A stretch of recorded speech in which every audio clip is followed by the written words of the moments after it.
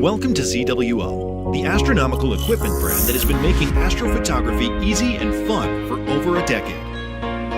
Our founder, Sam Webb, established ZWO in 2011 with a mission to challenge traditional thinking and build an intelligent astrophotography ecosystem. Over the years, we have taken innovation and ingenuity as the key to our business growth, and years of dedication has made us a leading brand in the astrophotography market. Multiple of our camera models won the Hot Sky Product Award by the Sky and Telescope magazine in 2016 and 2017. In 2018, we released the game-changer ASI Air, a smart controller device that revolutionizes the way astrophotographers capture and process images of the night sky. In 2021, ZWO released the Harmonic Mount AM5, another addition to ZWO's ecosystem of astrophotography equipment. Every year, ZWO introduces more than 10 new products and brings new technology to the astrophotography field. With over 40 patents, including 2 pioneering invention patents, our company has been recognized with several prestigious titles by the state government that acknowledge our commitment to innovation and technological advancement. We also take great pride in our commitment to quality control and every aspect of the production process, from the initial design to material selection, testing, assembly, certification, and beyond, is subject to rigorous and meticulous control measures. This level of attention to detail is what sets us apart from the competition. At ZWO, we understand that creating outstanding hardware products is just one piece of the puzzle when it comes to providing a streamlined astrophotography experience. That's why we are equally committed to developing cutting-edge software products that work seamlessly alongside our hardware offerings. The ASI Studio is an all-in-one astrophotography software platform that is specifically tailored to work in tandem with ZWO cameras and provides a range of functionalities, including planetary imaging, video stacking, DSO imaging, live stacking, simple post-processing, FITS files preview, and more. The ASI Air mobile application is tailored to the specific needs of astrophotographers, providing an integrated workflow including camera control, mount control, EAF control, precise focusing, auto run, post-processing, and many other functions. With our ASI Mount mobile application, users can effortlessly take control of their mount using mobile devices, eliminating the need for hand controllers or being tethered to the mount. It is the shared love for astrophotography that unites us all and drives the ZWO team to continue pushing the boundaries of what's possible. Together, we have traveled across the country in pursuit of the perfect shot of the night sky, leaving footprints from the picturesque landscapes of Dali and Guilin to the rugged terrain of Daosheng, Dunhuang, Inner Mongolia, and Xizang. We believe that by immersing ourselves in the natural beauty of our surroundings, we can gain a deeper appreciation and understanding of the universe we seek to capture. Moving forward, ZWO remains committed to its mission of making astrophotography easy and fun for amateur astronomers worldwide. Our goal is to enable enthusiasts of all levels to explore the wonders of the universe with ease and precision, so they can focus on what matters most, discovering the beauty and mysteries of the cosmos. To empower and inspire everyone's journey in astrophotography.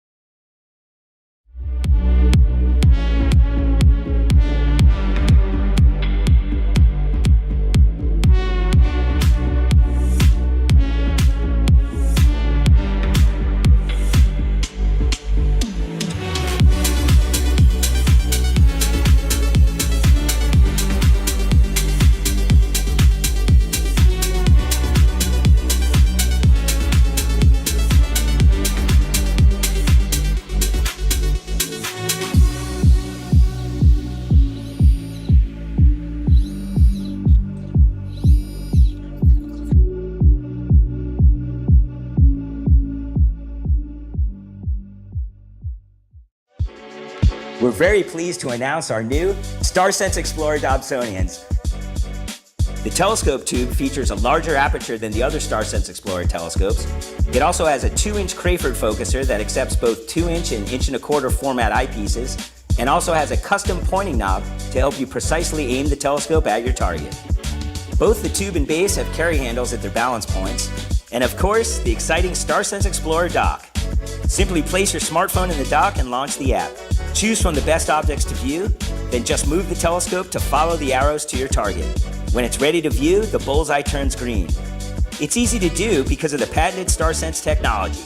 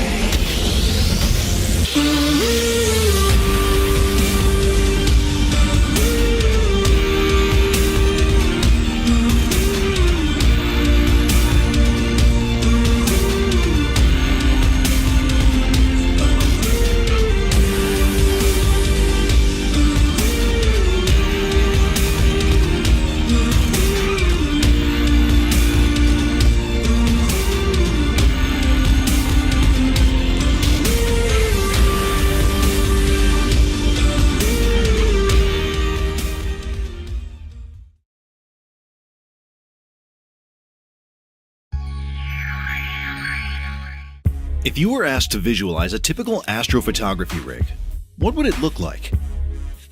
This was how things have looked since the launch of ASI Air in 2018. And this is how it looks now. Thanks to the continuous innovation and new technology ZWO brings to the market, with the latest additions to its lineup, this rig is packed with all the gear you'll need to capture breathtaking images of the cosmos. Introducing the ASI 2600 MC Duo, that seamlessly integrates the imaging sensor and guiding sensor into one powerful device, needing only one cable, which reduces potential cabling issues and greatly improves setup speeds so you can spend less time on preparation and more time on capturing the beautiful universe. The 1/1.8-inch guide sensor taken from the ASI 220mm mini camera combined with the IMX571 from the ASI 2600 MC provides stunning performance even when guiding using a 7nm duo-band filter in good sky conditions. A rotary knob controls guide sensor focusing, designed to simplify the process of making two sensors both in focus in one optical system. This combination of guide and imaging sensor in one camera creates an imaging solution that ensures both sensors parfocal over long periods of time, which reduces complexities by removing the need for a separate guide camera and off-axis guider. Duo does it all. And this is the all-new ZWO Astrograph from the FF Apochromatic Refractor series. This series features a flat-field Petzval quadruplet design with two ED glass elements offering excellent control of chromatic aberration. The ZWO FF series APO refractors create beautiful-looking stars. RMS radius at the center of the field of view can be as small as 2 nanometers, perfect for both visual use and astrophotography use. Differently from normal refractors, the self-flattening design of ZWO FF series does not require a specific back focus from the rear lens, providing freedom to use any filter wheel, any off-axis guider or accessory without the worry of calculating the correct distance from the flattener. ZWO's matching reducers widen the field of view, offering a new perspective from your telescope and with reduced image capture time. Still, 55mm back focus distance must be maintained when using our reducers. The rigid dual-speed focuser comes with a new type 360-degree rotator with scales and a finder base, making focusing easy and quick. Matching with ZWO EAF, the electronic automatic focuser, it will bring an incredible using experience. The new ASI Air Plus 256G offers an increased eMMC storage space and improved performance from the ZWO custom compute board. With short exposure, the total imaging efficiency will be improved by about 26% compared to its predecessor. The FPS on video mode also improves by about 30%. And finally, we are proud to introduce our new AM3 mount. The new high-performance harmonic mount offers astrophotographers exceptional performance at an even more affordable price. It carries a payload of up to 8 kilograms with no counterweight and up to 13 kilograms with the addition of a 5-kilogram counterweight. The newly added Bluetooth unit makes wireless connection without hand controllers possible. Carry less, capture more. Enjoy yourself under the starry night sky.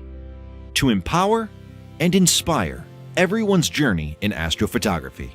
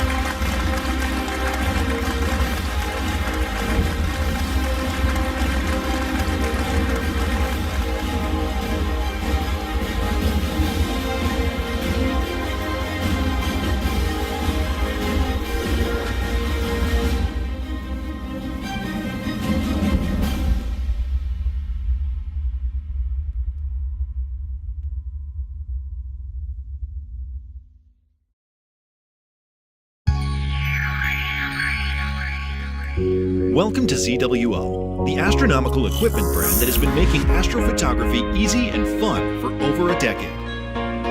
Our founder, Sam Webb, established ZWO in 2011 with a mission to challenge traditional thinking and build an intelligent astrophotography ecosystem. Over the years, we have taken innovation and ingenuity as the key to our business growth, and years of dedication has made us a leading brand in the astrophotography market. Multiple of our camera models won the Hot Sky Product Award by the Sky and Telescope magazine in 2016 and 2017. In 2018, we released the game-changer ASI Air, a smart controller device that revolutionizes the way astrophotographers capture and process images of the night sky. In 2021, ZWO released the Harmonic Mount AM5, another addition to ZWO's ecosystem of astrophotography equipment. Every year, ZWO introduces more than 10 new products and brings new technology to the astrophotography field. With over 40 patents, including 2 pioneering invention patents, our company has been recognized with several prestigious titles by the state government that acknowledge our commitment to innovation and technological advancement. We also take great pride in our commitment to quality control and every aspect of the production process, from the initial design to material selection, testing, assembly, certification, and beyond, is subject to rigorous and meticulous control measures. This level of attention to detail is what sets us apart from the competition. At ZWO, we understand that creating outstanding hardware products is just one piece of the puzzle when it comes to providing a streamlined astrophotography experience. That's why we are equally committed to developing cutting-edge software products that work seamlessly alongside our hardware offerings. The ASI Studio is an all-in-one astrophotography software platform that is specifically tailored to work in tandem with ZWO cameras and provides a range of functionalities, including planetary imaging, video stacking, DSO imaging, live stacking, simple post-processing, FITS files preview, and more. The ASI Air mobile application is tailored to the specific needs of astrophotographers, providing an integrated workflow including camera control, mount control, EAF control, precise focusing, auto run, post-processing, and many other functions. With our ASI Mount mobile application, users can effortlessly take control of their mount using mobile devices, eliminating the need for hand controllers or being tethered to the mount. It is the shared love for astrophotography that unites us all and drives the ZWO team to continue pushing the boundaries of what's possible. Together, we have traveled across the country in pursuit of the perfect shot of the night sky, leaving footprints from the picturesque landscapes of Dali and Guilin to the rugged terrain of Daosheng, Dunhuang, Inner Mongolia, and Xizang. We believe that by immersing ourselves in the natural beauty of our surroundings, we can gain a deeper appreciation and understanding of the universe we seek to capture. Moving forward, ZWO remains committed to its mission of making astrophotography easy and fun for amateur astronomers worldwide. Our goal is to enable enthusiasts of all levels to explore the wonders of the universe with ease and precision, so they can focus on what matters most, discovering the beauty and mysteries of the cosmos. To empower and inspire everyone's journey in astrophotography.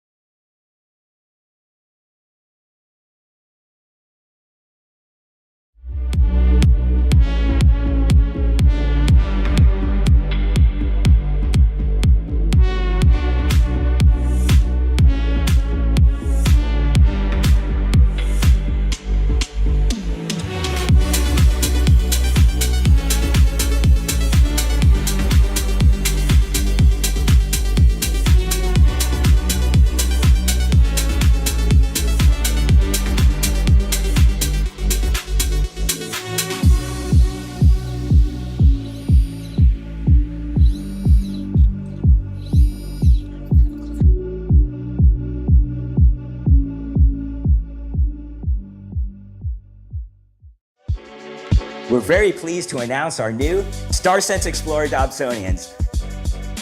The telescope tube features a larger aperture than the other StarSense Explorer telescopes. It also has a 2-inch Crayford focuser that accepts both 2-inch and 1.25" format eyepieces, and also has a custom pointing knob to help you precisely aim the telescope at your target. Both the tube and base have carry handles at their balance points, and of course, the exciting StarSense Explorer dock. Simply place your smartphone in the dock and launch the app.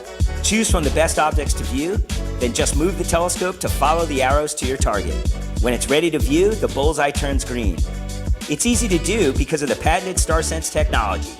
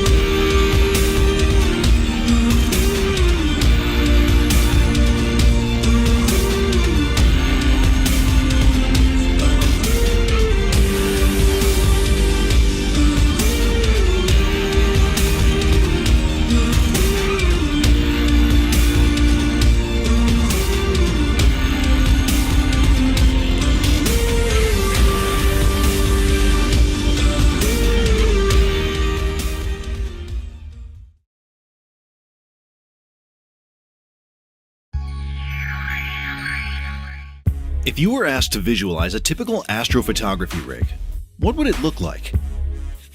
This was how things have looked since the launch of ASI Air in 2018. And this is how it looks now. Thanks to the continuous innovation and new technology ZWO brings to the market, with the latest additions to its lineup, this rig is packed with all the gear you'll need to capture breathtaking images of the cosmos. Introducing the ASI 2600 MC Duo that seamlessly integrates the imaging sensor and guiding sensor into one powerful device, needing only one cable, which reduces potential cabling issues and greatly improves setup speeds so you can spend less time on preparation and more time on capturing the beautiful universe. The 1/1.8-inch guide sensor taken from the ASI 220mm mini camera combined with the IMX571 from the ASI 2600 MC provides stunning performance even when guiding using a 7nm duo-band filter in good sky conditions. A rotary knob controls guide sensor focusing, designed to simplify the process of making two sensors both in focus in one optical system. This combination of guide and imaging sensor in one camera creates an imaging solution that ensures both sensors parfocal over long periods of time, which reduces complexities by removing the need for a separate guide camera and off-axis guider. Duo does it all. And this is the all-new ZWO Astrograph from the FF Apochromatic Refractor series.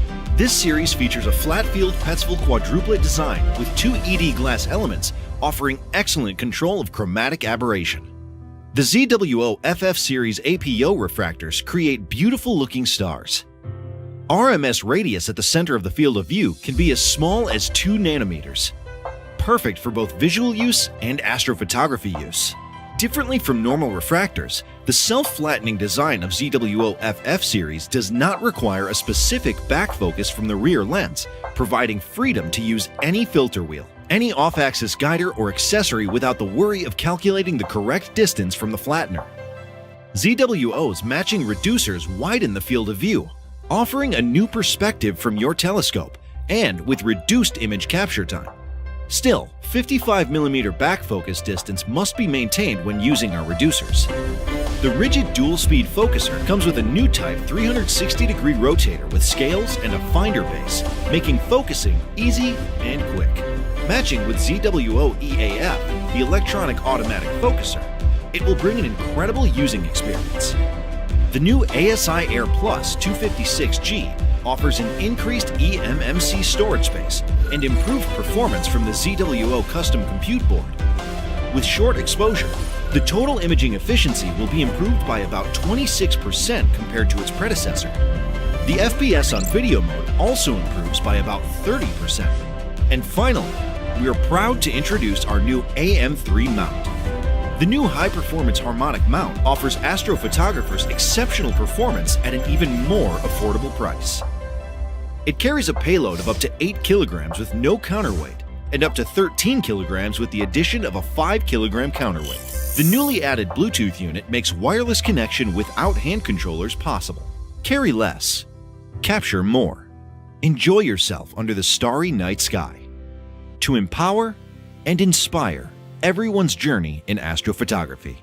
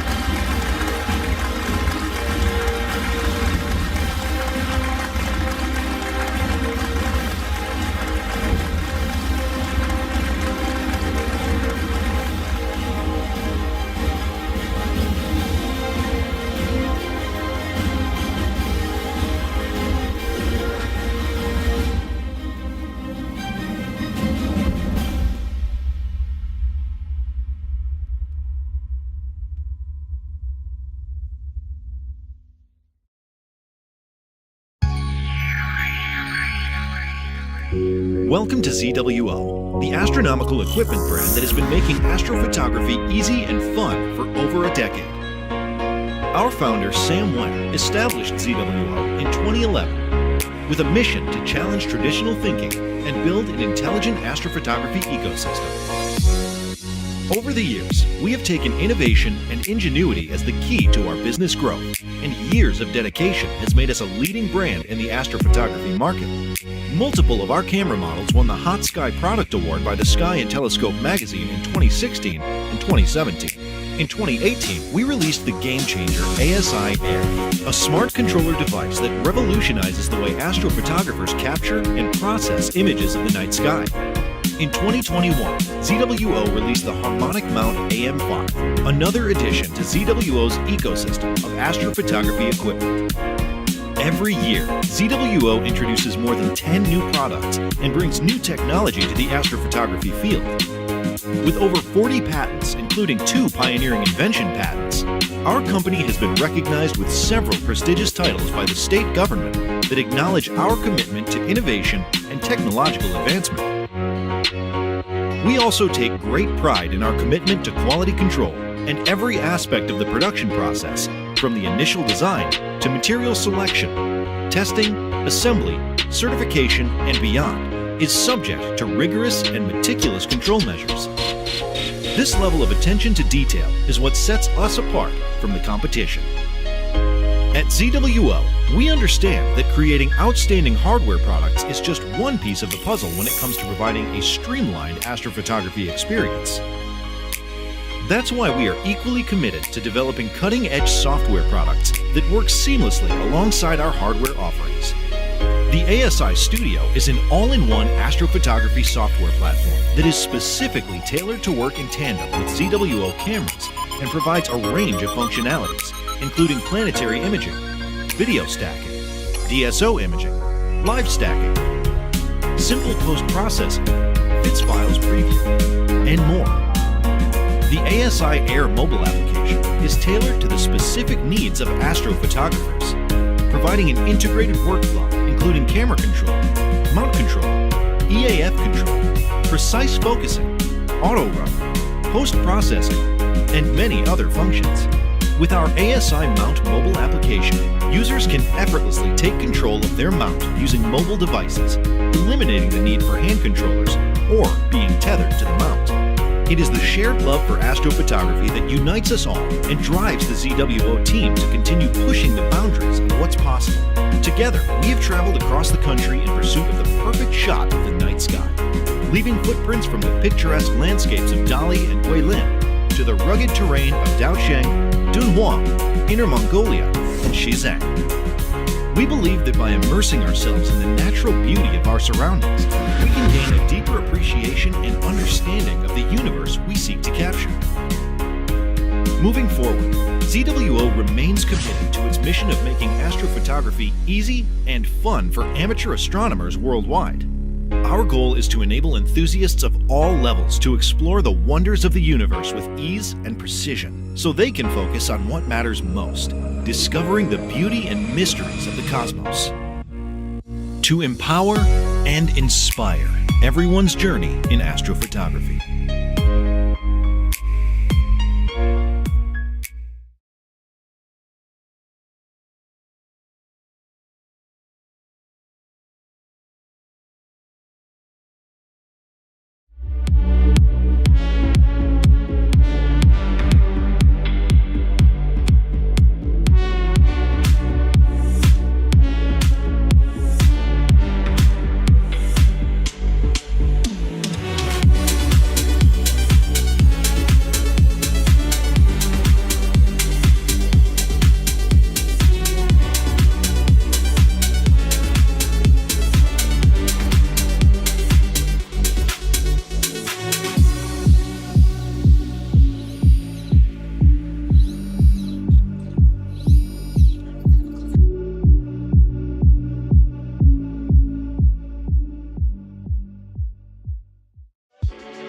We're very pleased to announce our new StarSense Explorer Dobsonians. The telescope tube features a larger aperture than the other StarSense Explorer telescopes. It also has a 2-inch Crayford focuser that accepts both 2-inch and 1.25" format eyepieces, and also has a custom pointing knob to help you precisely aim the telescope at your target. Both the tube and base have carry handles at their balance points, and of course, the exciting StarSense Explorer dock. Simply place your smartphone in the dock and launch the app. Choose from the best objects to view, then just move the telescope to follow the arrows to your target. When it's ready to view, the bullseye turns green. It's easy to do because of the patented StarSense technology.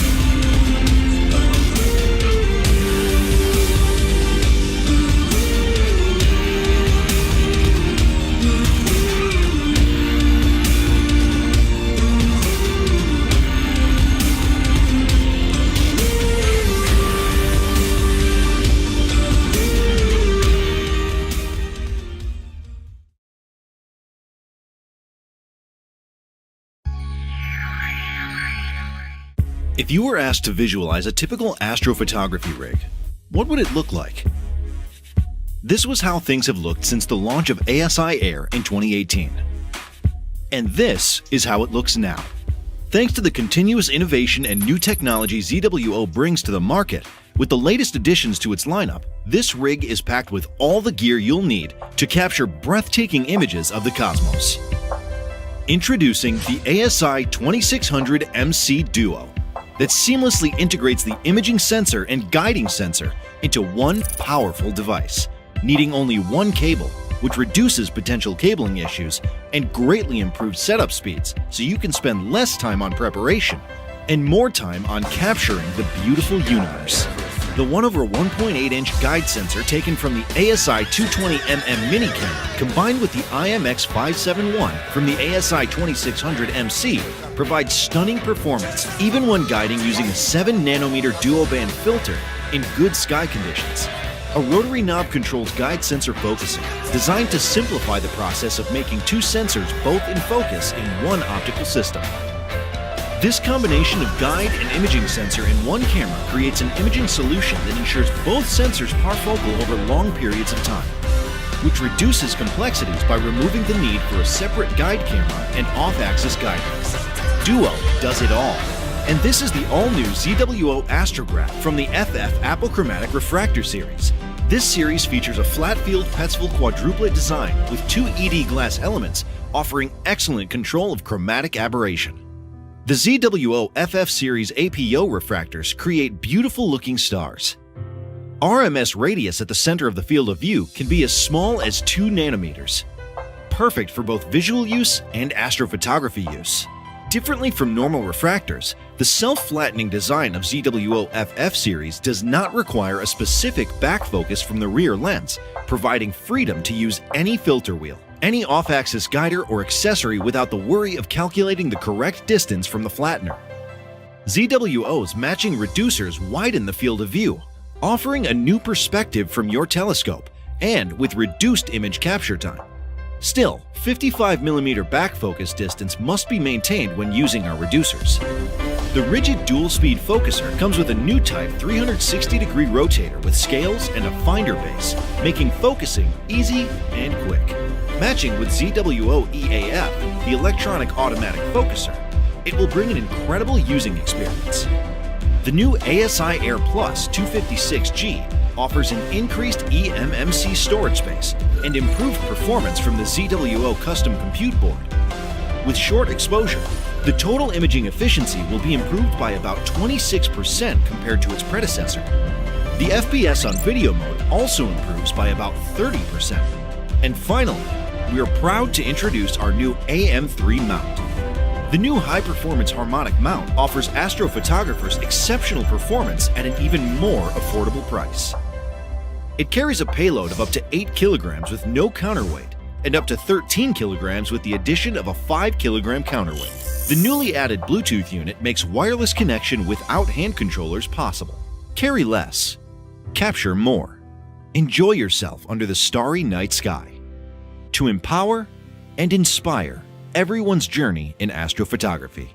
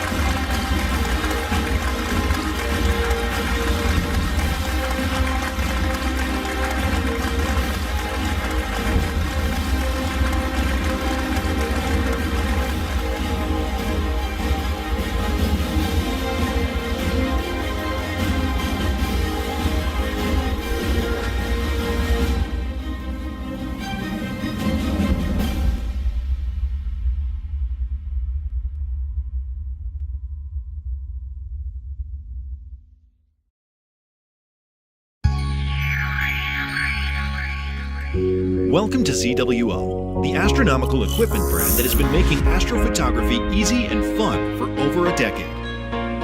Our founder, Sam Webb, established ZWO in 2011 with a mission to challenge traditional thinking and build an intelligent astrophotography ecosystem. Over the years, we have taken innovation and ingenuity as the key to our business growth, and years of dedication has made us a leading brand in the astrophotography market.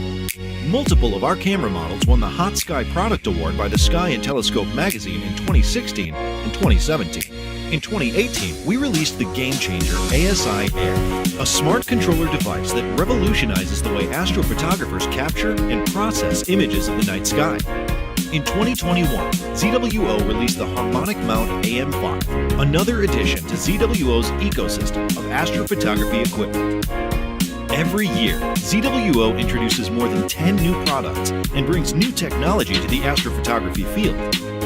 With over 40 patents, including 2 pioneering invention patents, our company has been recognized with several prestigious titles by the state government that acknowledge our commitment to innovation and technological advancement. We also take great pride in our commitment to quality control and every aspect of the production process, from the initial design to material selection, testing, assembly, certification, and beyond, is subject to rigorous and meticulous control measures. This level of attention to detail is what sets us apart from the competition. At ZWO, we understand that creating outstanding hardware products is just one piece of the puzzle when it comes to providing a streamlined astrophotography experience. That's why we are equally committed to developing cutting-edge software products that works seamlessly alongside our hardware offerings. The ASI Studio is an all-in-one astrophotography software platform that is specifically tailored to work in tandem with ZWO cameras and provides a range of functionalities, including planetary imaging, video stacking, DSO imaging, live stacking, simple post-processing, FITS files preview, and more. The ASI Air mobile application is tailored to the specific needs of astrophotographers, providing an integrated workflow including camera control, mount control, EAF control, precise focusing, auto run, post-processing, and many other functions. With our ASI Mount mobile application, users can effortlessly take control of their mount using mobile devices, eliminating the need for hand controllers or being tethered to the mount. It is the shared love for astrophotography that unites us all and drives the ZWO team to continue pushing the boundaries of what's possible. Together, we have traveled across the country in pursuit of the perfect shot of the night sky, leaving footprints from the picturesque landscapes of Dali and Guilin to the rugged terrain of Daosheng, Dunhuang, Inner Mongolia, and Xizang. We believe that by immersing ourselves in the natural beauty of our surroundings, we can gain a deeper appreciation and understanding of the universe we seek to capture. Moving forward, ZWO remains committed to its mission of making astrophotography easy and fun for amateur astronomers worldwide. Our goal is to enable enthusiasts of all levels to explore the wonders of the universe with ease and precision, so they can focus on what matters most, discovering the beauty and mysteries of the cosmos. To empower and inspire everyone's journey in astrophotography.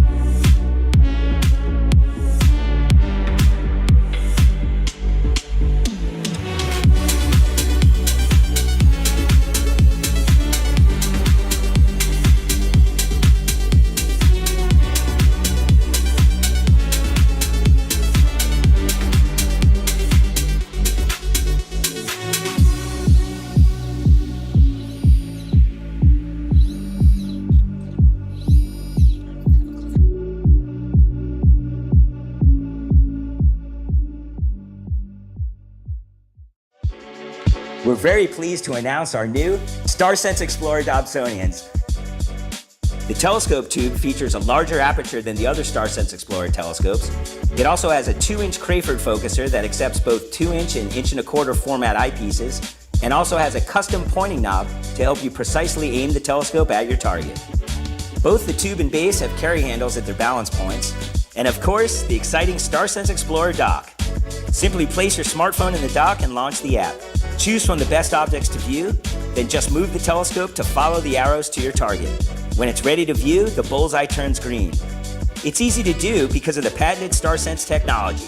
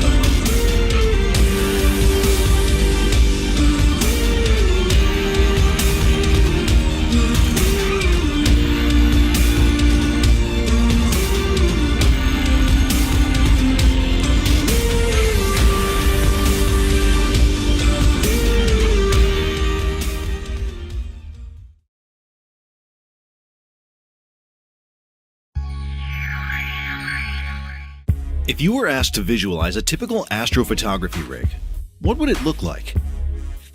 This was how things have looked since the launch of ASI Air in 2018. And this is how it looks now. Thanks to the continuous innovation and new technology ZWO brings to the market, with the latest additions to its lineup, this rig is packed with all the gear you'll need to capture breathtaking images of the cosmos.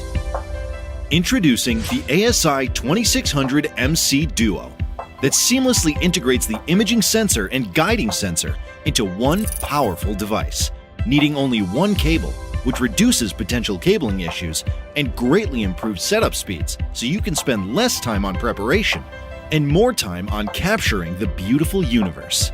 The 1/1.8-inch guide sensor taken from the ASI 220mm mini camera combined with the IMX571 from the ASI 2600 MC provides stunning performance even when guiding using a 7nm duoband filter in good sky conditions. A rotary knob controls guide sensor focusing, designed to simplify the process of making two sensors both in focus in one optical system. This combination of guide and imaging sensor in one camera creates an imaging solution that ensures both sensors parfocal over long periods of time, which reduces complexities by removing the need for a separate guide camera and off-axis guider. Duo does it all. And this is the all-new ZWO Astrograph from the FF Apochromatic Refractor series. This series features a flat-field Petzval quadruplet design with two ED glass elements offering excellent control of chromatic aberration. The ZWO FF series APO refractors create beautiful-looking stars. RMS radius at the center of the field of view can be as small as 2 nanometers, perfect for both visual use and astrophotography use. Differently from normal refractors, the self-flattening design of ZWO FF series does not require a specific back focus from the rear lens, providing freedom to use any filter wheel, any off-axis guider or accessory without the worry of calculating the correct distance from the flattener. ZWO's matching reducers widen the field of view, offering a new perspective from your telescope and with reduced image capture time. Still, 55mm back focus distance must be maintained when using our reducers. The rigid dual-speed focuser comes with a new type 360-degree rotator with scales and a finder base, making focusing easy and quick. Matching with ZWO EAF, the electronic automatic focuser, it will bring an incredible using experience. The new ASI Air Plus 256G offers an increased eMMC storage space and improved performance from the ZWO custom compute board. With short exposure, the total imaging efficiency will be improved by about 26% compared to its predecessor. The FPS on video mode also improves by about 30%. And finally, we are proud to introduce our new AM3 mount. The new high-performance harmonic mount offers astrophotographers exceptional performance at an even more affordable price. It carries a payload of up to 8 kilograms with no counterweight and up to 13 kilograms with the addition of a 5 kilogram counterweight. The newly added Bluetooth unit makes wireless connection without hand controllers possible. Carry less, capture more. Enjoy yourself under the starry night sky to empower and inspire everyone's journey in astrophotography.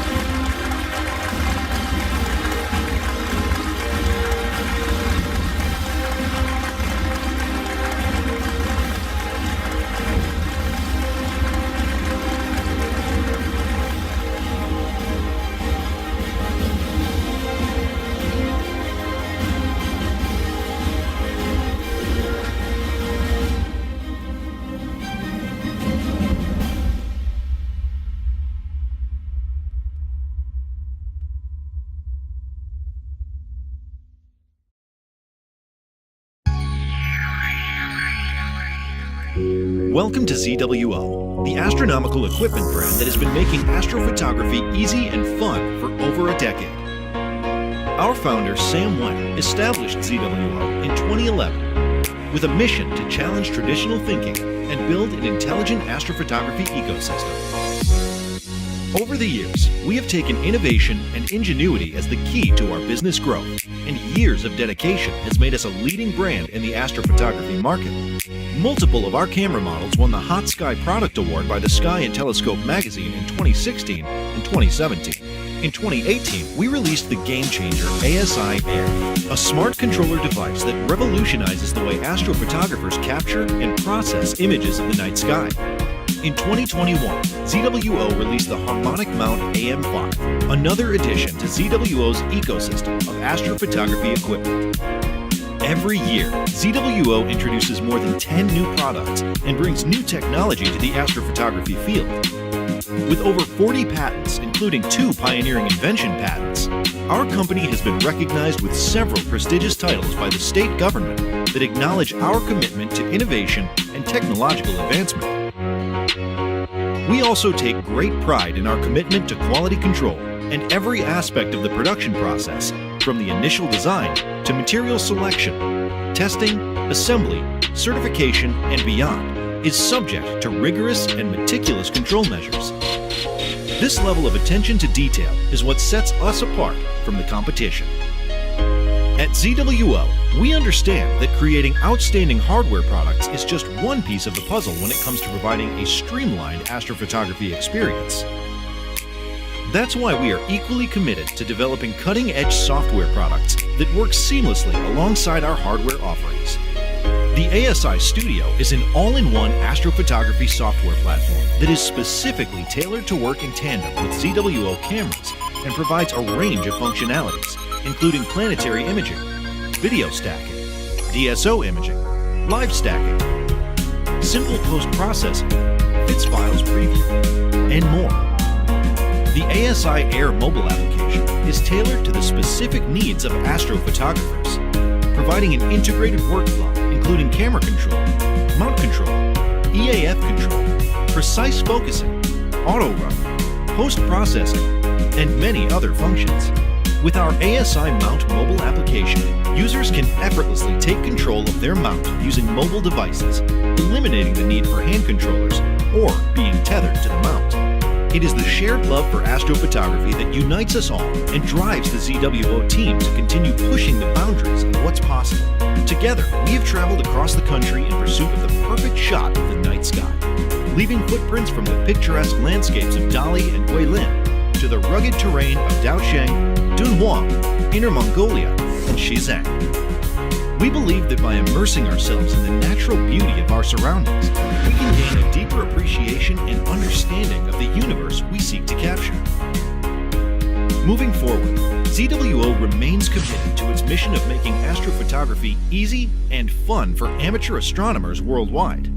Our goal is to enable enthusiasts of all levels to explore the wonders of the universe with ease and precision, so they can focus on what matters most, discovering the beauty and mysteries of the cosmos.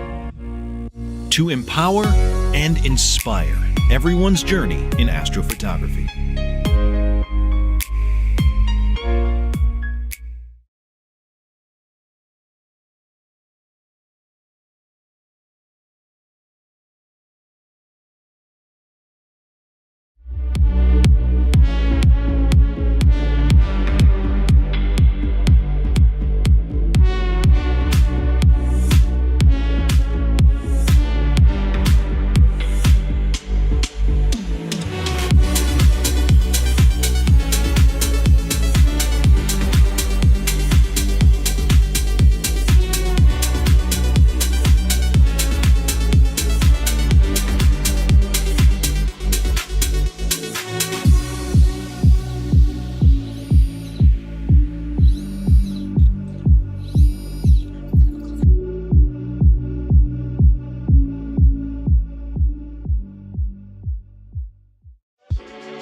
We're very pleased to announce our new StarSense Explorer Dobsonians. The telescope tube features a larger aperture than the other StarSense Explorer telescopes. It also has a 2-inch Crayford focuser that accepts both 2-inch and 1.25" format eyepieces, and also has a custom pointing knob to help you precisely aim the telescope at your target. Both the tube and base have carry handles at their balance points, and of course, the exciting StarSense Explorer dock. Simply place your smartphone in the dock and launch the app. Choose from the best objects to view, then just move the telescope to follow the arrows to your target. When it's ready to view, the bullseye turns green. It's easy to do because of the patented StarSense technology.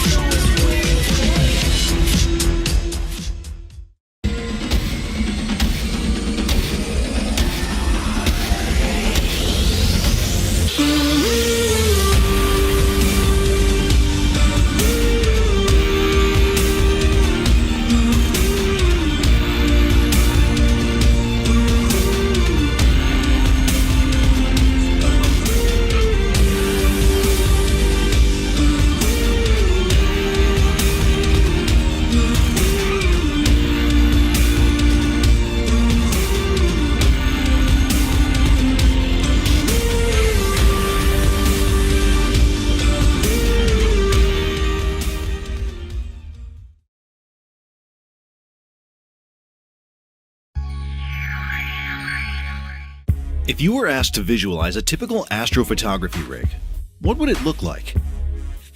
This was how things have looked since the launch of ASI Air in 2018. And this is how it looks now. Thanks to the continuous innovation and new technology ZWO brings to the market, with the latest additions to its lineup, this rig is packed with all the gear you'll need to capture breathtaking images of the cosmos.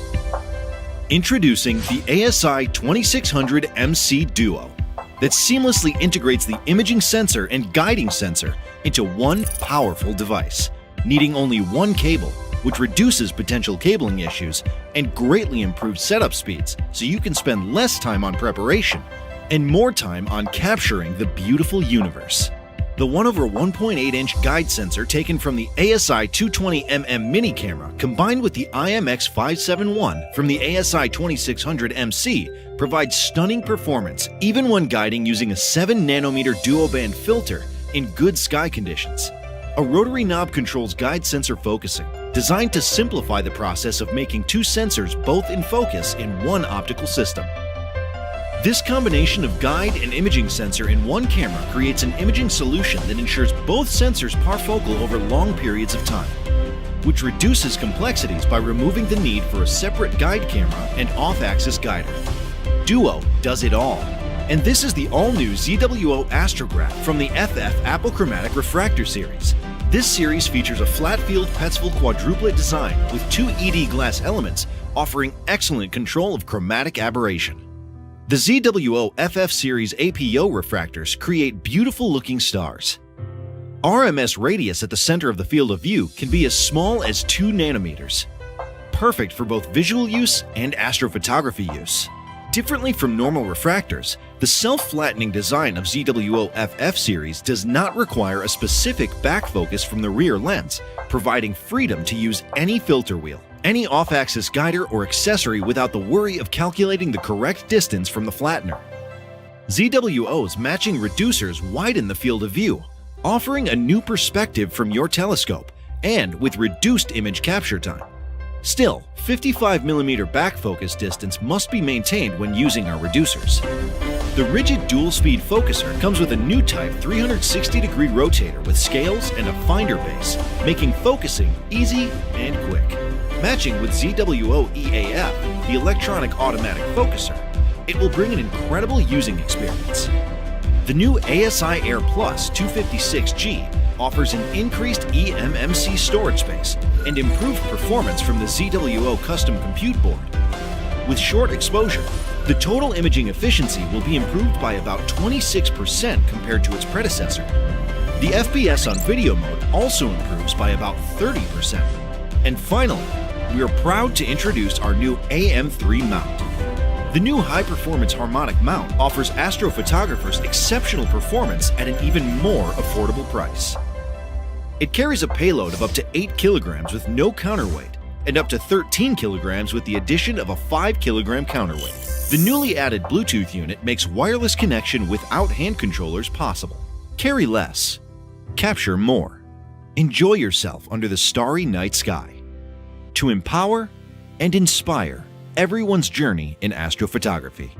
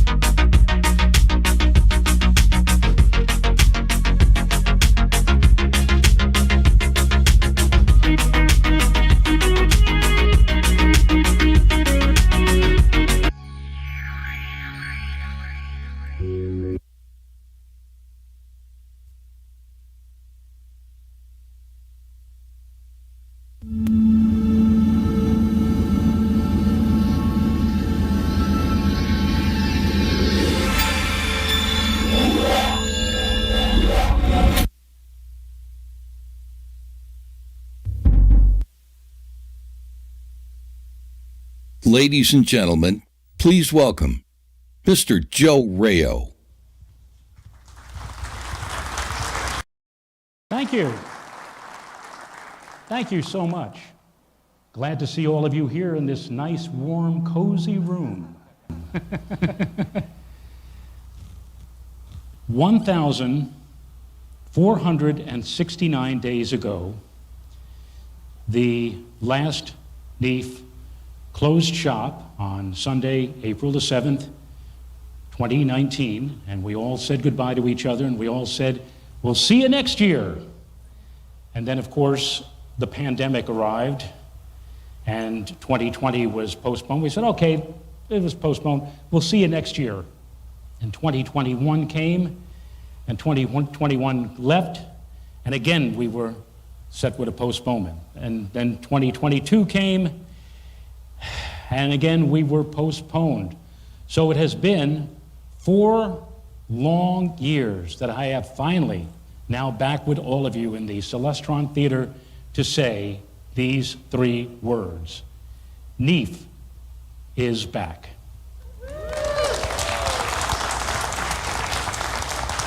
And I am so happy, and we are calling this the most spectacular NEAF yet because, you see, if there was one good point about 3 postponements, the top speakers of each year said, don't worry about it, I'll come back next year. And indeed, we now have 3 years worth of top speakers for all of you to enjoy this year. And of course, during the course of the 2-day forum, you may also do collateral damage to your bank account by purchasing the latest Nagler eyepiece or whatever. So it's great to be back. It really is great. So I'm going to run down the list here of all of our speakers for the next couple of days. And I'm going to start off with Robert Reeves. And Robert Reeves has been exploring his passion for astrophotography since 1960. He has written many astronomy articles. He's also responsible for several public works of his own. His magazine publications include for Astronomy Magazine, The Astrograph, The Reflector, Amateur Astronomy Magazine. He has also co-authored or authored 3 books and has written 20 encyclopedia articles. His talk is going to be entitled Postcards from the Moon, and he's going to be our first speaker to kick things off at noontime today. Our next speaker after Robert is Alyssa Pagan, science visual developer of the Office of Public Outreach at the Space Telescope Science Institute. She's earned a bachelor's degree in art and designs from Towson University, subsequently a degree in astronomy from the University of Maryland at College Park. Using real data from the most recently launched James Webb Telescope, she is going to demonstrate the varying stages in processing Webb imagery, from acquiring data, scaling brightness values, detector artifact corrections, and assigning colors that adhere to aesthetic and scientific principles. Webb imagery, that will be her talk, The Art and Science of Visualizing Webb Imagery, and that will be presented today at 1:15 p.m. And then we move on to Nagy Cox, celebrating 30 years since first walking through the gates of JPL, the Jet Propulsion Laboratory. And I found this really fascinating. From her very first day at JPL in 1993, she has written the acronym in every paper and every notebook that she has authored, IWWT, WTF, in the top right-hand corner, again, of every notebook. It stands for, I was willing to wash the floors, a reminder of just how badly she wanted to get her foot in the door at NASA, and she did. She has held leadership and system engineering positions on interplanetary robotic missions, including the Galileo mission to Jupiter, Mars exploration rovers, the Kepler exoplanet Hunter, InSight, the Mars Curiosity rover, and the Mars 2020 Perseverance rover. Before her time at JPL, she served for 6 years at the U.S. Air Force, including duty as a space operations officer at NORAD, the U.S. Space Command.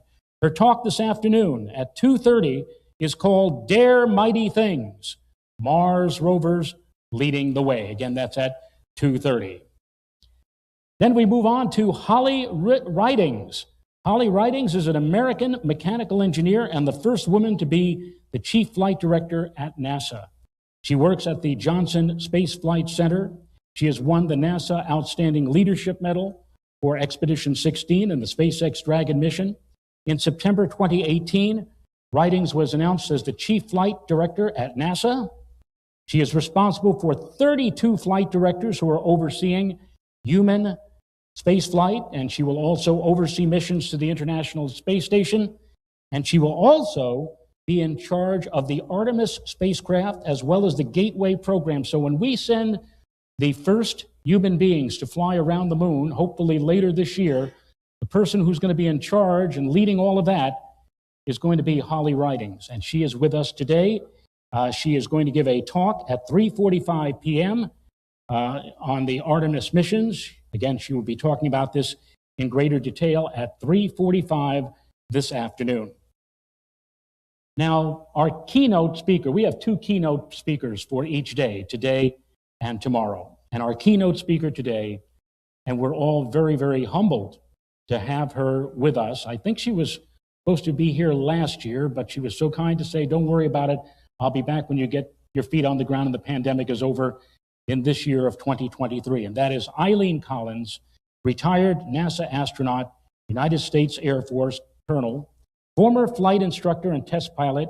She was the first woman to pilot the space shuttle and the first to command a space shuttle mission. She flew the space shuttle as pilot of the 1995 STS-63 mission, which involved a space rendezvous between Space Shuttle Discovery and the Russian space station Mir.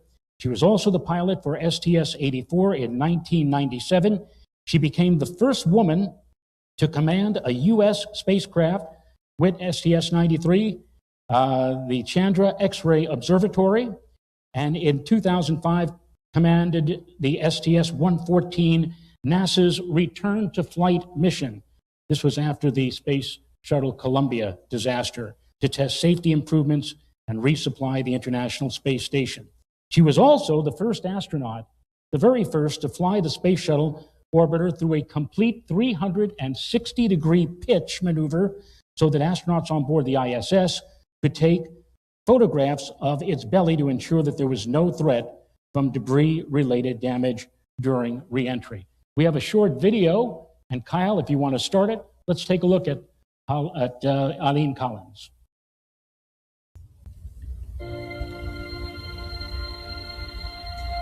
I'm Eileen Collins, commander of Space Shuttle mission STS-93. I was also the first woman to command an American space mission. On July 23rd, 1999, my crew deployed the Chandra X-ray Observatory. We had trained specifically for this flight for over 16 months. My crew felt personally responsible for the successful launch and deployment of Chandra. We trained heavily in simulators. We did standalone simulators with our training team, and we also did joint integrated simulations. Leading up to the launch, my crew was very confident that we were totally trained and ready to go. We weren't nervous. We were just primarily focused on doing the best job that we could. That summer, we had 2 launch delays. The first one on July 20th was due to a problem on the space shuttle. And then the second launch delay was 2 days later, and that was due to thunderstorms in the launch area. But we were happy to finally get the launch off on the third attempt, the third time that the crew had strapped in to the shuttle. People often ask me, what does it feel like to be in a space shuttle launch? Chandra was the heaviest payload that had ever flown on a space shuttle. So that was one thing that made this launch different.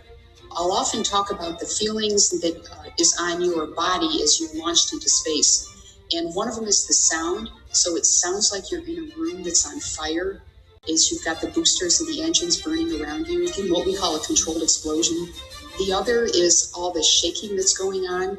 In fact, there's so much shaking in first stage when you're on the solid rocket boosters that if you try to write, you would not be able to read afterwards what you wrote. We had a successful launch, and we were able to proceed with procedures to get Chandra on its way on flight day 1. So looking back, it was a perfect deployment. Our crew watched the Chandra float away. We took our final photos and our final videos. As we watched Chandra float away, it seemed like it was almost like a sailboat on a calm sea. We knew that no one would ever see the Chandra again, but that we would still feel its presence as it continued to send its data and its information to Earth for many years to come. And I know that a lot of people have seen Chandra as it's been constructed and seen it as it's been installed to shuttle, but I will tell you there is nothing as beautiful as Chandra sailing off on its way to work.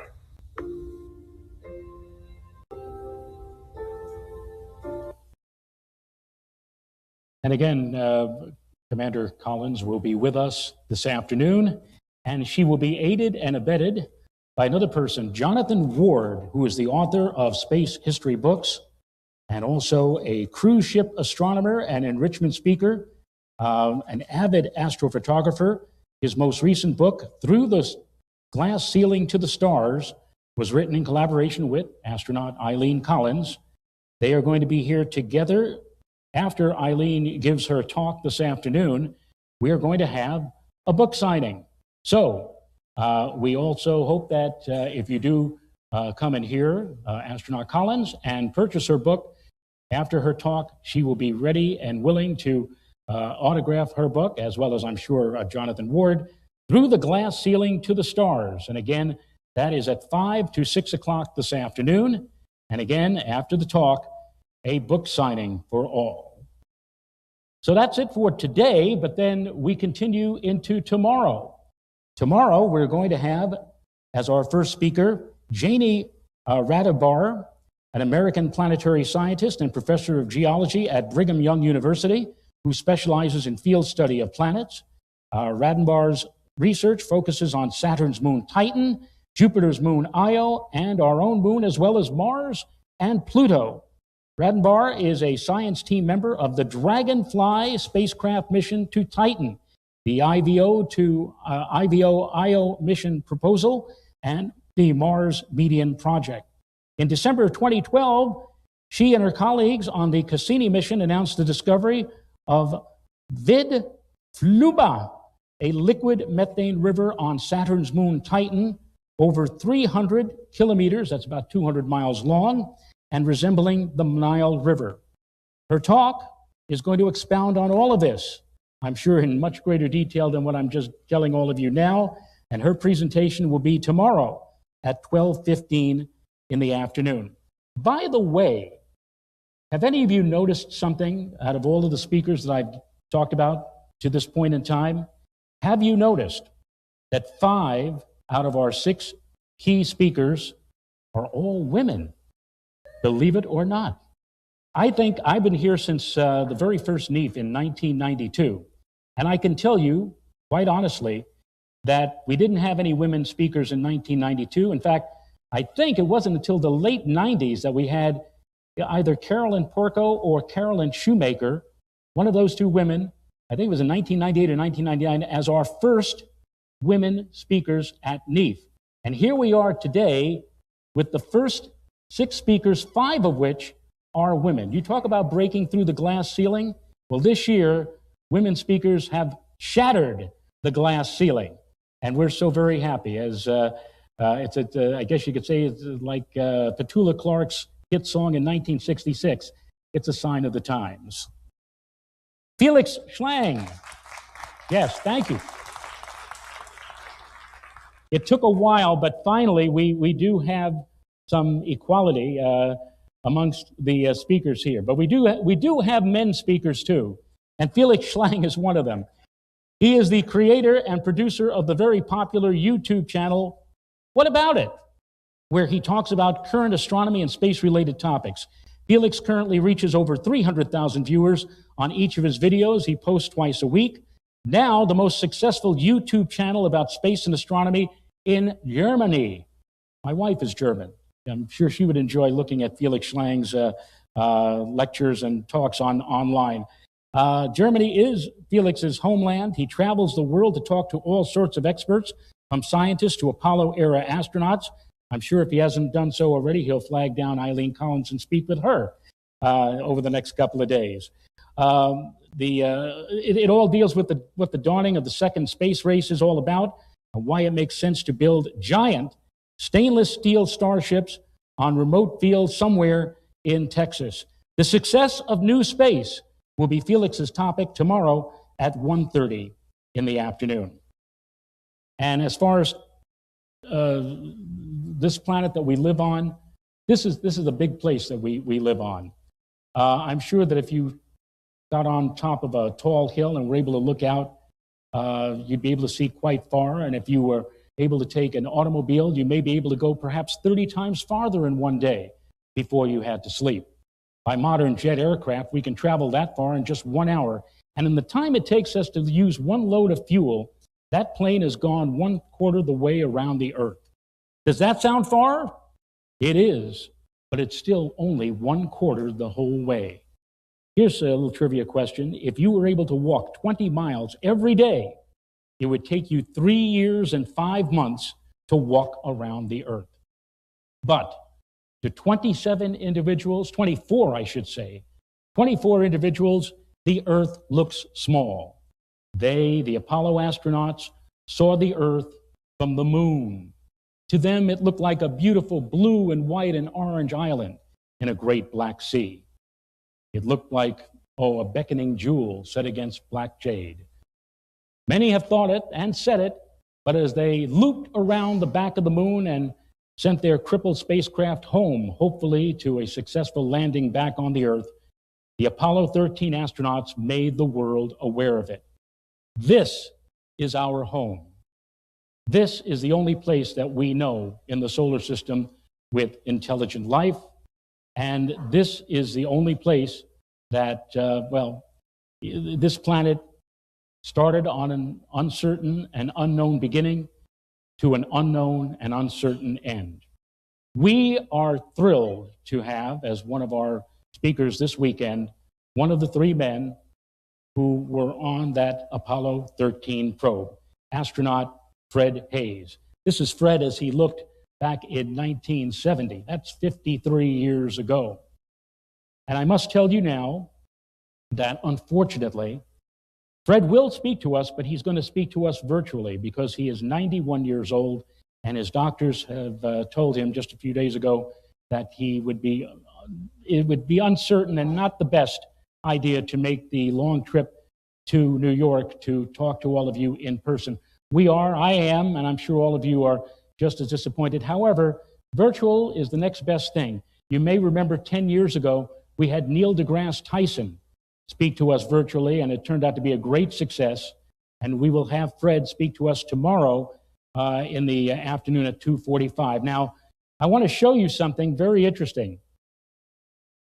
Only a few weeks after Fred and his crewmates, astronauts Schweikert and Lovell, returned to Earth, they appeared on The Tonight Show with Johnny Carson. And Johnny Carson and Ed McMahon questioned those 3 astronauts. You can see this interview on YouTube. It's about 30 minutes long.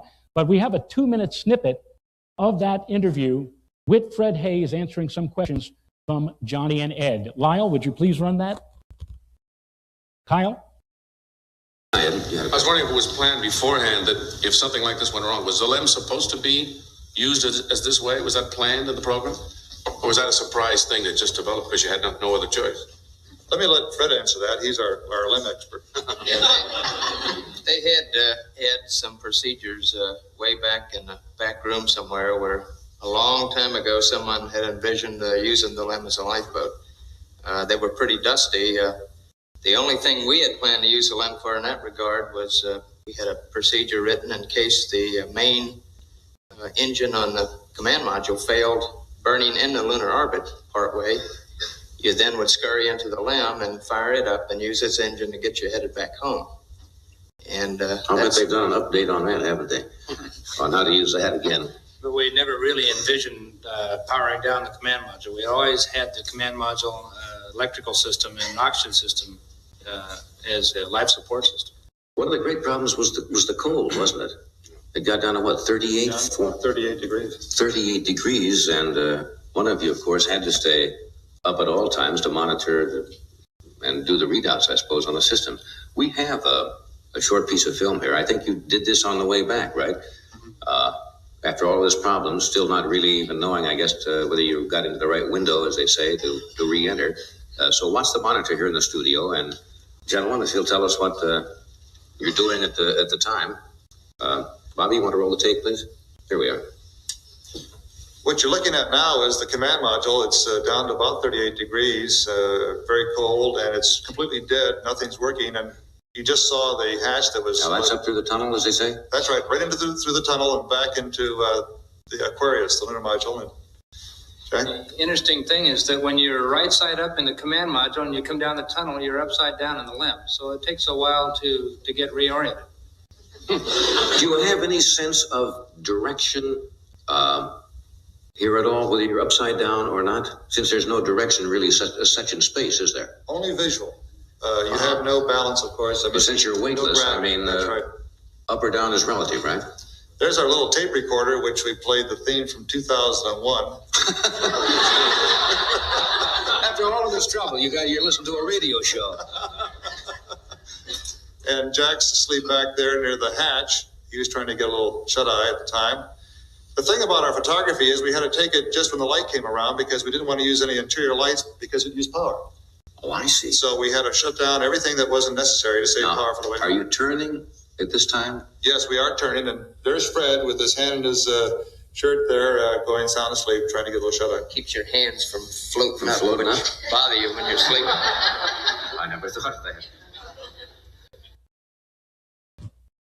And again, Fred will be here virtually tomorrow. He wrote a book about his exploits, and I'm sure he'll be talking about that, which is called Never Panic Early. I don't know about you. I would be panicking real fast if I were on Apollo 13. But he'll be here tomorrow virtually to speak to all of us and hopefully field questions as well from 2:45 to 3:45. We finish out our session tomorrow in the afternoon with Jerry Griffin, a former director of the NASA Lyndon B. Johnson Space Center in Houston.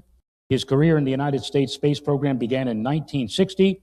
In addition to his position as director of the Johnson Space Center, he also served as the deputy director of the John F. Kennedy Space Center in Florida and the U.F. Dryden Flight Research Center in California. He was the lead flight director for 3 lunar landing missions, Apollo 12, 15, and 17. Now, if you remember, with Apollo 12, that was launched in the midst of a thunderstorm, and 38 seconds after liftoff, a lightning bolt hit the spacecraft on the way up, knocking out a good number of the electrical power support systems on board. And it was Mr. Griffin who had to make a last minute, or may I say a last second decision as to whether to abort that flight or whether to move on. And he made the decision to move on. They were able to fix the problem, and they indeed ended up going to the moon. When the landing was canceled after the oxygen tank explosion of Apollo 13, he led one of the teams of flight controllers who were responsible for the safe return of the Apollo 13 astronauts. And we have one more clip, a short clip about Mr. Griffin's career. And Kyle, if you may run that. 50 years ago, it was very different than it is today. For one thing, 50 years ago, I never thought 50 years later that I would be talking about it still and that it would have so much public interest. We knew we were doing something important, but the historical significance kind of missed us. And it took a while. It took a few years. And then we realized that it really had been something that the whole world watched and was not going to forget. 50 years ago, we were all young. I was 34 years old. And I was one of the oldest people in the control center. The flight directors that worked on Apollo 11 ranged in age from 32 to 37. And many of the people in the room were in their 20s. And so it amazes me, looking back, how the country kind of gave us the keys to the car and said, take it to the moon. A bunch of young people that, with a lot of confidence, but prepared also very well to do it. So it's great to look back and think about it. I've been, over the last few months, been seeing a lot of old friends. Some of us see a lot of each other, and a lot of them are gone. We don't have as many left, of course, as we did, but there's a pretty good core of us still around. Okay, so Jerry will be with us to finish off NEAF tomorrow in the afternoon. It's amazing. You know, he's about the same age as Jim Lovell, but he will be here. He will not be virtual. He will be here tomorrow. Space flight past and looking ahead to the future tomorrow, and he'll be with us at 4 o'clock. I started this talk with a count up. I'm now going to finish it with a countdown. All of you, I'm sure, are looking forward to next year, the astronomical event of the year and probably of the decade, the Great American Solar Eclipse that's going to pass over North America and bring totality from Texas to northern New England.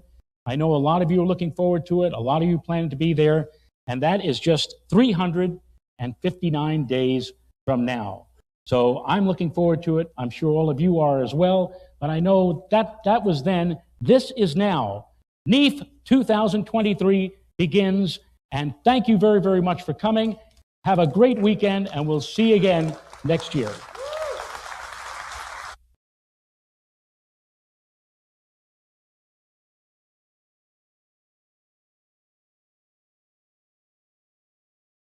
Okay, again, welcome to NEAF 2023. We are really excited that you're all here today. We thank you for your patience over the last several years.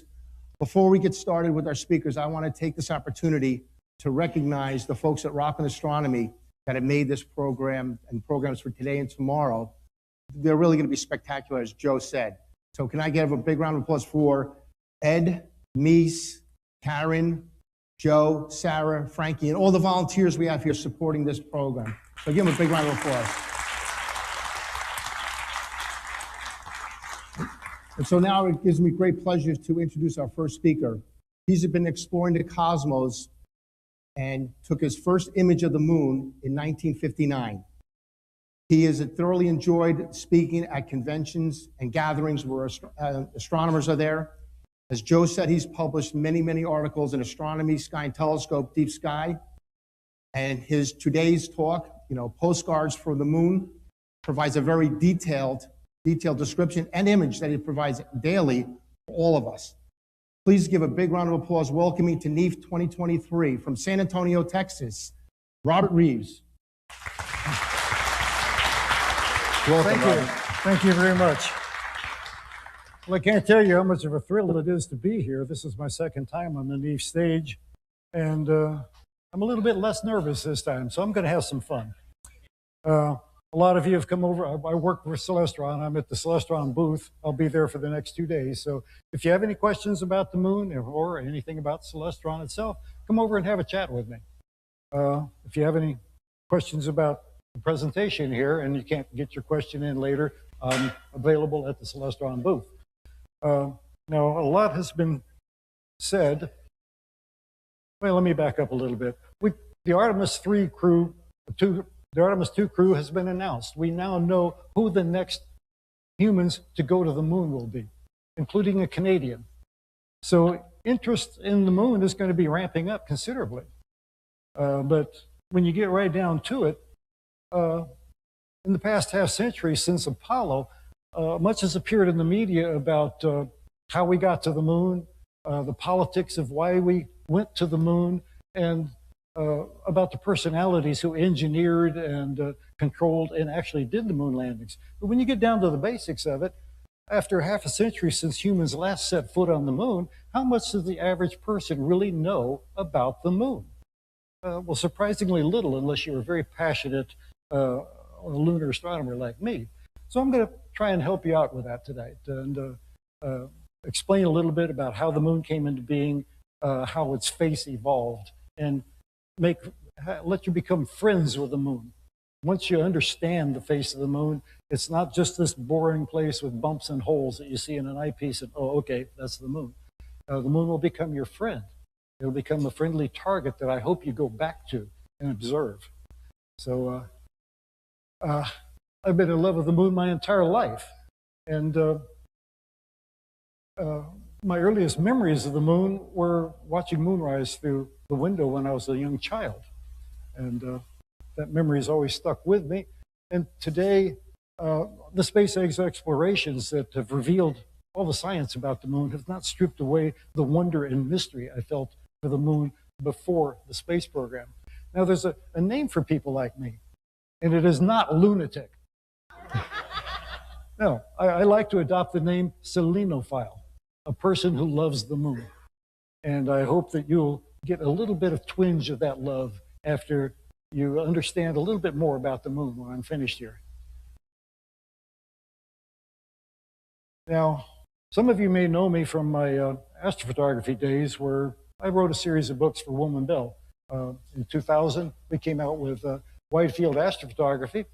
It was well received, but it was right at the tail end of the film era. We didn't realize that at the time, but digital overwhelmed us very quickly. So I wrote a second book in 2005, Introduction to Digital Astrophotography, the first book written about that subject.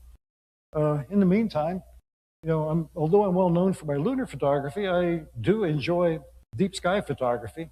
I do that from my backyard in San Antonio using very aggressive light pollution filters, so I can get excellent results from home that I used to have to travel a 200-mile round trip. But continuing on, in 2006, I published Introduction to Webcam Astrophotography, which I like to think triggered the the planetary camera industry. I shall try. Maybe this. Yeah, could the technical people raise the volume a little bit? They're having trouble hearing in the back. Can you hear me now okay? Alrighty, thank you for letting us know. I hate to babble and not be understood. But anyway, my moon photographs have appeared in various periodicals and publications, some articles of which I've written myself. If you have the popular Backyard Astronomer's Guide, volume 4, leaf through it, all of those moon pictures are mine. And all the pictures we're going to be seeing this evening or today are all taken by me. Now, I've spent the past 20 years spending an awful lot of time chasing large telescopes across the southern United States trying to take high-resolution images of the moon. But I find that I can do a better job in my own backyard with small telescopes because the small telescopes aren't affected by the bad seeing that is prevalent in central Texas.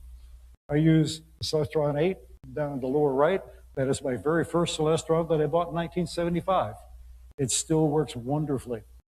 I use the Celestron 11, and I also cheat a little bit, even though I work for Celestron. I use the Skywatcher 180 millimeter Maksutov, also a very wonderful planetary telescope. People ask me, well, how good can the amateur astronomer do with lunar photography? Now, the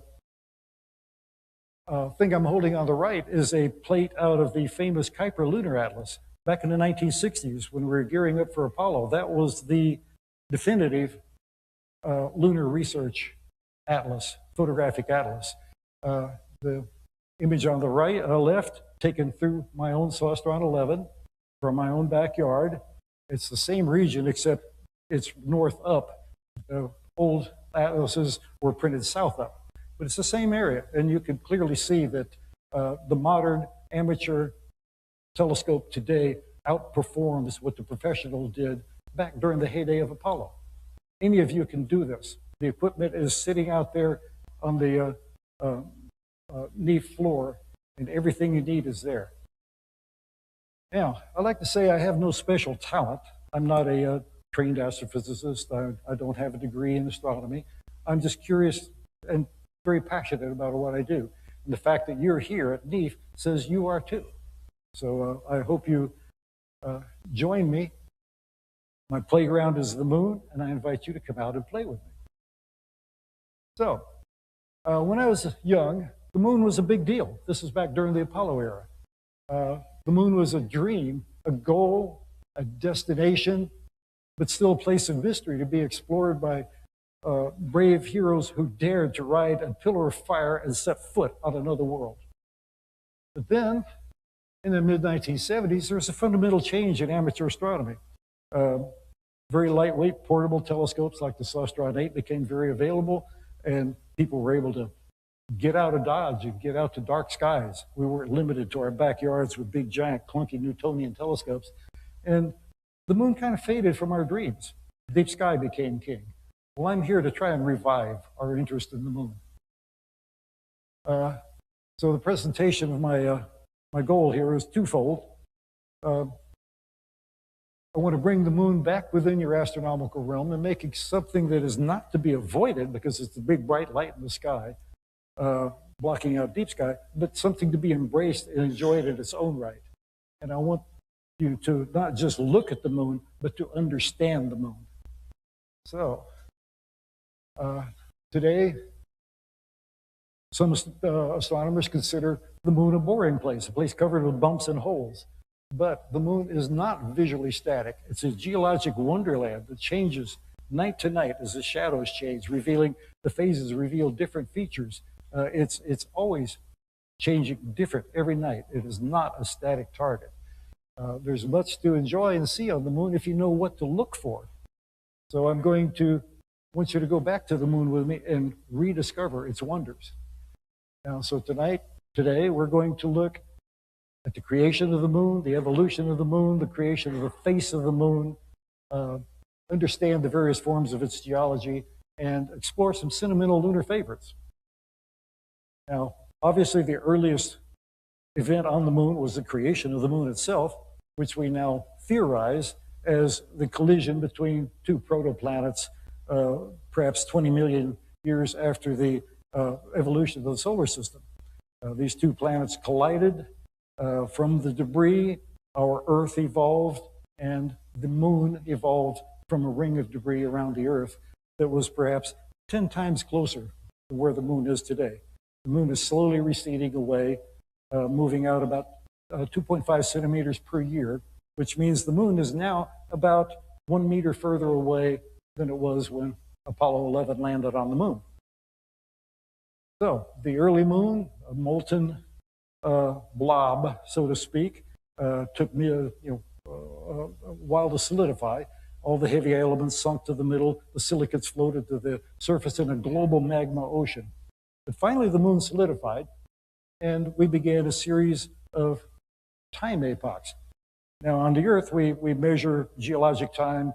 Remember back when we were kids and we were thrilled with dinosaurs and we had all those cool names, the Jurassic period, Triassic, Cretaceous and all that. Well, the moon has similar geologic times, beginning with the pre-Nectarian, which was shortly after the moon solidified, the Nectarian period, where the massive basins on the moon were created by huge asteroid impacts over a very brief period of time.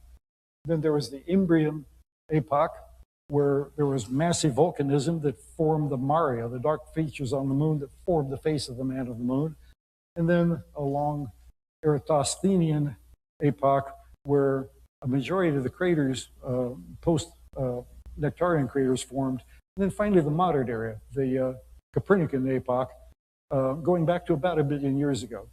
And the division from that is any crater on the moon that has a ray structure has to be less than about 1 billion years old. It's a Copernican epoch, because crater rays fade in time as micrometeorites till the soil, and solar radiation alters the chemistry of it.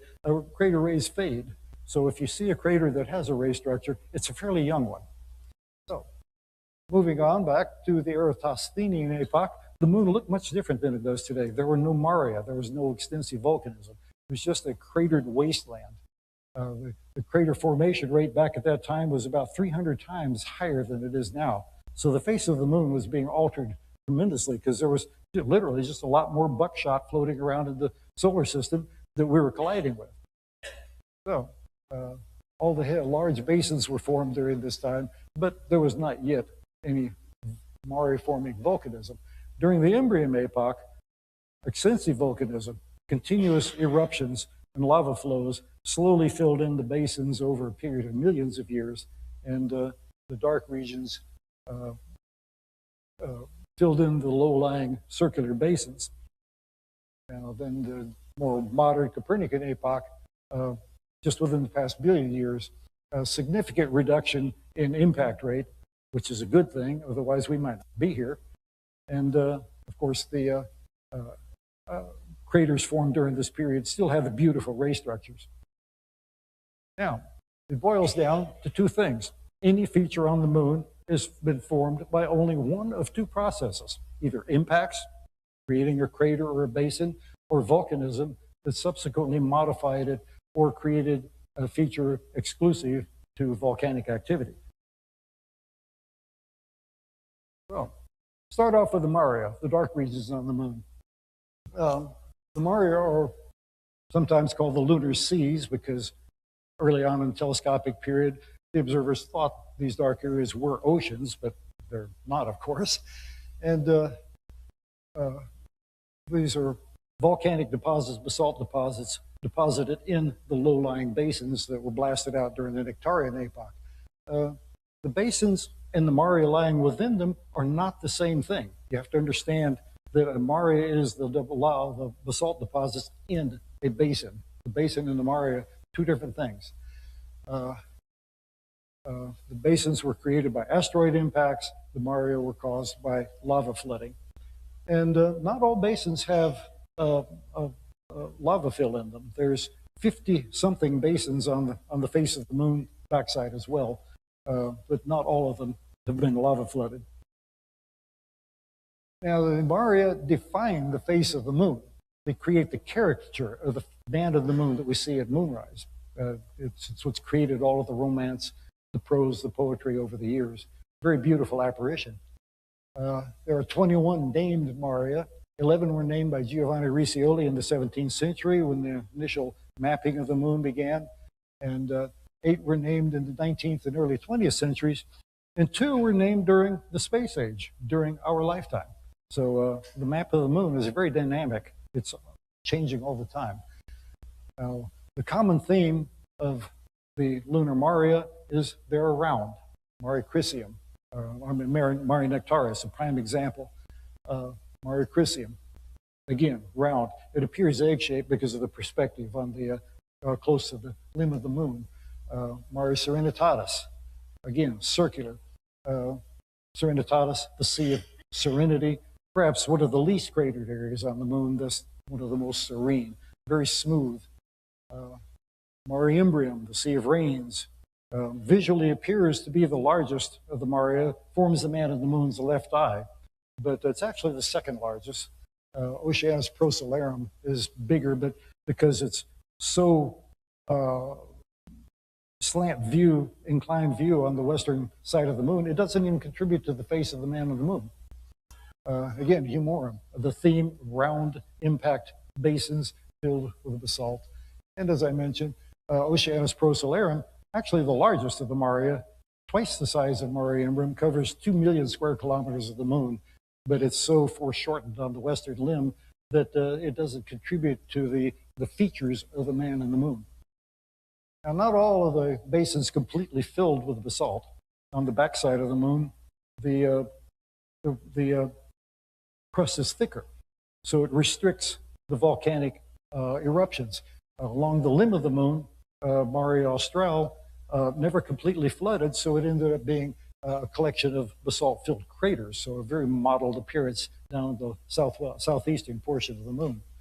Other Maria don't necessarily lie within a single basin.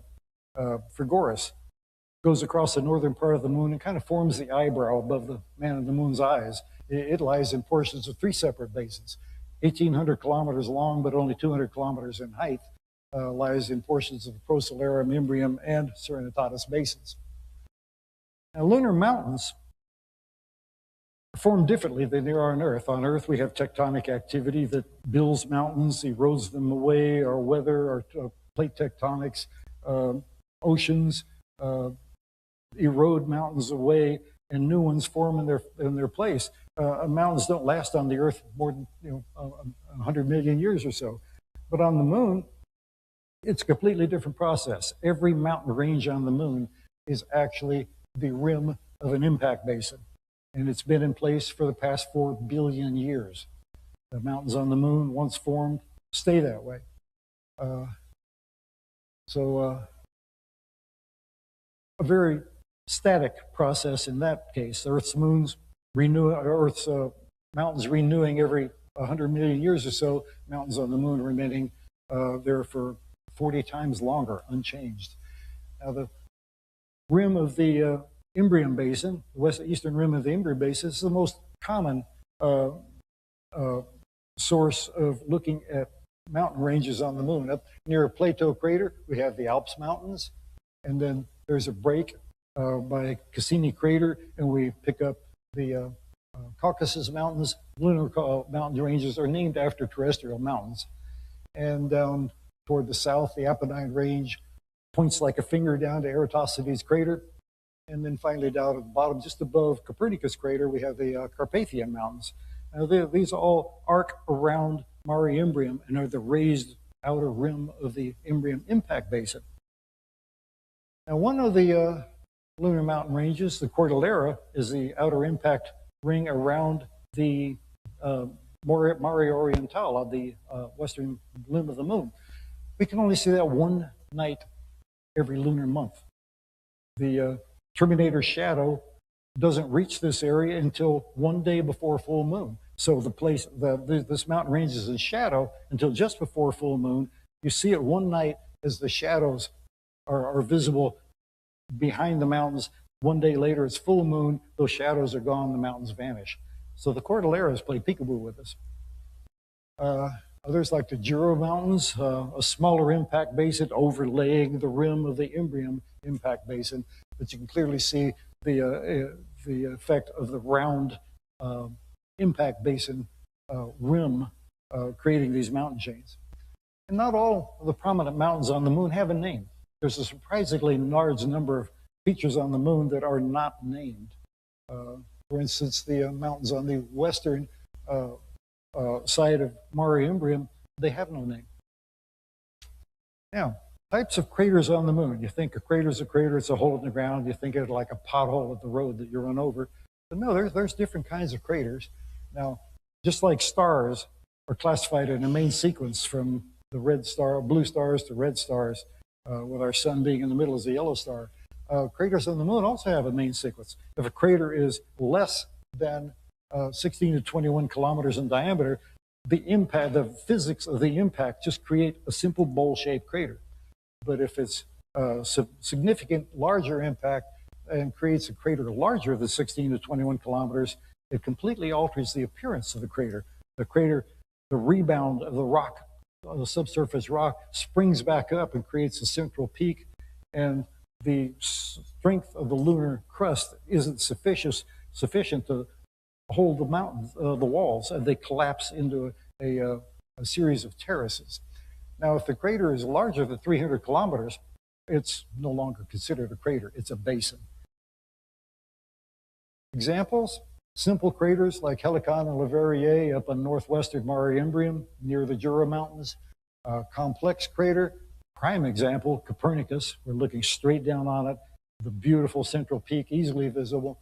We see how the collapsed terraced walls tumble down to the inside of the crater. And then Bailey, originally classified classically as a crater, but now we know it as a basin because it is larger than 300 kilometers in diameter. Now, classic examples of complex craters, they all feature a central peak and collapsed terrace walls. Pythagoras up in the northwest, Geminus up north of Mare Crisium, Moretus down in the southern part, all have the same features, the central peak, collapsed walls. Now, crater rays catch our eyes. We can see these from Earth with our naked eye. The ray structure around Tycho, the cluster of rays up on the northeast side of the moon, we can see those with our naked eye, even though we can't see the parent crater. But the crater rays are made from pulverized glassy material blasted out from the explosion that created the impact, that created the crater.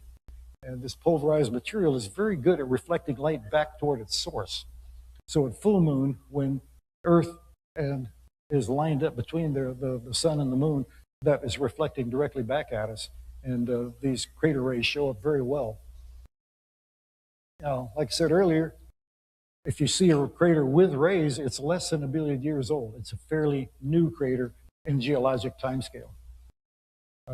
Tycho has the largest system on the moon. rays on Tycho span over 2,200 kilometers. But it has its share of mysteries. Notice the railroad tracks going up to the northeast. They're parallel and they do not converge in the center of Tycho. That's a bit of a mystery. If somebody could explain that to me, we'd probably get your name on a research paper.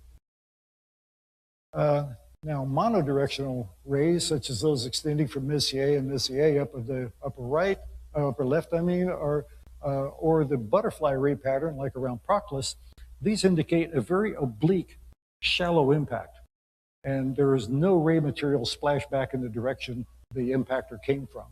So there's quite a few butterfly ray patterns on the moon. Secondary craters, created by the material blasted out of the primary explosion, showers out on the moon. The big lumps create additional craters. Now, these are not as deep or as articulate as the primary impacts because their impact velocity is low.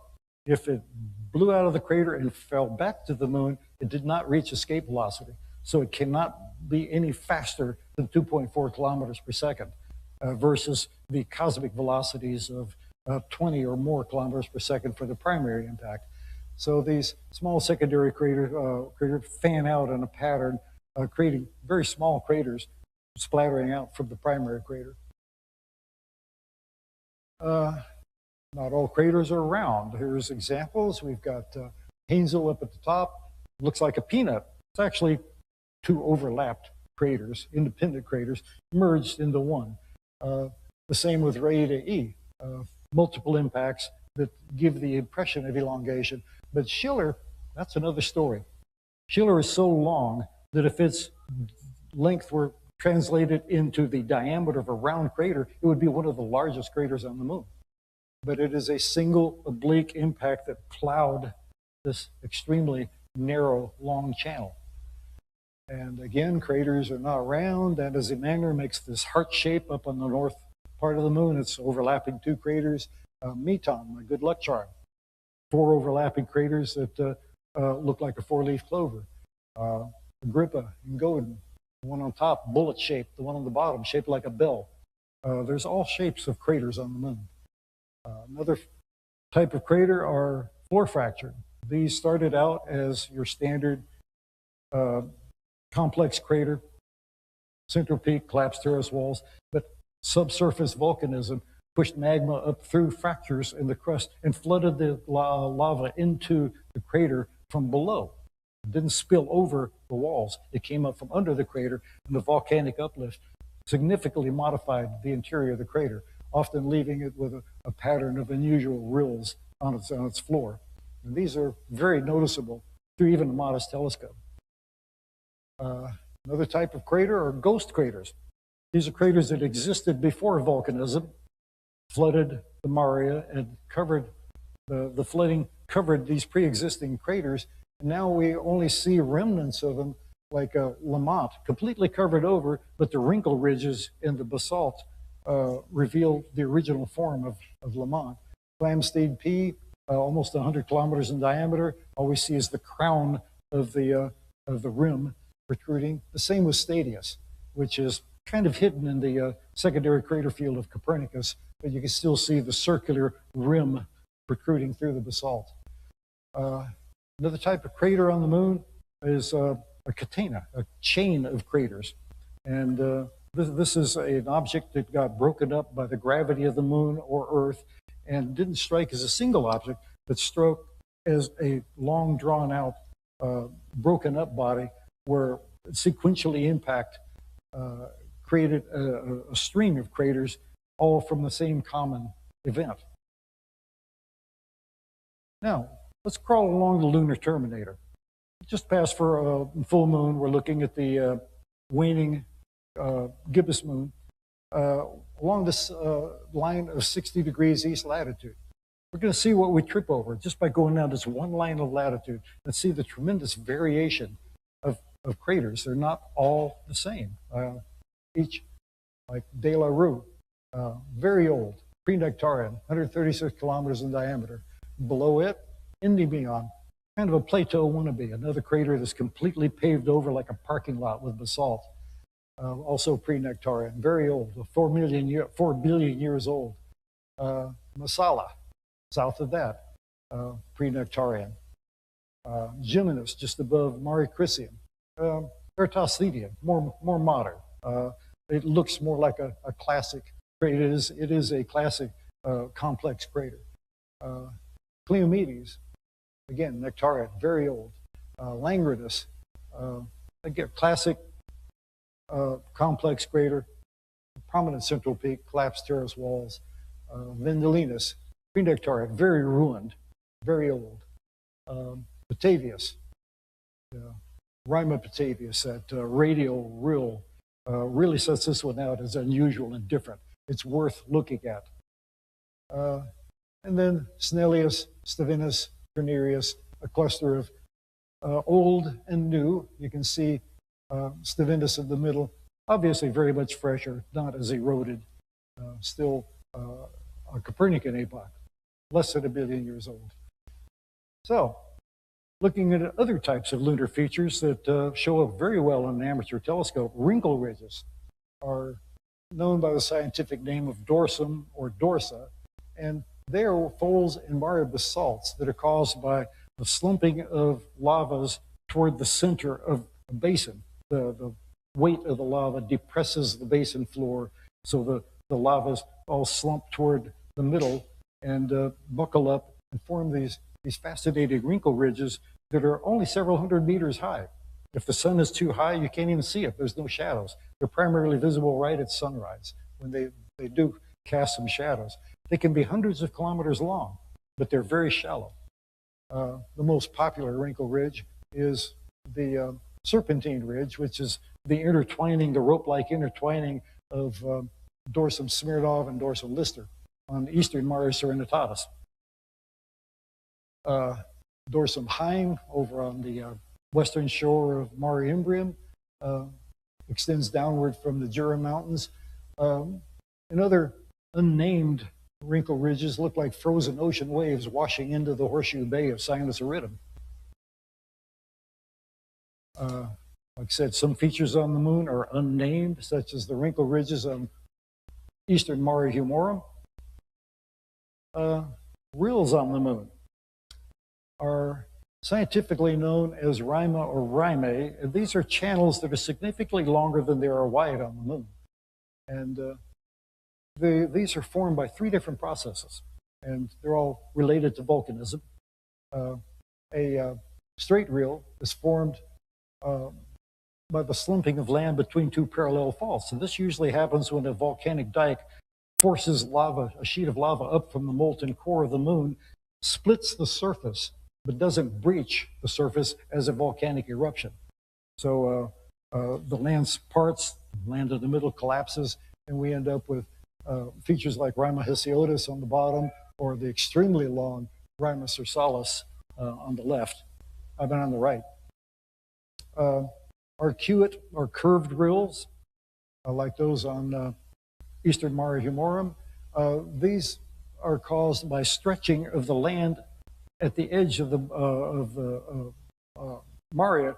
The basalt depresses the basin floor and stretches it and pulls it apart and creates these curved rills around the rim of the entire Mare. And finally, the sinuous rill is formed by flowing lava, much like flowing water on the earth carves a channel in a riverbed or a stream bed. Flowing lava sliced through these and eroded these channels in the moon billions of years ago, and they're still there. Nothing changes them. There's no weather. They remain frozen in time. Now, there's another geologic feature called a scarp on Earth, but on the moon we call them rupes. And there's 2 ways these are formed. Some of them are the surviving cliffs that form the outer impact rings of impact basins. This example in this picture, Rupus Altai, is actually the single surviving arc of the outer Nectaris impact basin. The rest of it has all been obliterated by further impacts. But in this case, it's the remains of an impact basin. Other types of scarps are like Rupus Cauchy, are slumping between a fault Rupus Cauchy is the lower of the two streaks. Rima Cauchy on top, Rupus Cauchy on the bottom. Think of it like the straight wall in the moon. Everybody knows about the straight wall, the giant cliff. It's a very similar feature. And speaking of straight wall, Rupus recta, over 100 kilometers long. In this case, it is casting a sunrise shadow. And again, the slumping of land from one side of another on a fault, creating a very steep slope. Now, that past volcanic activity on the moon is visible in a number of ways. Pyroclastic deposits, sinuous rills like we just talked about, or cinder cones or volcanic domes that are visible on the moon. In this case, we're looking at the Aristarchus Plateau, very famous Schroeder's Valley, very prominent volcanic rill. And in the very middle of the moon, almost square in the center of the moon's disk, there's this pyroclastic deposits on the mountains just north of the Hyginus Rill, creates a dark area, kind of looks like a heart shape. So I call that the heart of the moon. And within some craters like Alphonsus, we could see the dark shading around cinder cones around the rim of the crater where volcanic vents have blown dark ash. Other regions like the Marius Hills, a huge collection of small volcanic domes, or Mons Rumker up on northern Procellarum. You look at it in the telescope and it kind of looks like a wad of gum stuck in a parking lot. Some sentimental lunar favorites. Everybody loves Plateau Crater. It just looks different. Started out looking very much like Tycho, but volcanism, subsurface lava flows filled the crater up with basalt, completely paved over the central peak, altered its appearance. Very unique. It becomes an instant favorite with everybody. Let me label it. There's Plateau. It is on northeastern Mare Imbrium, Mare Frigoris just above it, Cassini crater down below, call it the snake-eyed crater. Two craters in the middle kind of give it a very distinctive appearance. Look at W Bond up there in the corner. Very squarish crater. Now, getting closer to Plateau, it's nestled into the Alps Mountains, the streak of the Alpine Valley next to it, little Pico and Piton crater, mountains just below it, little set of mountain peaks poking up through Mare Imbrium that people love it. I don't, they're just little mountain peaks, but we fall in love with it for some reason. And then finally, notice Thor's hammer. See the little hammer shape? Yeah, for years, Agent Coulson was looking for Thor's hammer. Molnir was laying right in front of him all along. Anyway, even closer still to Plateau Crater. And now we, Tycho Crater, one of the youngest large craters on the moon, a little over 100 million years old. And it's nestled amongst some very old craters, Longomontanus, Clavius craters, 40 times older than this youngster. Getting in closer to Tycho, the territory around it, highly pitted with tiny, tiny hundreds and thousands of secondary craters created by the material blasted out from the impact, showered out around, made hundreds and hundreds of small secondary craters. And you can see these in this close-up as well. The territory almost looks rusty with rust pits because of all these hundreds and hundreds of small impacts. Copernicus crater, one that we can see the ray structure from Earth. We can't see Copernicus itself. Our vision doesn't have that kind of resolution, but the blotch of the ray structure makes it very apparent. It's nestled in just south of Mare Imbrium, right below Eratosthenes and the Carpathian Mountains. And we can see the secondary craters from Copernicus, the shower of small craters created by the material thrown out by the Copernican impact. And Mare Insularum, just to the west, one of the very last of the Mare named on the moon. It got its name in 1976. And then Reinhold crater just for artistic effect in the picture. Straight wall, just spoke about it, but it's one of the sentimental lunar favorites because it's such an unusual feature. It's a black line feature at sunrise when it's casting a shadow. At sunset, it's a white line as the cliff faces are brilliantly illuminated by the sun. It's on eastern Mare Nubium.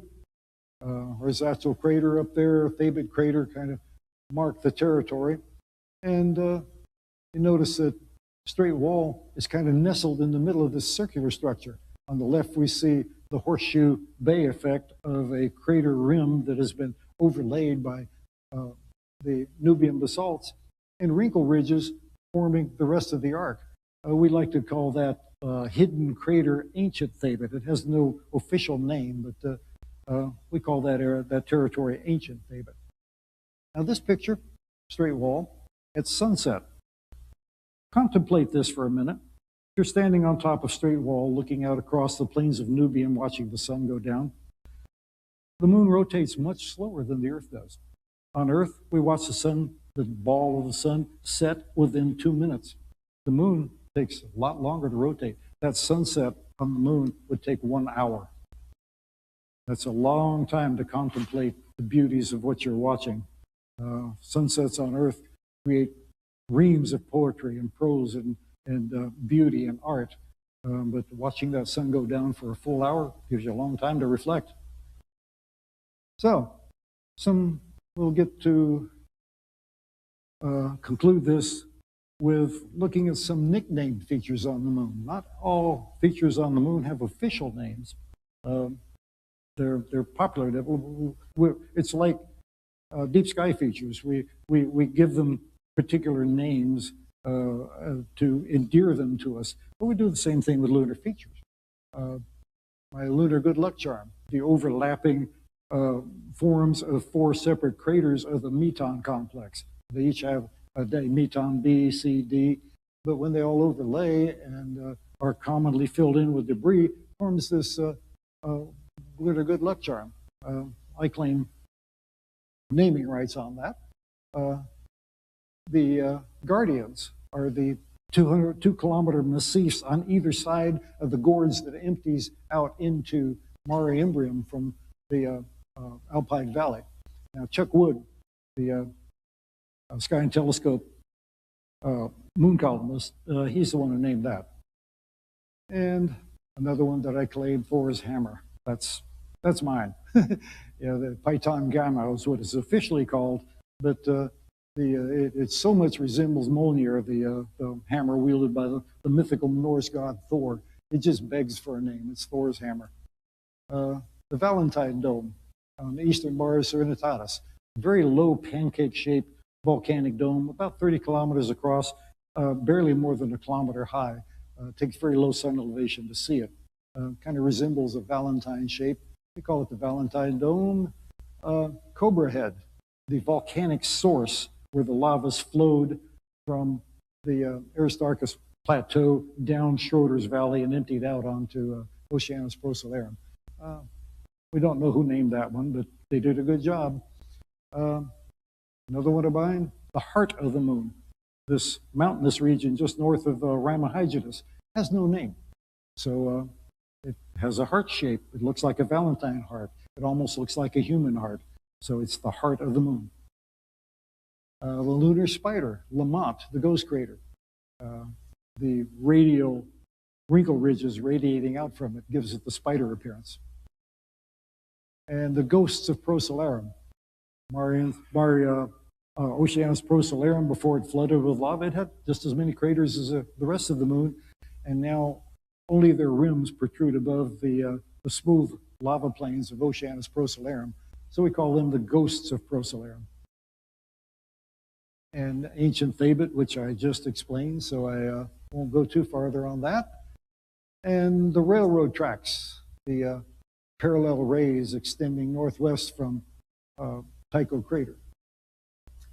Now, in conclusion, I like to say that the moon is ever changing. It is not a static target. It is not the same moon every night. The phases grow and shrink day by day. The shadows change hour by hour. The series of photographs across the bottom, you notice how radically the shadow pattern changed across Ptolemaeus crater. That was over a period of 2 hours. It changes that fast. Like I said, shadows change hour by hour. The moon is a geologic wonderland.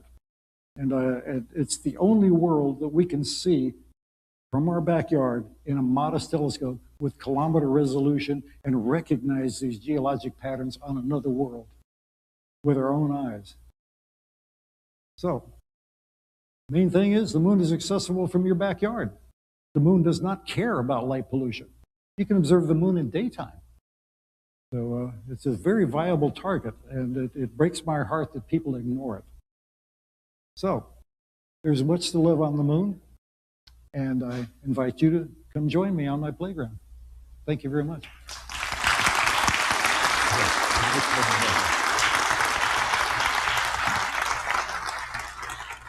I'm blinded by these lights. Wow, there is an audience out there. I'll be happy to entertain any questions. Sir?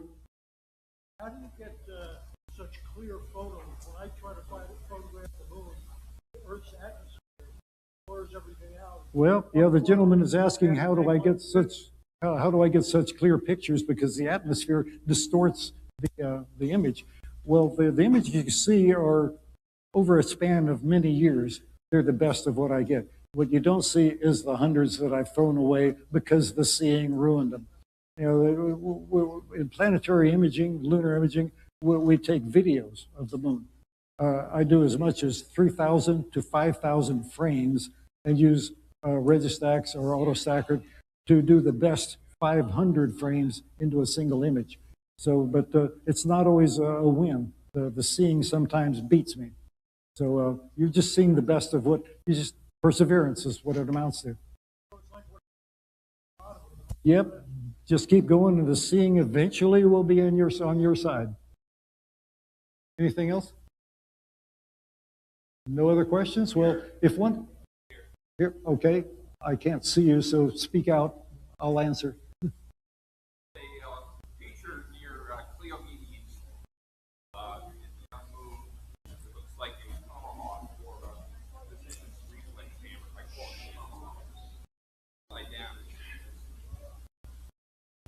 I'm having a great deal of difficulty hearing you. There's a feature that looks like a tomahawk.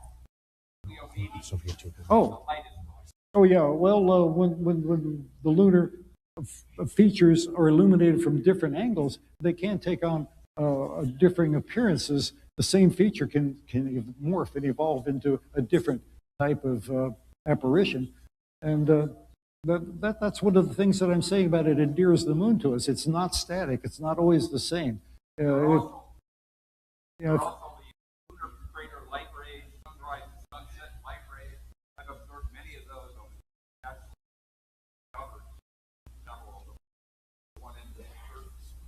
Yep, you're right. When the sun rises, playing through the mountain peaks on the crater, it's playing out onto the floor of the crater. It changes from month to month. It doesn't repeat.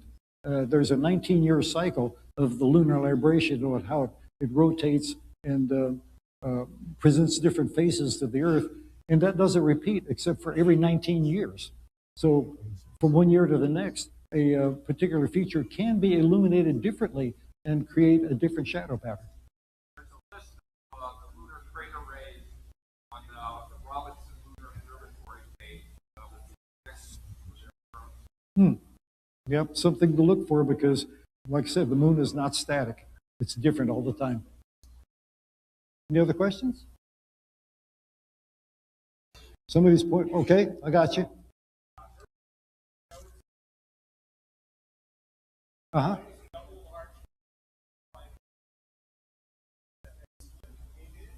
Oh, such as Heinzel, the peanut-shaped crater. They're two independent impacts. The only ones that I can say that are all created by the same impact event are the Catena, where there's a chain of craters that boom, boom, boom, boom, the broken up object rain down piece by piece. Others are often the two components of a merged impact can be separated by 1 billion years or more. It's not necessarily the same impact, just a chance impact of another one in the same region. Gotcha.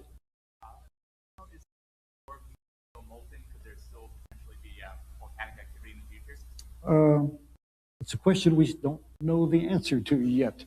As much lunar research as we've done and how much we do know about the moon, the thought is the moon still has a warm core, but not necessarily a molten core. But that's still a topic of investigation.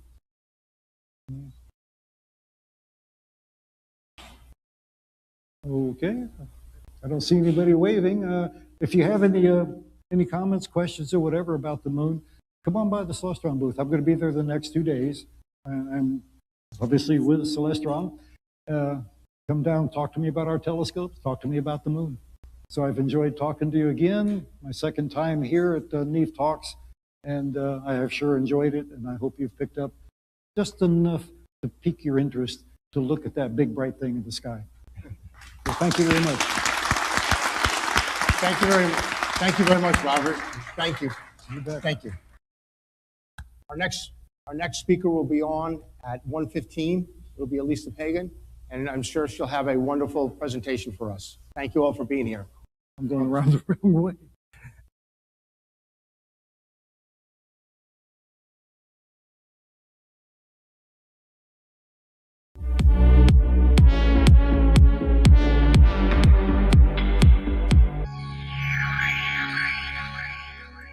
Welcome to ZWO, the astronomical equipment brand that has been making astrophotography easy and fun for over a decade. Our founder, Sam Webb, established ZWO in 2011 with a mission to challenge traditional thinking and build an intelligent astrophotography ecosystem.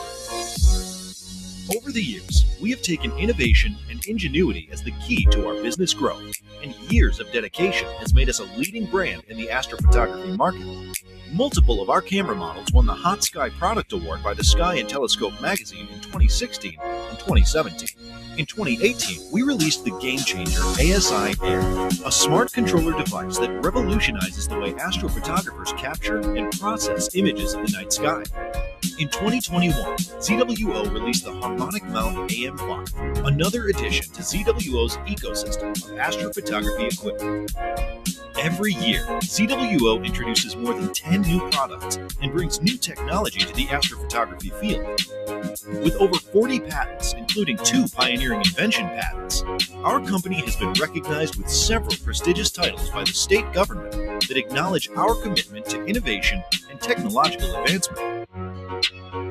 We also take great pride in our commitment to quality control and every aspect of the production process, from the initial design to material selection, testing, assembly, certification, and beyond, is subject to rigorous and meticulous control measures.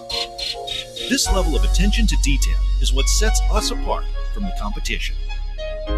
At ZWO, we understand that creating outstanding hardware products is just one piece of the puzzle when it comes to providing a streamlined astrophotography experience. That's why we are equally committed to developing cutting-edge software products that work seamlessly alongside our hardware offerings. The ASI Studio is an all-in-one astrophotography software platform that is specifically tailored to work in tandem with ZWO cameras and provides a range of functionalities, including planetary imaging, video stacking, DSO imaging, live stacking, simple post-processing, bits files preview, and more. The ASI Air mobile application is tailored to the specific needs of astrophotographers, providing an integrated workflow including camera control, mount control, EAF control, precise focusing, auto run, post-processing, and many other functions. With our ASI Mount mobile application, users can effortlessly take control of their mount using mobile devices, eliminating the need for hand controllers or being tethered to the mount. It is the shared love for astrophotography that unites us all and drives the ZWO team to continue pushing the boundaries of what's possible. Together, we have traveled across the country in pursuit of the perfect shot of the night sky, leaving footprints from the picturesque landscapes of Dali and Guilin to the rugged terrain of Daosheng, Dunhuang, Inner Mongolia, and Xizang. We believe that by immersing ourselves in the natural beauty of our surroundings, we can gain a deeper appreciation and understanding of the universe we seek to capture. Moving forward, ZWO remains committed to its mission of making astrophotography easy and fun for amateur astronomers worldwide. Our goal is to enable enthusiasts of all levels to explore the wonders of the universe with ease and precision, so they can focus on what matters most, discovering the beauty and mysteries of the cosmos. To empower and inspire everyone's journey in astrophotography.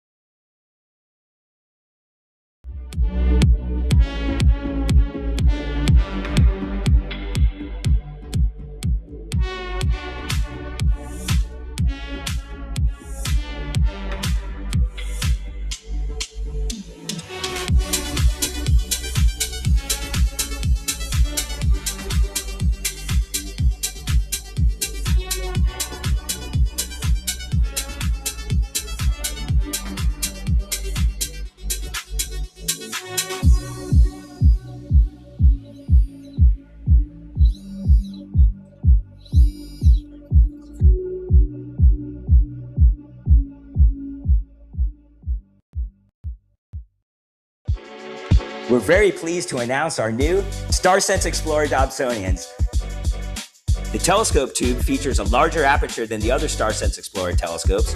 It also has a 2-inch Crayford focuser that accepts both 2-inch and 1.25" format eyepieces, and also has a custom pointing knob to help you precisely aim the telescope at your target.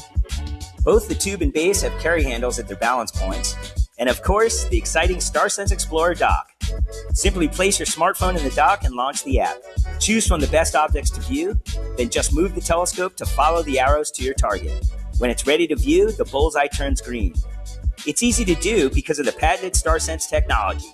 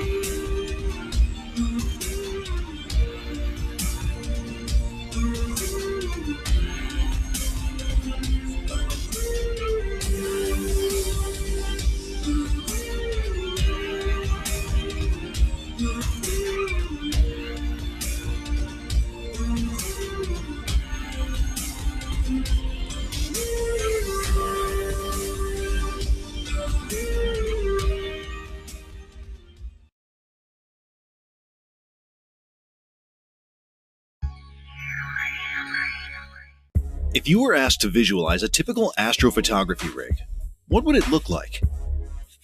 This was how things have looked since the launch of ASI Air in 2018.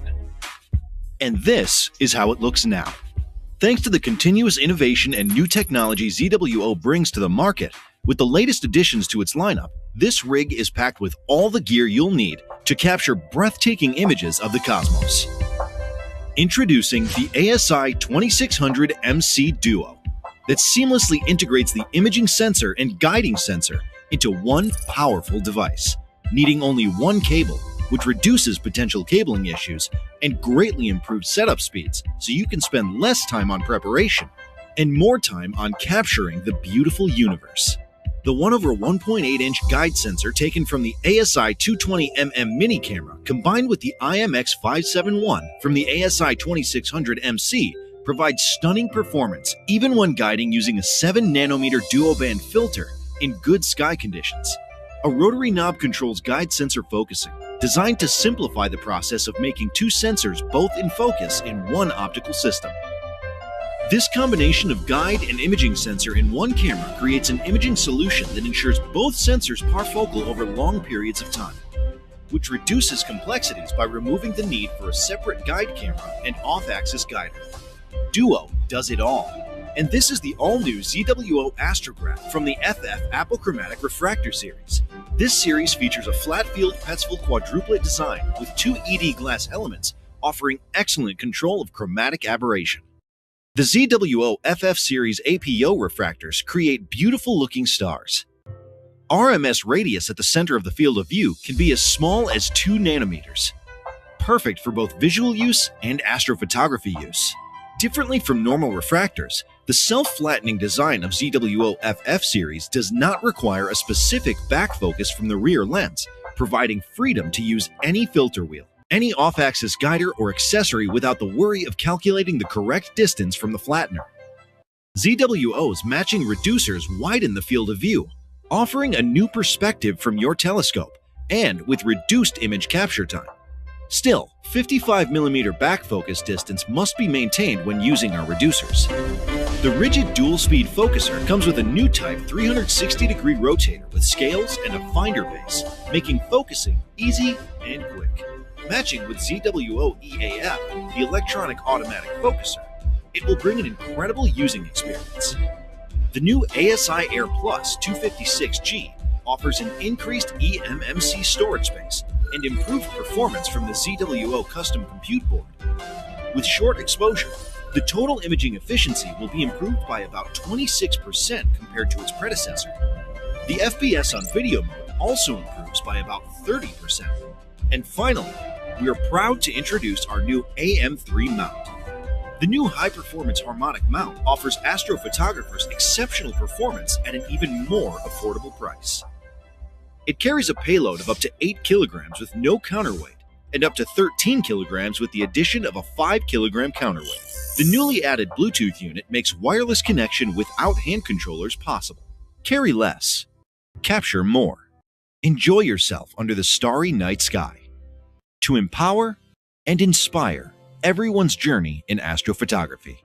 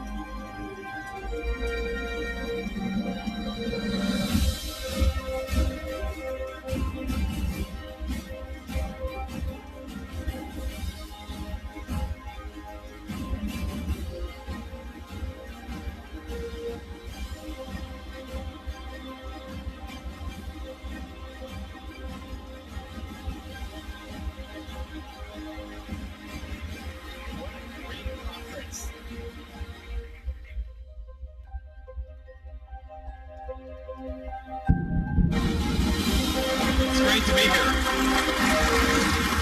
Thank you. Wow, there are a lot of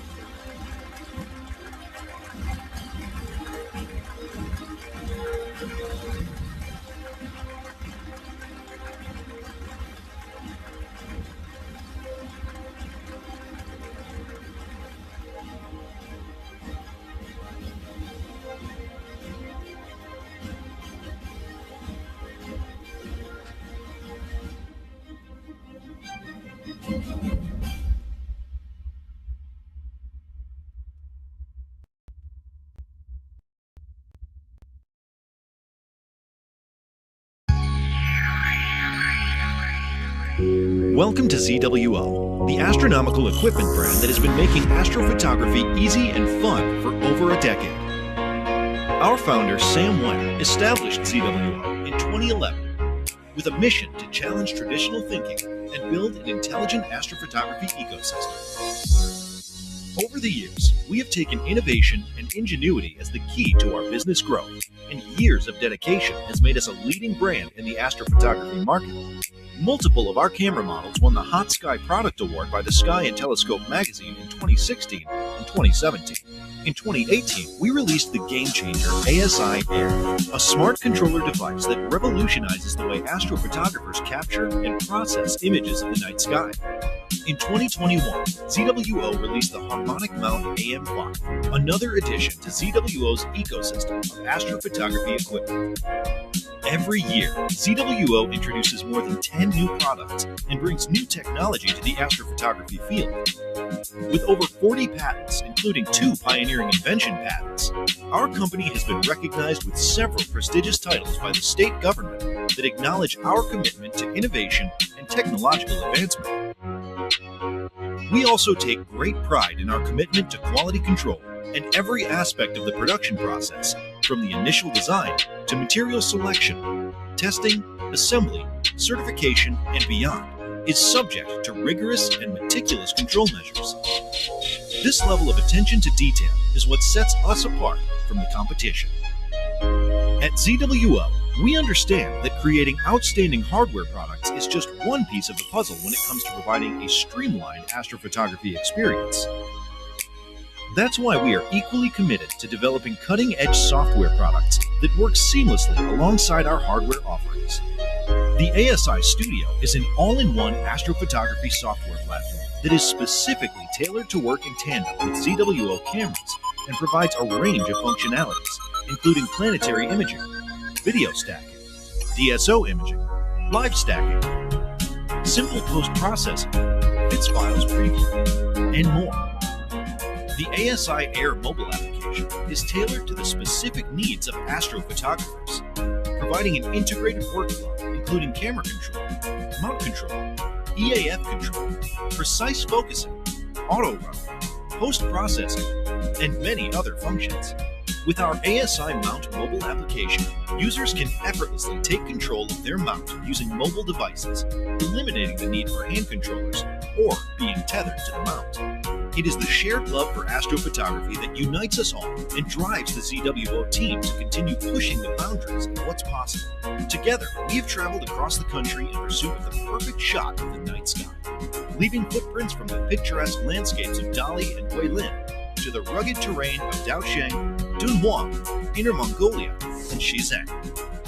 We believe that by immersing ourselves in the natural beauty of our surroundings, we can gain a deeper appreciation and understanding of the universe we seek to capture. Moving forward, ZWO remains committed to its mission of making astrophotography easy and fun for amateur astronomers worldwide. Our goal is to enable enthusiasts of all levels to explore the wonders of the universe with ease and precision, so they can focus on what matters most: discovering the beauty and mysteries of the cosmos. To empower and inspire everyone's journey in astrophotography.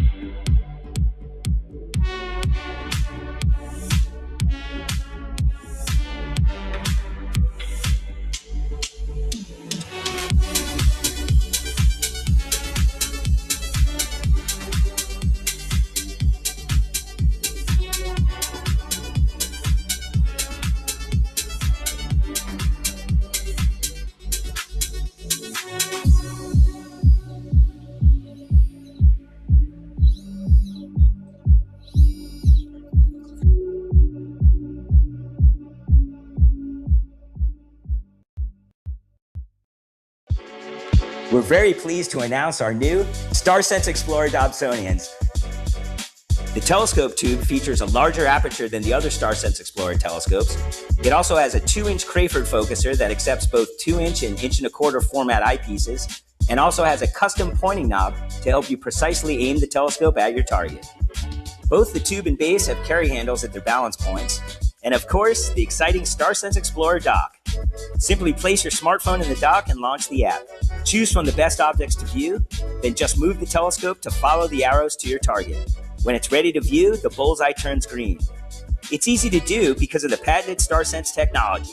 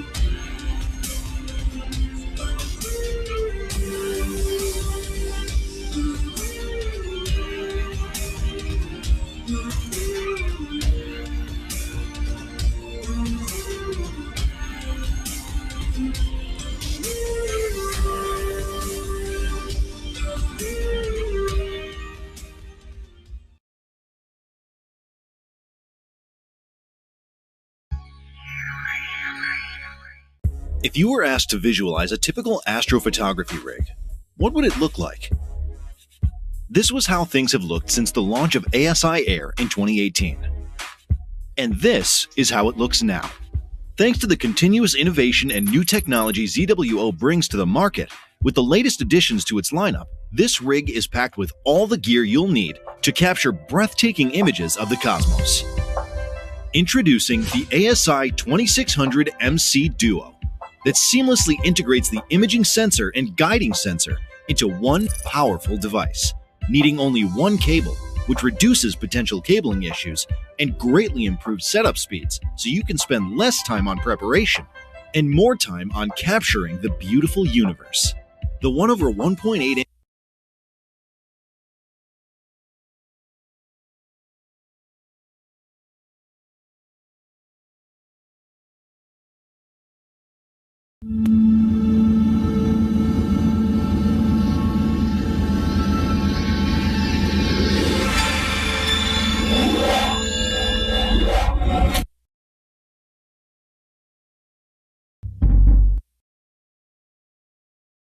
And now, ladies and gentlemen, the hardest working MC in the cosmos, Vincent Coulihan. Hey, thank you. Welcome back and good afternoon, everybody. Our next speaker is a science visual developer at the Space Telescope Science Institute. She's leveraging art and science in creating incredible imaging from the raw data from the Webb telescope and other imaging sources. But to get that raw data from the gray, black, and white format into these unbelievable images that is very useful in both science and just the public imaging that we've already seen is a rather involved process. I got to see her, I don't know, maybe many of you may have saw her. She was on 60 Minutes this past Sunday night and gave an incredible, there were incredible shots they show us. Please join me in welcoming to NEAF 2023, image specialist Alyssa Pagan, as she discusses the art and science of translating infrared data into amazing, really amazing images.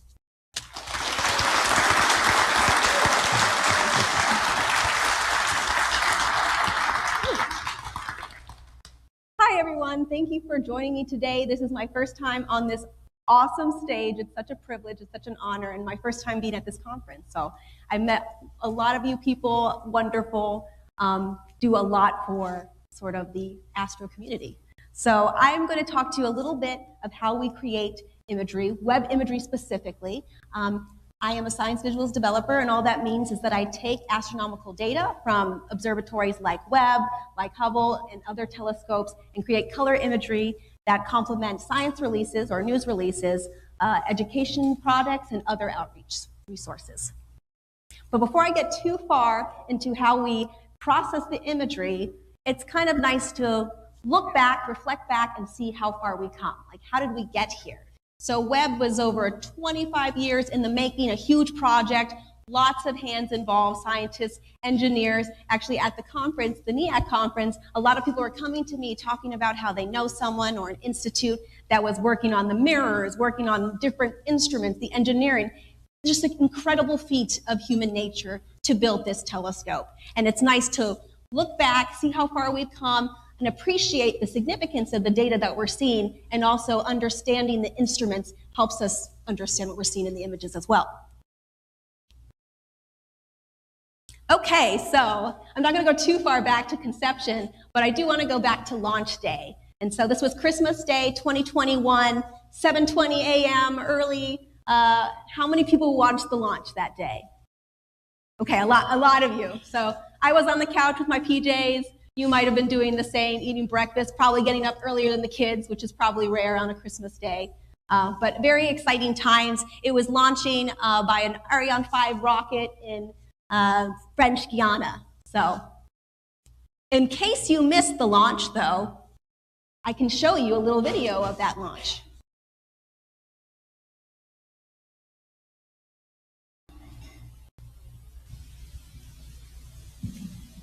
Top, à 0 1 minute. Thumbs up from Jean-Luc Voyer. All systems are go. We're inside a minute now. T-minus 30 seconds and counting.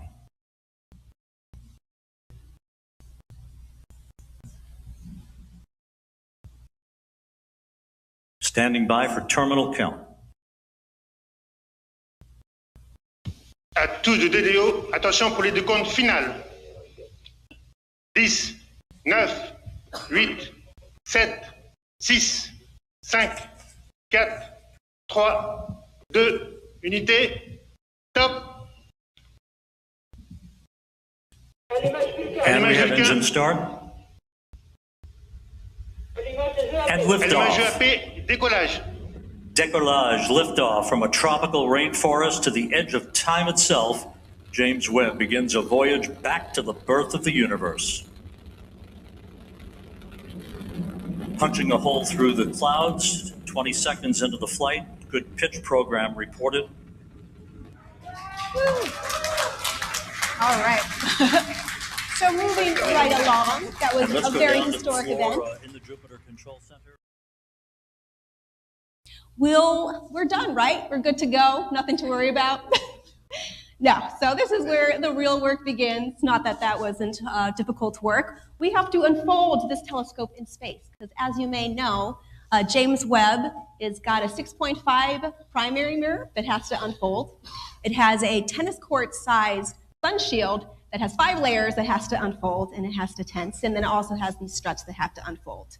So there's a lot of things that could go wrong here, and while it's doing that, while it's deploying, it's traveling to its resting point, 1 million miles away from Earth. So a lot of things to be worried about. So we have, again, 178 release devices. We've got 50 deployable structures, and all that has to happen exactly as so for it to be fully successful. So you can think about over 344 points of failure. So one of those single things go wrong, it's done. The mission is done. And that's just crazy to think about now. Luckily, I didn't know these statistics beforehand, or else I'd be kind of chomping at the bit here.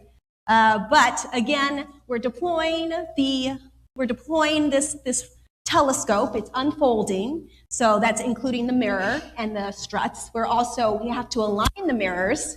We have to calibrate the instruments. And we also have to cool the instruments, because this is an infrared telescope. And we have to cool it very slowly, or else we can form ice on the instruments, which could cause problems. So you can see this is like a huge endeavor, and this is the point where Space Telescope Science Institute takes control in the mission's operations center. So Webb is considered the successor to Spitzer and Hubble, but it's not a replacement. It's working together in tandem. And this is just a nice look at the unexpected near-cam selfie that we got. None of us were really expecting this. It was just sort of hidden pupil camera that's able to see and sanity check the mirror and make sure it's aligned. Of course, there's more rigorous ways to find that out, but it's a nice way to see James Webb's so far away from us. And it's important to kind of look at this because it actually is showcasing you why we're getting, or what we're seeing, why we're seeing. So in case of like Webb's unique stars, for instance, we have this point spread function that happens. And you might have noticed in Webb imagery, we have these 8 spikes. And what do they come from? And that's just these light is diffracting off of the telescope, these individual hexagonal mirrors. So that's where you get the 6 spikes, and then you get that horizontal spike by the 3 struts that are holding the secondary mirror. And as you can see, that's what you get when we get the imagery. So it's all sort of predicted and modeled. And we get a little bit extra also. We have these background galaxies. This was just an alignment evaluation image, but we got a little bit more bang for our buck here. So we'll find that there's going to be a lot of background galaxies in Webb imagery. And this is just a look at these different instruments. Of course, I'm talking about the imaging and observing modes, imaging modes, in general, but there's so many different modes that are so important to Webb and the science that we're doing. So I definitely don't want to neglect those. We'll be focusing on the near-infrared camera and the mid-infrared camera mostly, because the near-infrared camera has the highest resolution imagery, which is the focus of the talk today. But again, these are all essential to Webb's operations and discovering so many things, especially spectra. Webb will be taking spectra, and it's very good at that. It's good at breaking down component colors of light, which acts as like a barcode to the object that we're looking at. So we get an understanding about lots of the object's attributes as well as like chemical composition. Okay, so why do we care about infrared light? Why do we need a telescope like Webb? So this is the electromagnetic spectrum that you can see here. We only see a very small part of the electromagnetic spectrum, the visible light. On the left hand, we have the longer wavelengths, the radio waves, the lower energy. On the right hand, we have the shorter wavelengths, the higher energy, so like your UV, your X-rays. But as you can see here, if we only understood what we could see, we'd be missing out on over 90% of what's out there. And our understanding of the universe will be very, very limited. And also, a lot of the technology we use today, we wouldn't be able to. So using your cell phones, turning on the TV, heating up your food in the microwave, all these things we use right now. And we want to apply that also to space and broaden our understanding of space. So this is a sci-fi example here. We got the predator. He can see in infrared. That's what makes him, so deadly. And a lot of other predators actually can see in infrared light too to kind of leverage seeing their prey. And of course, I hate to break it to y'all, I don't think Arnold Schwarzenegger would be able to hide from the predator covered in mud. I think the infrared light would give him away. But this is another more realistic technology that we have, which is, we have face mapping to unlock our phones. And this is just infrared points that are put on our face that we're able to do that for. And then applying this to space, we have this bag on the right, which is opaque. We can't see through the bag. But on the right, we can see the scientist's hand through the bag using an infrared camera. You can see the hottest spots are the yellow and the white, and the cooler spots are emanating in this blue and sort of purple region.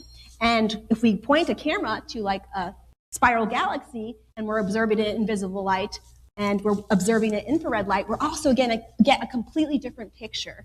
So visible light here is giving us a picture of a galaxy that we're kind of used to. We have this dusty core, we have this hot stars, and we have this sort of dark dust lanes that seem to disappear in this other image of infrared light. This is the mid-infrared camera. So not only is it looking through gas and dust, it's actually seeing it emanate. So it's like the cooler dust we can actually see. So it's almost like an inverse of the galaxy. It's the bones of the galaxy. And that's why it's so important to see in these different wavelengths of light. And another concept that's really important that Webb is going to help us do is see even further back in time, see some of the youngest stars and galaxies. And that's because of a concept known as cosmological redshift. So all that means is over time, space is expanding. If you have a galaxy that's really far away and the light's traveling to you, that light gets stretched out. And that gets redshifted, so it appears in the infrared part of the spectrum, which Webb can pick up. So we're able to detect these far, far galaxies and these distant stars. And of course, all to do that, it has to be above the atmosphere because the atmosphere absorbs infrared. Also, there's other benefits to having space telescopes because you don't have any issues with seeing, so you don't have to deal with the atmosphere. Very nice for observing. And again, I mentioned before, even though Webb is considered the successor to Hubble and Spitzer, Hubble is still out there doing a lot of data, and they're working together in tandem to give us a full picture and perspective of our universe. Just the same way that we utilize different medical equipment to understand our bodies better, like we have X-ray machines to see our bones, and then we have like MRIs to see our soft tissue. It's the same deal, just getting a full understanding. Okay, so just a brief look at some of the images that have come out and showcasing some of the things that what Webb was designed to do. Now, that's not to say that even though we had some questions in mind that Webb was supposed to solve, we'll probably get answers to things that we didn't have questions for.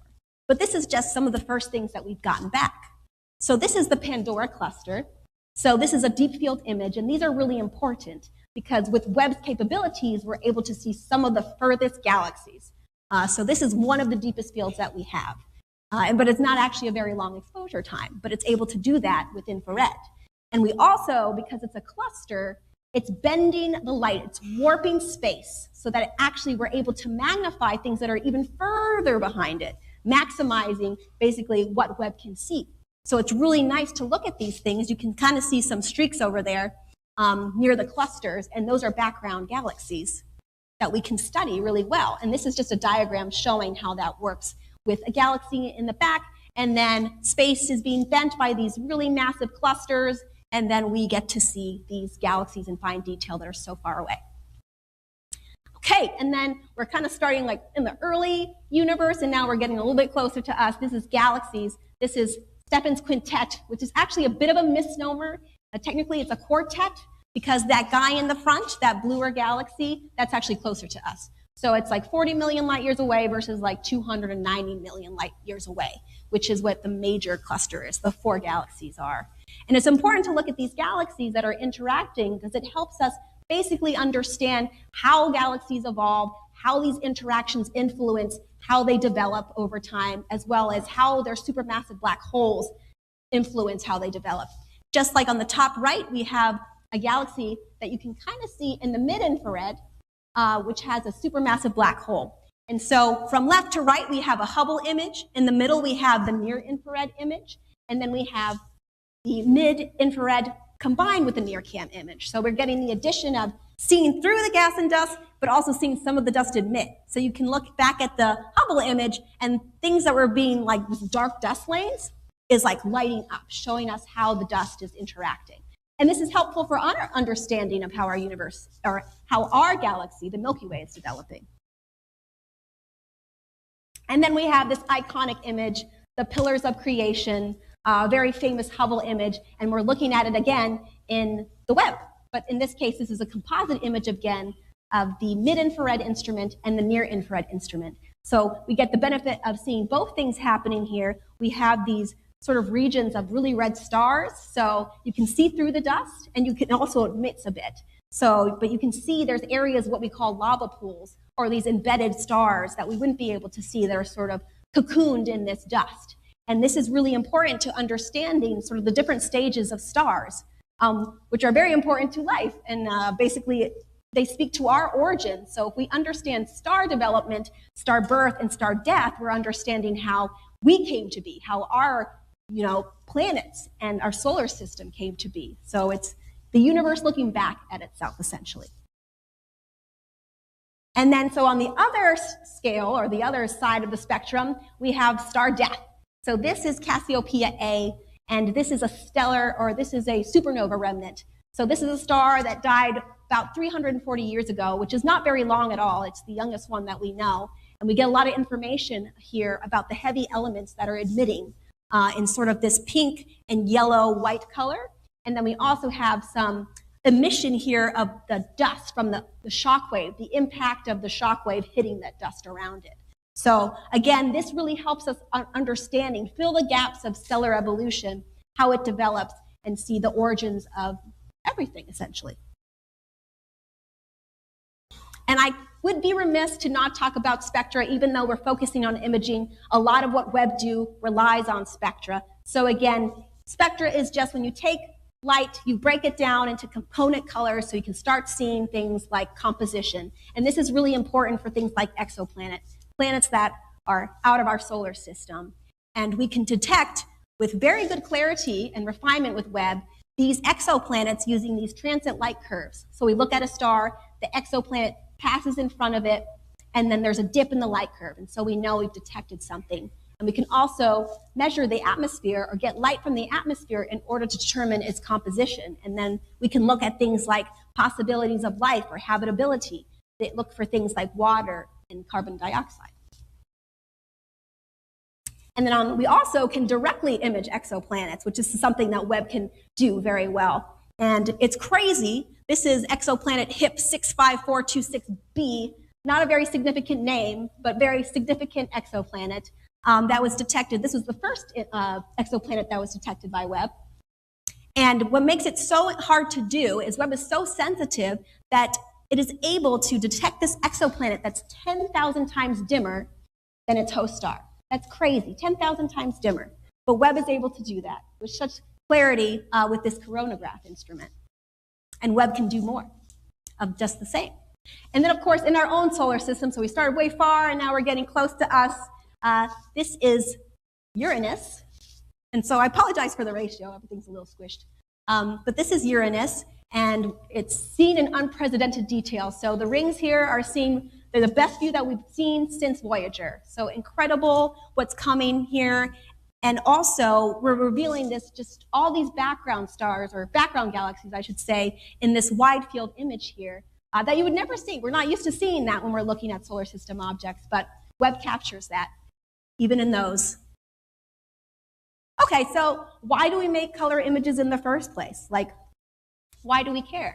Well, the first thing is we want to visualize the data. So, you know, numerical information is really important for data analysis and research and science, but if we just want to get a big picture understanding of what's happening, we need to see it. And it's better to see it all at once with all the separate wavelengths and all together. And then we also want to share or illustrate these scientific discoveries. And we want to disseminate it to everyone. We don't want just scientists to appreciate it. We want everyone to be able to understand it at any scientific literacy. And sort of these images help as a gateway to that science. And that ties into engaging the public, because we want people to be excited about astronomy. We want people to get interested in astronomy and hopefully inspire a whole generation of new scientists and engineers. And this is just showing you sort of the power of this imagery here. I went too fast. But these are first pages of all of these articles that you see here of the first images that were released on July 12th. So this is over 150 articles about it in the New York Times, etc. Getting people involved, reaching a lot of people, making astronomy more mainstream, which is exactly what we want to do. Get people asking questions. Also, the first images that were displayed in July 12th were also in Times Square. And over 300,000 people are walking there all the time, looking up and getting to see these, even spectra, which is crazy. We don't usually show off the spectra, poor spectra. But we also have a Google Doodle, which reached over 50,000 countries. Not 50 countries. I'm trying to add more countries. But there's a lot of countries. But yes, it's just like widespread. These images are able to go a lot further than maybe just a science article, and that's what we want. This is the first page of the Time, or the cover of the Times. This is photos of the year. This is the deep field image that Webb observed that was shown like a day before the first images were released by the president. So that got like a lot of excitement and people getting involved. Okay, so I'm going to start to get into the processing. Very briefly, I'm going to talk about sort of the pre-processing stage, or the observing stage, things that we have to do like planning before we even do it. So this is not something that I partake in too much, but I am usually part of sort of a group of people that design these observations. So we have to think about, the time of year, because only certain things are visible during the year. We have to think about tiles, because this is a mosaic. So we have to have several pointings, because Webb has, a pretty narrow field of view, but that's why it has such high resolutions. But we want to get like a nice large field. We have to think about exposure time. We have to think about specific filters. So different wavelength ranges that are showing us something about this object. So all those things we have to consider. And this looks a little funky. You may not know what this image is, but you probably have seen it. And this is actually the Carina Nebula. There's a lot of planning that goes into that. And that's actually just, as you saw, it's made out of a lot of different tiles. This is just one tile or one observation that's part of a larger mosaic here. And I'm not gonna go into it too specifically, but this is just the pre-processing stuff. And so we start with this one tile here. This is the beginning stage, and it goes really quickly, but it's just groups that are collecting light. So I'm gonna go back a little bit again so you can see it. It's just signal that's being built, and this is the raw data. And you can see there's a lot of artifacts there. That's from the detector, and that's gonna get removed in the next stage. And so we've done that. We removed it, and at this stage, we also start flagging things like dead pixels, saturated things, just, pixels that need to be corrected later on and filled in with other data. And then we apply sort of the coordinate system that we use. We calibrate the image fully, and then it's distortion corrected. And that's just because of the angle of the instruments to the secondary mirror, the light that's coming in. But then after all that, we have to do that for every single tile and then piece it all together. And then we finally get one image and one filter. Okay, so I'm a little ahead of myself. So let's get to the actual post-processing, the part that I really start taking over. And this is actually the image of a Carina Nebula. Can you see anything? So there's actually some faint stars in there. The reason why it looks like this straight from the telescope is because of something that we have to do called stretching. This telescope is so sensitive to light that it has such a high dynamic range. So there's just so much information here, and we have to scale it appropriately in order to see it on our screens. So again, we have another image, and this is actually the Webb Deep Field that you saw on the cover of the Time magazine. This is the 2.7 micron filter. So just one specific wavelength range of light. And again, we have to do something called stretching. So you can see the histogram here on my left, and we can see that those pixels are sort of scrunched up to the left, or my left. Your left too. Okay, good. And we need to stretch them out so that we can see them, because we want to be able to make out those faint details that are near the background level. And that's exactly what we're going to do. We're just going to scale those brightness values. And so we're going to take a look at doing this with just a simpler image that only has 4 values or 2 bits of information. So it has black, dark gray, light gray, and white. And so there's a couple things that we can do. This first one example is just linear. It's just 1-to-1. We haven't changed anything. And then second, we call something that's called a linear stretch. If we're trying to bring out sort of the darker, features, we can do a linear stretch, but we see that we've completely lost the difference between the light gray and the bright white, and even the dark gray. And that's something we don't want to do. We don't want to lose information. So that's why we end up doing something called a nonlinear stretch for astrophotography images. And that's where we're bringing up sort of those darker details, but we're maintaining our brightest points. And that's what we're doing here. Well, this is actually something that you don't want to do. This is a linear stretch. And that was that middle example that I showed you, where you are bringing those details near the background, but you're completely saturating the brightest points. You're losing that information, you're clipping it, no good. Okay. Oops, too fast. This is exactly what we want to do. This is the nonlinear stretch that we saw. You can see the histogram now is nicely centered. It's crossing all of these different values. It looks very nice, and we're seeing all that faint detail before, but we're also preserving those brightest values, which is exactly what we want to do. And so when you're making an image like the Carina Nebula, you have to do that to all the different filters. And we'll talk about filters in just a second. But this is it unstretched straight from the telescope after it's been calibrated. And then this is it stretched. So we're bringing out all those details separately in all those different filters. Okay, so we went through stretching. Now we have to assign the colors, and we call this chromatic color. So I have a video that is showing the mid-infrared instrument. And this is just going to show you sort of how light travels into the instrument.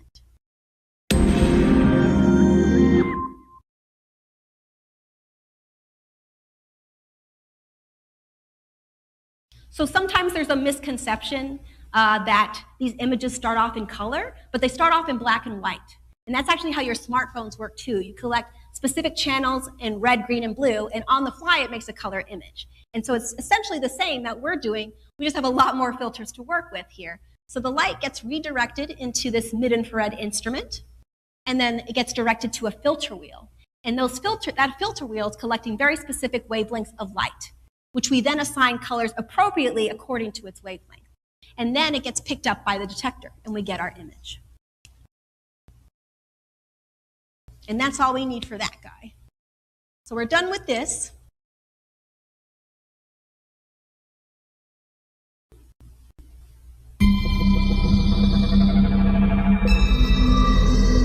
Just in case you didn't know, Issa made the video. Okay, so that's all well and good. So how does that work when we are talking about infrared light? Well, we just apply what we know about visible light. So, for instance, in visible light, we perceive the shortest wavelengths as bluer and the longest wavelength as redder, and in between green. So we have sort of the same color channels as our phone do, red, green, and blue, to make our full color image, but in our brain. And we do the same thing to infrared light. So we use that same relationship where shorter is bluer and longer is redder. And so basically we're just mapping those colors into the infrared, or shifting the infrared into the visible part of the spectrum. So we're going back to our Carina Nebula, where we have these different filters, and we're assigning them appropriately in chromatic order so that the bluer color corresponds to the shortest wavelength. Here it's the 0.9 micron filter. And then we have our longest filter, which is 4.7, but it's yellow instead of red. So why do we do that? That's a little confusing. So we're not actually breaking any scientific rules here. The reason why we do this is, for one, 4.7 actually can be observed in the 2.1 filter. And that's because it's a specific emission that captures really hot hydrogen gas, something that's really important, and it's important to see. So if we just assigned it red, just like the 4.4 micron filter or the F44W filter, then we would completely miss it. It would be completely lost in that rest of the dust.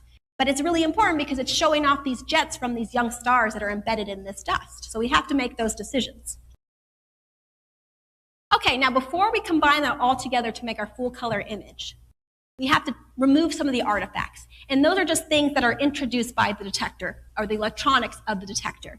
So for instance, we have these striations that kind of might be hard to see, I don't know. But there's some banding errors that happen that we have to remove. There's also those dark cores of the stars. You know, stars don't have dark cores. That's just something that's introduced by the calibration pipeline. If you can remember that first frame that we saw, it actually got saturated. So that means that information, we can't get more information after that. So scientists can't perform any sort of analysis on these stars. That's all it's doing. So the black just flags that. It's a pain for us, though, to go back in and fix that. But we do that before we proceed, and then we can make our full color image. And this is our initial color image. So it kind of looks amazing from the get-go. The data is great. It's a little bit teal and it's a little bit red, but this is where it becomes a little bit more of a photography process. And there's not one point where it goes from objective to subjective, but we're constantly weighing the two in our process and letting the science sort of reinforce the art and vice versa. So as I say that, there are aesthetic principles, though, that we consider in all these images, things like clarity, of course, because we want to show off the different details that we pick up in each filter. And of course, color is very important in doing the same. And composition, because that gives you a certain feel, and it can help you understand what's happening and the mechanisms that's happening in this object even more. So I'm going to return back to the artifacts that we were looking at, but there's one that we kept, and those are the diffraction spikes that I was talking about before, those 8-pointed stars. Why do we keep those? Well, there's a couple of reasons. One is we haven't developed like a great algorithm yet to remove them if we wanted to, but we don't remove them from any of our sort of images, like Hubble or any other ground-based telescope, and that's because they act as like a signature. So you look at this image, you know it came from Webb, and it's 8-pointed stars. You look at a Hubble image, it's got those 4 really crisp diffraction spikes, you know it's a Hubble image.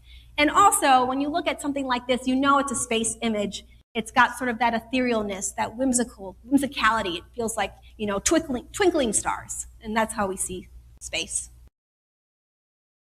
And another thing we've decided, you've probably seen the Carina Nebula mainly in this orientation, even though north-up orientation, the astronomy convention, is the one on the right. even though there's no true north up in space, so it doesn't really matter too much, at least on an aesthetic side. Why did we decide to put it in landscape? Well, there's a lot of reasons for that. One is aesthetically, it looks better, the weight of having sort of this mountainous region on the bottom, it just feels more natural. But also it acts as like a context, a parallel to something that we're used to seeing. And actually this parallel helps us understand what's happening in this image more, because this is a mountainous, I mean, it looks like a mountain, it's just really dust that looks like a mountainous region that's being eroded by these really hot stars. And you can kind of form that parallel to mountains that we are used to seeing that are being eroded by weathering, by rain. Okay, so after we have combined this image all together, again, it becomes more like a photographer, a process of photography. And so we want to start really reinforcing, again, the details in each of these filters. And we also need to color balance the image and white balance the image. It's really difficult to do that when you have a nebulae, because you don't really have sky that's just dark, and that's what you use to really neutralize your images. So you do have to do things a little bit by eye sometimes if you don't have the luxury of doing like photometric calibration or using sort of the colors of stars to help you out, which you can't really do when you're doing Webb or Hubble images because they're just such small fields of the sky, there's not a lot to compare to. But we do our best, and we definitely use the core of the stars to help as our white balance, and we go from there. And then it's just a matter of making things feel more organic and also, again, emphasizing the science of this image. So I've sort of shifted this image. Everything's the same. The filters are the same. The color sum is the same. I just shifted a little bit to the blue because I'm trying to get more of that complementary nature between the orange and the blue, something that feels more like dune, something more natural in sort of a sky. But also it helps reinforce the difference here of this dust, this dense dust, and this hot gas. And that's really what's happening here, as well as these bright stars in this star-forming region. Now, the nature of image processing, sometimes you can get a little carried away. And so this is one of those examples where I felt like I went too far. It's a little too saturated. Even though I didn't touch the saturation, I was just messing with curves. You get lost in the pixels and trying to bring out everything out. And this is what my colleague and I call overcooked. So we need to take it back. But at the same time, we're working very closely with scientists. So this is a very iterative process, and I'm not just kind of alone in my office going rogue, doing whatever I want. I'm listening, and we're making sure we're really showcasing the science as best as possible. So I'm talking with the scientists at this stage, and they're noticing that even though that gas sort of in front of the mountain is like a nice feature, it also sort of blocks out the detail in the dust. And they want to see more of that structure and 3D nature in that dust. And so that's what I end up doing. So we'll flip back again to the saturate and then a little bit more calm down. And then I'm bringing the local contrast into that mountainous region again to showcase the stuff that the scientists care about, which is important because we're discussing science. And then I think I flipped that really quickly, but after all that's said and done, we get together with the team to make sure everyone gives the okay, and then this would be the final release image that would go out. That's sort of like a more cohesive look. Okay, so I was talking specifically about the Carina Nebula and star-forming regions, but of course it's not a one-size-fits-all, and every object deserves a different approach, or even every data set deserves a different approach. This is another star-forming region on the left here. That's the Tarantula Nebula, and we have a star cluster too, and we had 6 filters available, but we only end up using 4. And you'd be like, oh, well, you got 6 filters, isn't more better? And sometimes it's not, because it's kind of like throwing a bunch of paint. Like, sometimes it just becomes gray or dull or, washed out. And what we want to do is, again, emphasize the different details in the filters. So you have to select filters discriminately in order to showcase that. And that's what's happening here, is we have 4 different filters instead of the 6. And we also have a special filter, or a special technique that we're doing here. It's called continuum subtraction, and all that means is that we have this smaller filter range, this 3.3 medium band filter, that's actually showing a specific thing, polyaromatic cyclic hydrocarbons, which is basically a fancy name for soot. But we care about it and we want to see it. So if we subtract like a wider wavelength that's next to it, either right above or right below, we can just focus on that soot. So that's what we end up doing here. And that will really help bring that out in the final image. So let's remove the soot for a second. And let's just walk through this image where this is sort of the initial color composite, kind of washed out. we have some color casting, like a green cast. We need to start like getting depth in here, really seeing the stars and separating the stars, the dust, the gas, and that's what we are doing with a lot of curves adjustments and a lot of other fine details until we get to a good stage where we can add that filter back in, the soot. And you can see it adds it's a big difference. It really helps bring that feature out. And that's exactly what we want to do. If we didn't do the continuous subtraction, this could probably be just like orange cast and fuzzy. But we really want to focus on those details. And that's the Tarantula Nebula. This is the Tarantula Nebula in the mid-infrared. I've been focusing on the near-infrared camera. Sorry, Miri. Miri's great as well. We just focus on the near-infrared particular because it has such high resolution. But this is the mid-infrared image, which is just as beautiful. You use chromatic ordering in the same, but it is a bit different. Color balancing and things like that is a bit strange because it's unlike anything we've ever seen. You know, it's the bones of these things that we're not used to. Very colorful because it's radiating in these different dusts, forms of dust. So very unique, but also a lot easier to work with because much smaller in size. So that's something. And then we also have deep fields. So deep fields are unique because we like to do something called stacking these different filters together. So we have 6 different filters. Instead of using the 6 alone, we actually stack the 2 closest together to form our color channel. So 2 that are close together, 2 of the shortest make blue, medium make green, and then 2 of the longest make red.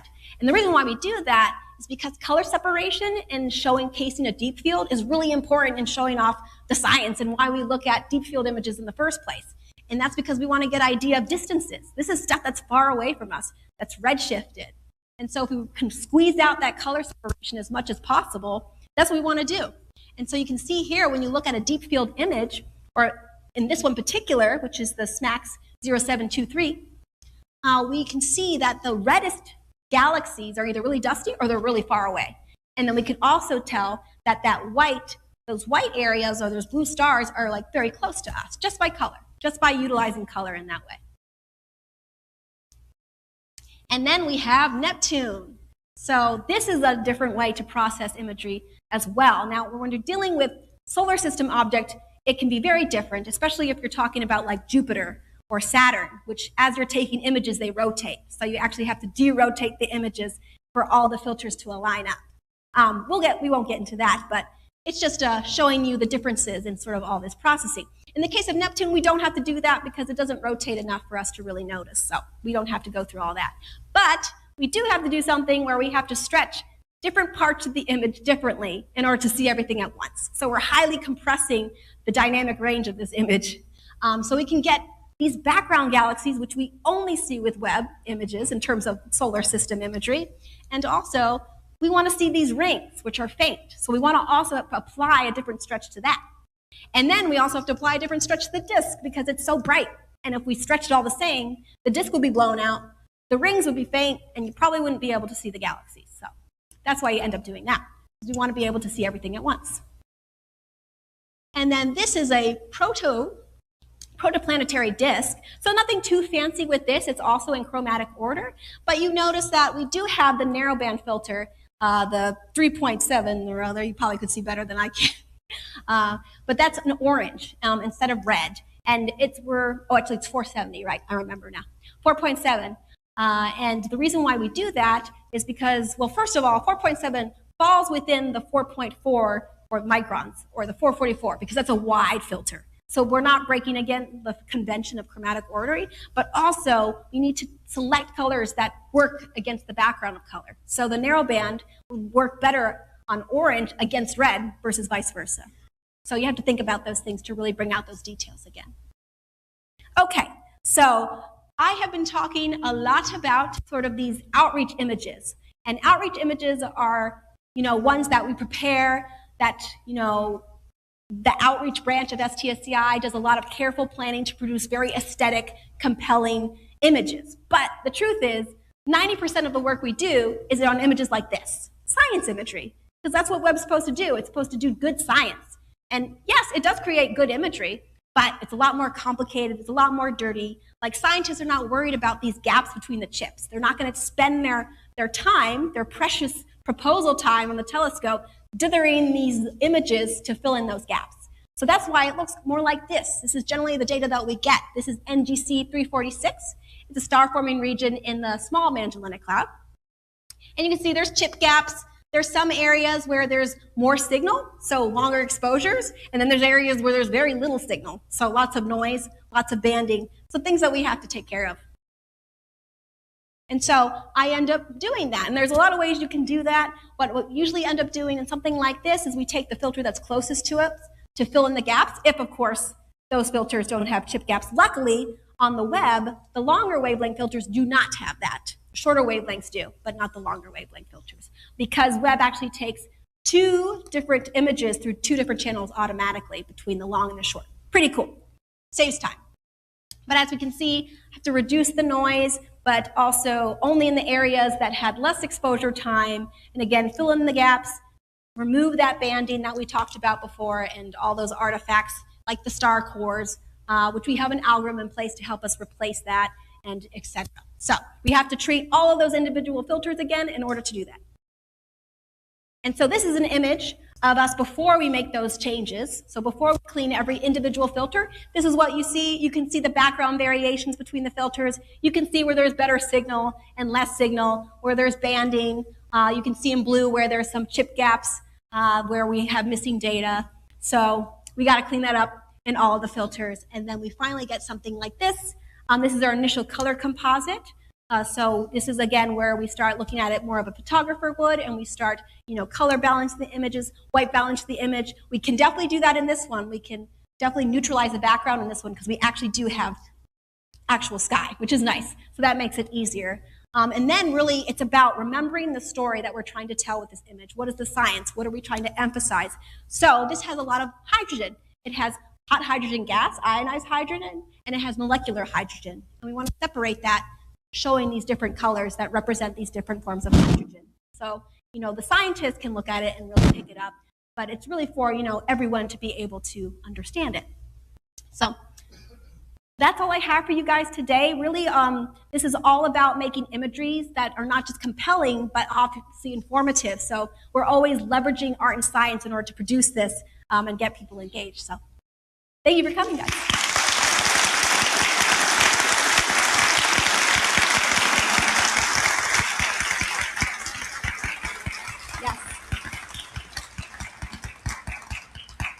Yes, I saw that hand come first. Do you end up with many so-called final images depending on what scientists are looking for? Yes, that definitely can be a thing. We have a joke. We have like final image. But yes, we have different iterations that sort of work with different filters. And depending on what the scientist is talking about in their research and want to emphasize, we might go in a different direction. Mm-hmm. Yeah. Are you okay? Oh, right. So none of the software we use is proprietary. So we use anything that anyone really uses for astro imaging. We can use free things like GIMP. We can use FITS Liberator, which is something that NORLab hosts in order to get the image part of the FITS file. And then obviously there's PixInsight, which is great. We use Photoshop. So anything that's available that's like photo editing, or even those other astronomy programs that are free like Cyril, like all those are, anything that works for that image, essentially, yeah. Yes? When you move from the pure science filtering of it and into the more photographic, and getting more to the aesthetic, yeah. Are you developing some baseline levels for your curves and everything so that you have some consistency, like a more signature? Right. Yeah, it's sort of, and it's more dependent on sort of the object we're looking at and like how we treat them. Like if you see the Pillars of Creation, for instance, that has the same filters, you'll see that the color palettes vary the same. And that's because they are processed by the same person, but also we want it to be consistent because we want to be telling the same story to the public for all of them. So yeah, we do try to keep a consistency of how we select the filters, how we assign them, and yeah, how we stretch them, etc. Mm-hmm. Yeah. Oh, sweat. You showed the photo where you overdid it. Yeah. Some things like. Yeah. I was just wondering if anything had accidentally been revealed, or you found something by pushing it too far. That's a great question, and I think there is definitely something to be said for that. Like pushing it too far can be great for discovery and maybe focusing on certain regions of the image instead of like treating the whole image that way. I did find some background galaxies. I know some people claim there was no background galaxies in Carina because it was so dense, but there was. So we definitely had that. I probably didn't look too hard for that, to be honest. I was so busy looking at the cosmic rays and the noise to make sure I took care of that. But yeah, there's definitely times where we treat an image one way, and then if we have like an inset, we'll reproduce it in a different way just to showcase that information. Yeah. Yeah. You first, and then. So everyone's favorite topic right now, AI. Yes. What kind of things are you guys looking at to sort of automate the process? That's great. Yeah. So STSCI itself hasn't developed like AI, but we use a lot of other people's stuff. So I'm sure you've heard of Russell Croman. He might be here in the building. But he does a lot of that AI, like Star Exterminator, things like that are very helpful for us because removing stars is very beneficial when you want to treat the background and the star separately and not lose any of the information in each.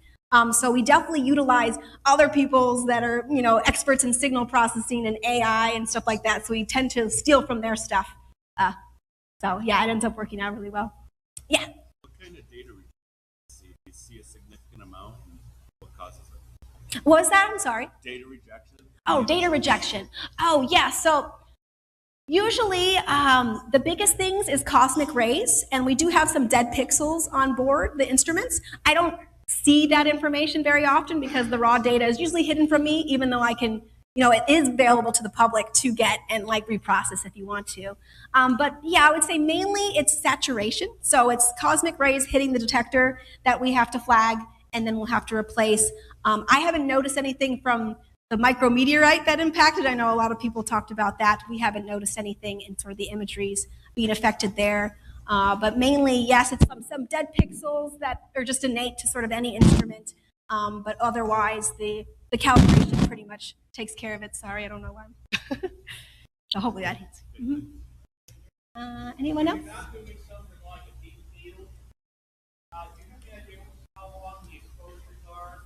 Yes. It really depends on the science that's being done. I would say science data is not they're very short exposures in comparison. I would say for like a mosaic, for outreach imagery, we might have an hour at most between filters, but that's probably the maximum because that's pretty expensive because that costs like a lot of orbits. But usually, depending on the object, like for planetary systems or planets, it's very short exposures, like a couple of seconds because they're so bright. So yeah, it kind of depends. But yes, as you were saying, like deep fields is definitely like on the other end, which is like 10 hours, I think is the longest that we've done so far, which is actually nothing in comparison to what we've done with Hubble in the past. So we can push it even further. In the back? Yeah. Yes.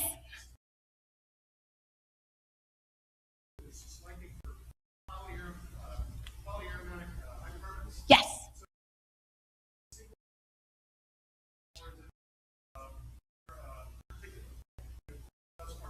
Yes, it's more of the particulate. Whoops. Sorry, I'm not an expert on the pause, to be honest. The signs just kind of just tell me, okay, this is what we're looking at. So I'd say, yeah. Yeah.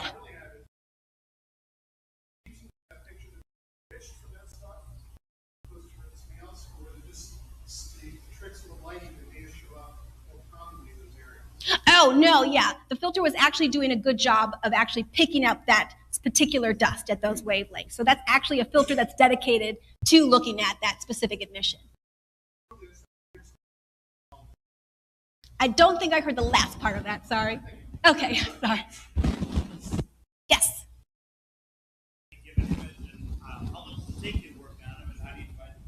Yeah, so actually right now at Space Telescope Science Institute, there's only 2 of us that are working on the images.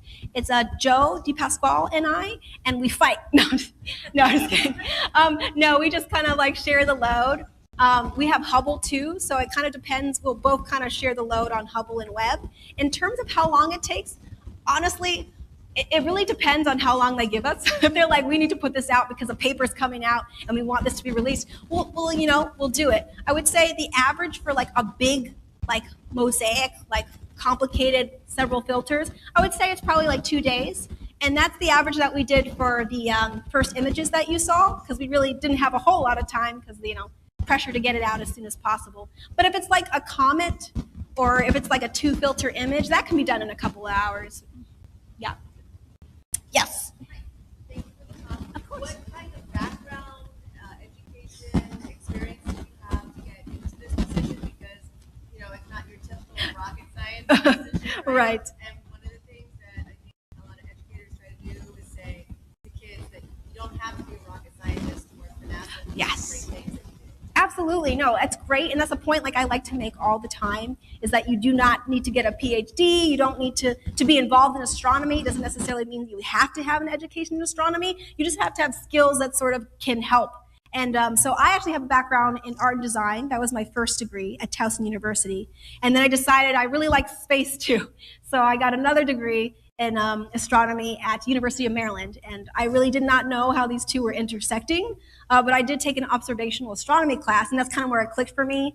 And I realized this is for me. There's someone out there who was Zola Day at the time, was processing the Hubble imagery. And I'm like, yes, how do I do that? And essentially, I was stalking Space Telescope Science Institute because they're really well known for that type of thing where, anyone sort of with any background level, if they have an interest in science or astronomy, they can use those skills in other ways, whether that's being a writer, whether that's being an illustrator, like a graphic artist that's showcasing these things that we can observe, or graphs, or, even sort of IT helping us. And of course, there's the engineers and the scientists. But yeah, you don't need a PhD to work at Space Telescope Science Institute.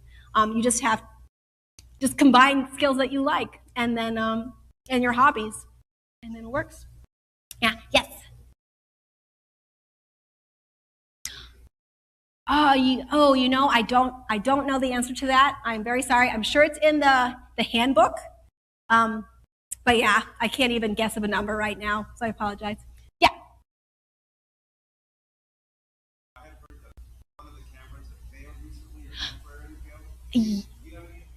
So I don't, I probably have as much information as you do, unfortunately, about it, but I know that I think it was the mid-infrared instrument at some point had failed. It's totally working fine now. It's just a very complicated instrument to make things efficient. There's actually 4 moving parts. Well, there's much more than that, but in order to sort of leverage the spacing, there's just a lot of, I can't even explain it because I see a diagram and you just see all these light rays that are being directed in this confined space and everything that has to turn to go well. But everything is going well right now, yeah. Yes?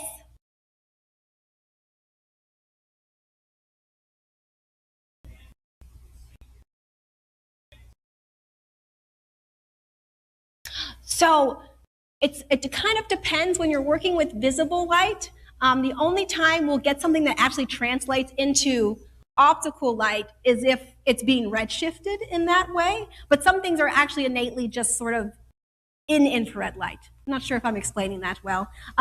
So a lot of the time it's more of the colors that we're assigned are not necessarily going to correspond to the wavelengths that we'd see in visible light, like H beta and H alpha that are traditionally sort of like that magenta sort of red color that we would assign.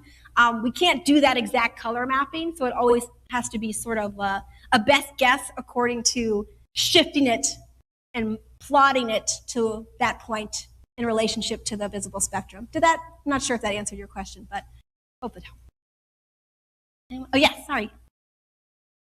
Because there's only a few of you doing this, and what fraction of the images that come down do you actually work on, and why do you work on those particular ones? Oh, yeah. No, that's a great question. So we're part of the outreach branch, and there's a news team, and they interview a bunch of scientists, and they come with stories and research, and of course, we can't put out all of that information, but there's actually other institutes and different organizations that can put that out. But at STSCI, all of our releases go out on webtelescope.org or NASA, but not everything comes exclusively from us. So there's other stuff on NASA's page that comes from other institutes as well. But we don't get to decide, unfortunately, because we would do everything. But basically, it's how much time we have in order to showcase those news releases. So we can only do about maybe like 10 releases in a month for both Webb and Hubble. So it is sad. Sometimes we can like pick up more and like really, you know, just stay up late at night.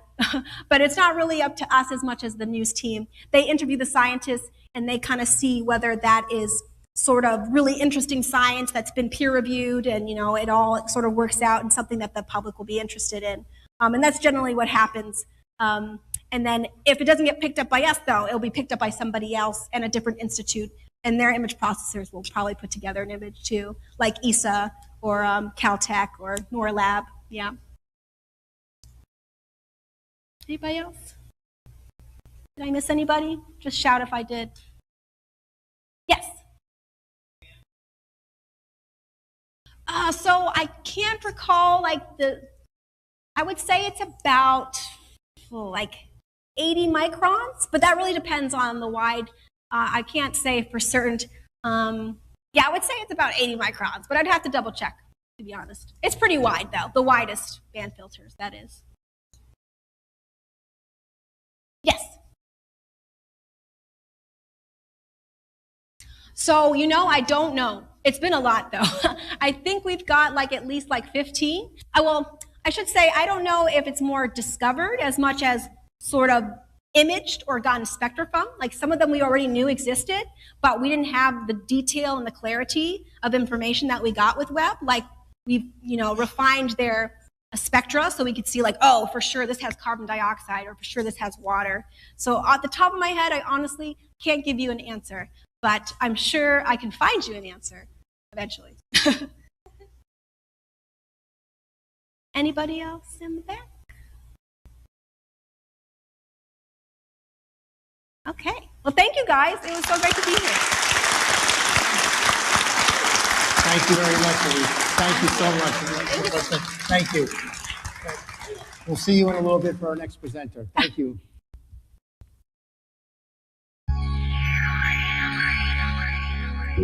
Welcome to ZWO, the astronomical equipment brand that has been making astrophotography easy and fun for over a decade. Our founder, Sam Webb, established ZWO in 2011 with a mission to challenge traditional thinking and build an intelligent astrophotography ecosystem. Over the years, we have taken innovation and ingenuity as the key to our business growth, and years of dedication has made us a leading brand in the astrophotography market. Multiple of our camera models won the Hot Sky Product Award by the Sky and Telescope magazine in 2016 and 2017. In 2018, we released the game-changer ASI Air, a smart controller device that revolutionizes the way astrophotographers capture and process images of the night sky. In 2021, ZWO released the Harmonic Mount AM5, another addition to ZWO's ecosystem of astrophotography equipment. Every year, ZWO introduces more than 10 new products and brings new technology to the astrophotography field. With over 40 patents, including 2 pioneering invention patents, our company has been recognized with several prestigious titles by the state government that acknowledge our commitment to innovation and technological advancement.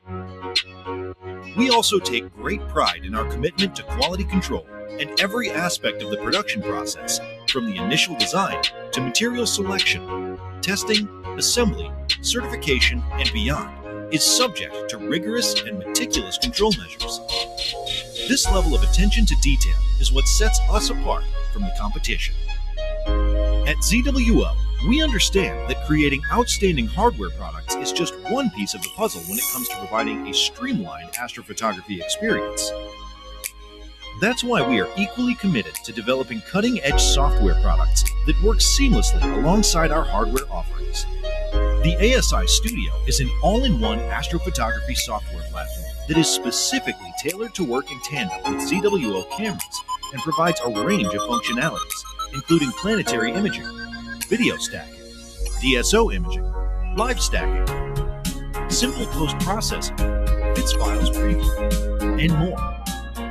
The ASI Air mobile application is tailored to the specific needs of astrophotographers, providing an integrated workflow including camera control, mount control, EAF control, precise focusing, auto run, post-processing, and many other functions.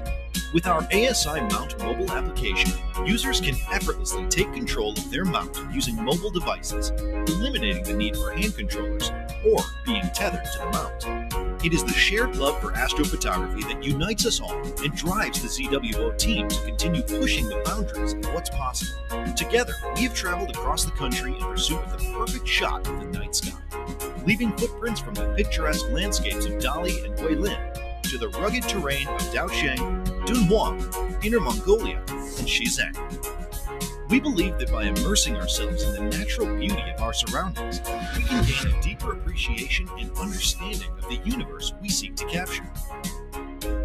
Moving forward, ZWO remains committed to its mission of making astrophotography easy and fun for amateur astronomers worldwide. Our goal is to enable enthusiasts of all levels to explore the wonders of the universe with ease and precision, so they can focus on what matters most, discovering the beauty and mysteries of the cosmos. To empower and inspire everyone's journey in astrophotography.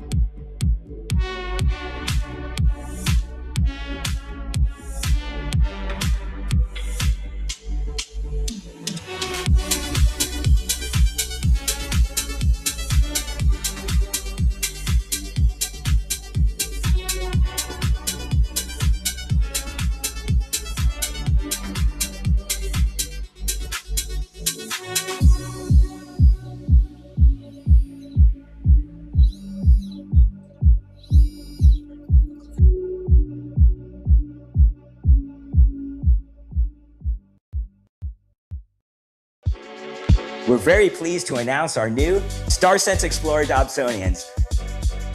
The telescope tube features a larger aperture than the other StarSense Explorer telescopes. It also has a 2-inch Crayford focuser that accepts both 2-inch and 1.25" format eyepieces, and also has a custom pointing knob to help you precisely aim the telescope at your target. Both the tube and base have carry handles at their balance points, and of course, the exciting StarSense Explorer dock. Simply place your smartphone in the dock and launch the app. Choose from the best objects to view, then just move the telescope to follow the arrows to your target. When it's ready to view, the bullseye turns green. It's easy to do because of the patented StarSense technology.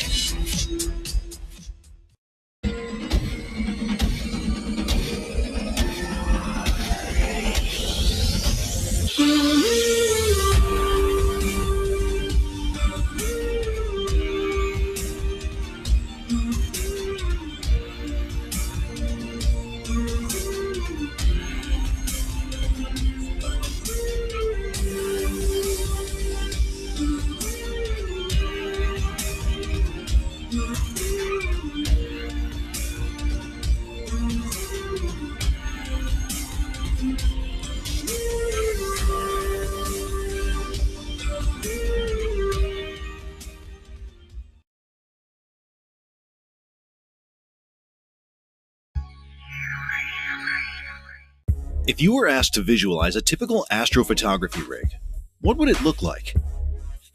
This was how things have looked since the launch of ASI Air in 2018. And this is how it looks now. Thanks to the continuous innovation and new technology ZWO brings to the market, with the latest additions to its lineup, this rig is packed with all the gear you'll need to capture breathtaking images of the cosmos. Introducing the ASI 2600 MC Duo, that seamlessly integrates the imaging sensor and guiding sensor into one powerful device, needing only one cable, which reduces potential cabling issues and greatly improves setup speeds so you can spend less time on preparation and more time on capturing the beautiful universe. The 1/1.8-inch guide sensor taken from the ASI 220mm mini camera combined with the IMX 571 from the ASI 2600 MC provides stunning performance even when guiding using a 7nm duo-band filter in good sky conditions. A rotary knob controls guide sensor focusing, designed to simplify the process of making two sensors both in focus in one optical system. This combination of guide and imaging sensor in one camera creates an imaging solution that ensures both sensors parfocal over long periods of time, which reduces complexities by removing the need for a separate guide camera and off-axis guider. Duo does it all. And this is the all-new ZWO Astrograph from the FF Apochromatic Refractor series. This series features a flat-field Petzval quadruplet design with two ED glass elements, offering excellent control of chromatic aberration. The ZWO FF series APO refractors create beautiful-looking stars. RMS radius at the center of the field of view can be as small as 2 nanometers, perfect for both visual use and astrophotography use. Differently from normal refractors, the self-flattening design of ZWO FF series does not require a specific back focus from the rear lens, providing freedom to use any filter wheel, any off-axis guider or accessory without the worry of calculating the correct distance from the flattener. ZWO's matching reducers widen the field of view, offering a new perspective from your telescope, and with reduced image capture time. Still, 55mm back focus distance must be maintained when using our reducers. The rigid dual-speed focuser comes with a new type 360-degree rotator with scales and a finder base, making focusing easy and quick. Matching with ZWO EAF, the electronic automatic focuser, it will bring an incredible using experience. The new ASI Air Plus 256G offers an increased eMMC storage space and improved performance from the ZWO custom compute board. With short exposure, the total imaging efficiency will be improved by about 26% compared to its predecessor. The FPS on video mode also improves by about 30%. And finally, we are proud to introduce our new AM3 mount. The new high-performance harmonic mount offers astrophotographers exceptional performance at an even more affordable price. It carries a payload of up to 8 kilograms with no counterweight, and up to 13 kilograms with the addition of a 5-kilogram counterweight. The newly added Bluetooth unit makes wireless connection without hand controllers possible. Carry less. Capture more. Enjoy yourself under the starry night sky. To empower and inspire everyone's journey in astrophotography.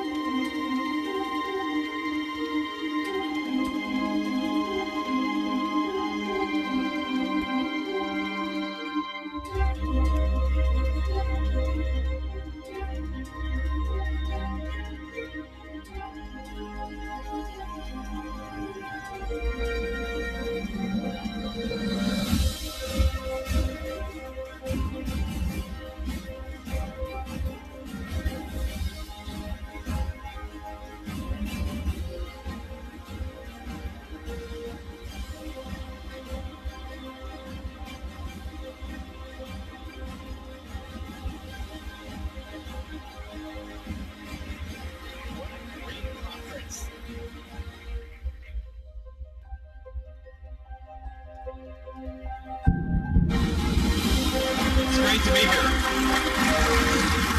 Thank you. Wow, there are a lot of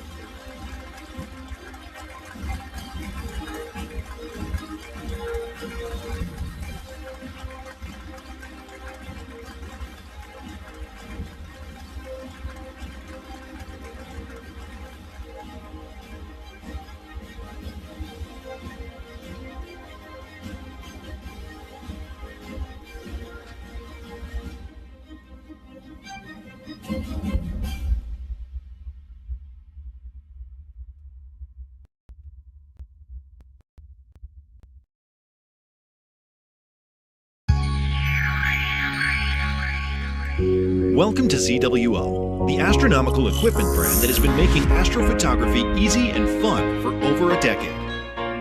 Our founder, Sam Webb, established ZWO in 2011 with a mission to challenge traditional thinking and build an intelligent astrophotography ecosystem. Over the years, we have taken innovation and ingenuity as the key to our business growth, and years of dedication has made us a leading brand in the astrophotography market. Multiple of our camera models won the Hot Sky Product Award by the Sky and Telescope magazine in 2016 and 2017. In 2018, we released the game-changer ASI Air, a smart controller device that revolutionizes the way astrophotographers capture and process images of the night sky. In 2021, ZWO released the Harmonic Mount AM5, another addition to ZWO's ecosystem of astrophotography equipment. Every year, ZWO introduces more than 10 new products and brings new technology to the astrophotography field. With over 40 patents, including 2 pioneering invention patents, our company has been recognized with several prestigious titles by the state government that acknowledge our commitment to innovation and technological advancement. We also take great pride in our commitment to quality control and every aspect of the production process, from the initial design to material selection, testing, assembly, certification, and beyond, is subject to rigorous and meticulous control measures. This level of attention to detail is what sets us apart from the competition. At ZWO, we understand that creating outstanding hardware products is just one piece of the puzzle when it comes to providing a streamlined astrophotography experience. That's why we are equally committed to developing cutting-edge software products that work seamlessly alongside our hardware offerings. The ASI Studio is an all-in-one astrophotography software platform that is specifically tailored to work in tandem with ZWO cameras and provides a range of functionalities, including planetary imaging, video stacking, DSO imaging, live stacking, simple post-processing, bits files preview, and more. The ASI Air mobile application is tailored to the specific needs of astrophotographers, providing an integrated workflow including camera control, mount control, EAF control, precise focusing, auto run, post-processing, and many other functions. With our ASI Mount mobile application, users can effortlessly take control of their mount using mobile devices, eliminating the need for hand controllers or being tethered to the mount. It is the shared love for astrophotography that unites us all and drives the ZWO team to continue pushing the boundaries of what's possible.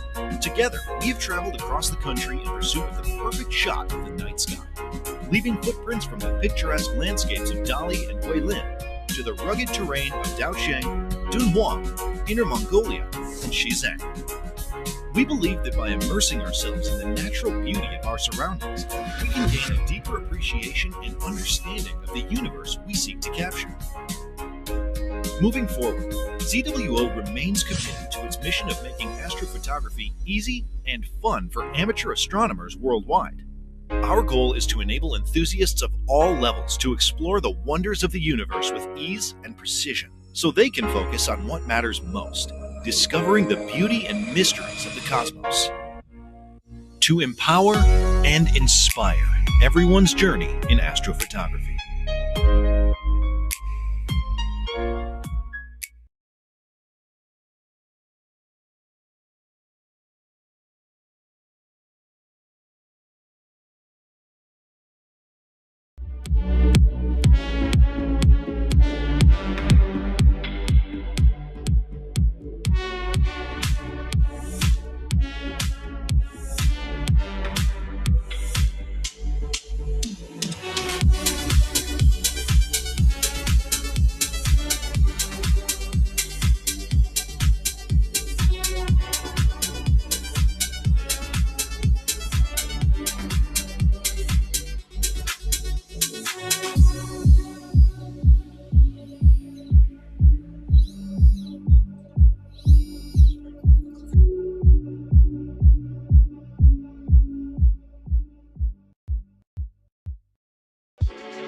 We're very pleased to announce our new StarSense Explorer Dobsonians. The telescope tube features a larger aperture than the other StarSense Explorer telescopes. It also has a 2-inch Crayford focuser that accepts both 2-inch and 1.25" format eyepieces, and also has a custom pointing knob to help you precisely.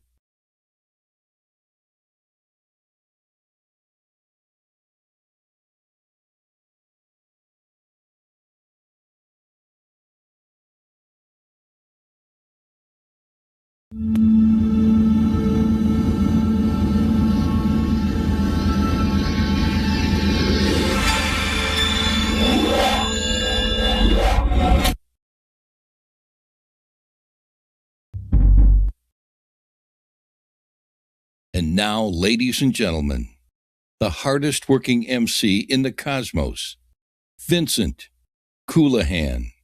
Hey, good afternoon, everybody. Good afternoon. Welcome back. So far, the programs have been really, really good, and we continue with our next featured speaker. A graduate from Cornell University with degrees in engineering and psychology. She went on and served in the United States Air Force and received a Space Operations System Engineering degree from the U.S. Air Force Institute of Technology. Presently, she works at the Jet Propulsion Laboratory, and she's worked on several interplanetary robotic missions, including Galileo, the Mars rover missions, and the Kepler Space Telescope, searching for Earth-like planets around other stars. Please help me welcome to NEAF 2023, Dare Mighty Things, Mars rovers paving the way, Nikki Cox. Thank you, Vincent.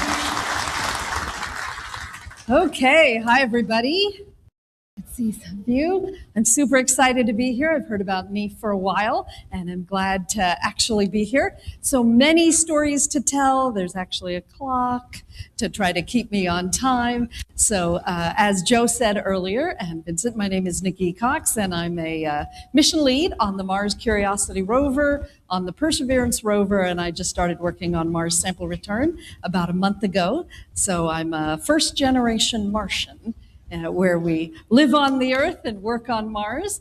So lots of stories to tell today. And what I'd like to do is begin with a video of landing night on February 18th of 2021, more than 2 Earth years ago, when Perseverance landed. And I show this at the beginning because I'm lucky enough to be standing here sharing these stories with all of you. But everything we do as a team. So if we could start the video of landing night for the Perseverance rover. Propulsion, go. EDL phase week, go. We have deemed Perseverance ready to execute entry, descent, and landing on her own. Confirmation of entry interface. Perseverance is currently going 5.3 kilometers per second, about 120 kilometers from the surface of Mars. It will start controlling its path to the landing target. Parachute has deployed, and we're seeing significant deceleration.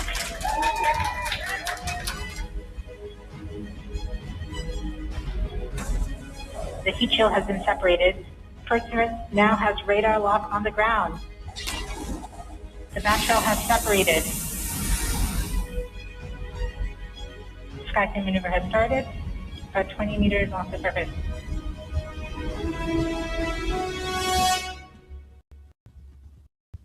Tango Delta, nominal. Touchdown confirmed. Perseverance safely on the surface of Mars, ready to begin seeking the sands of past life.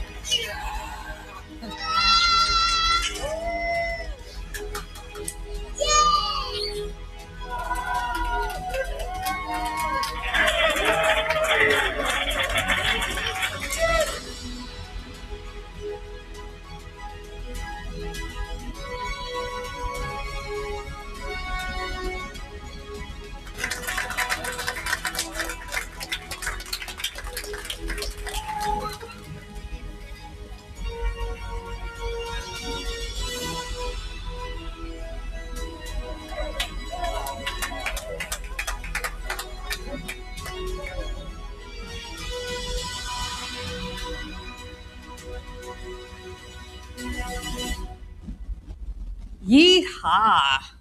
All right, so how many of you guys saw the landing?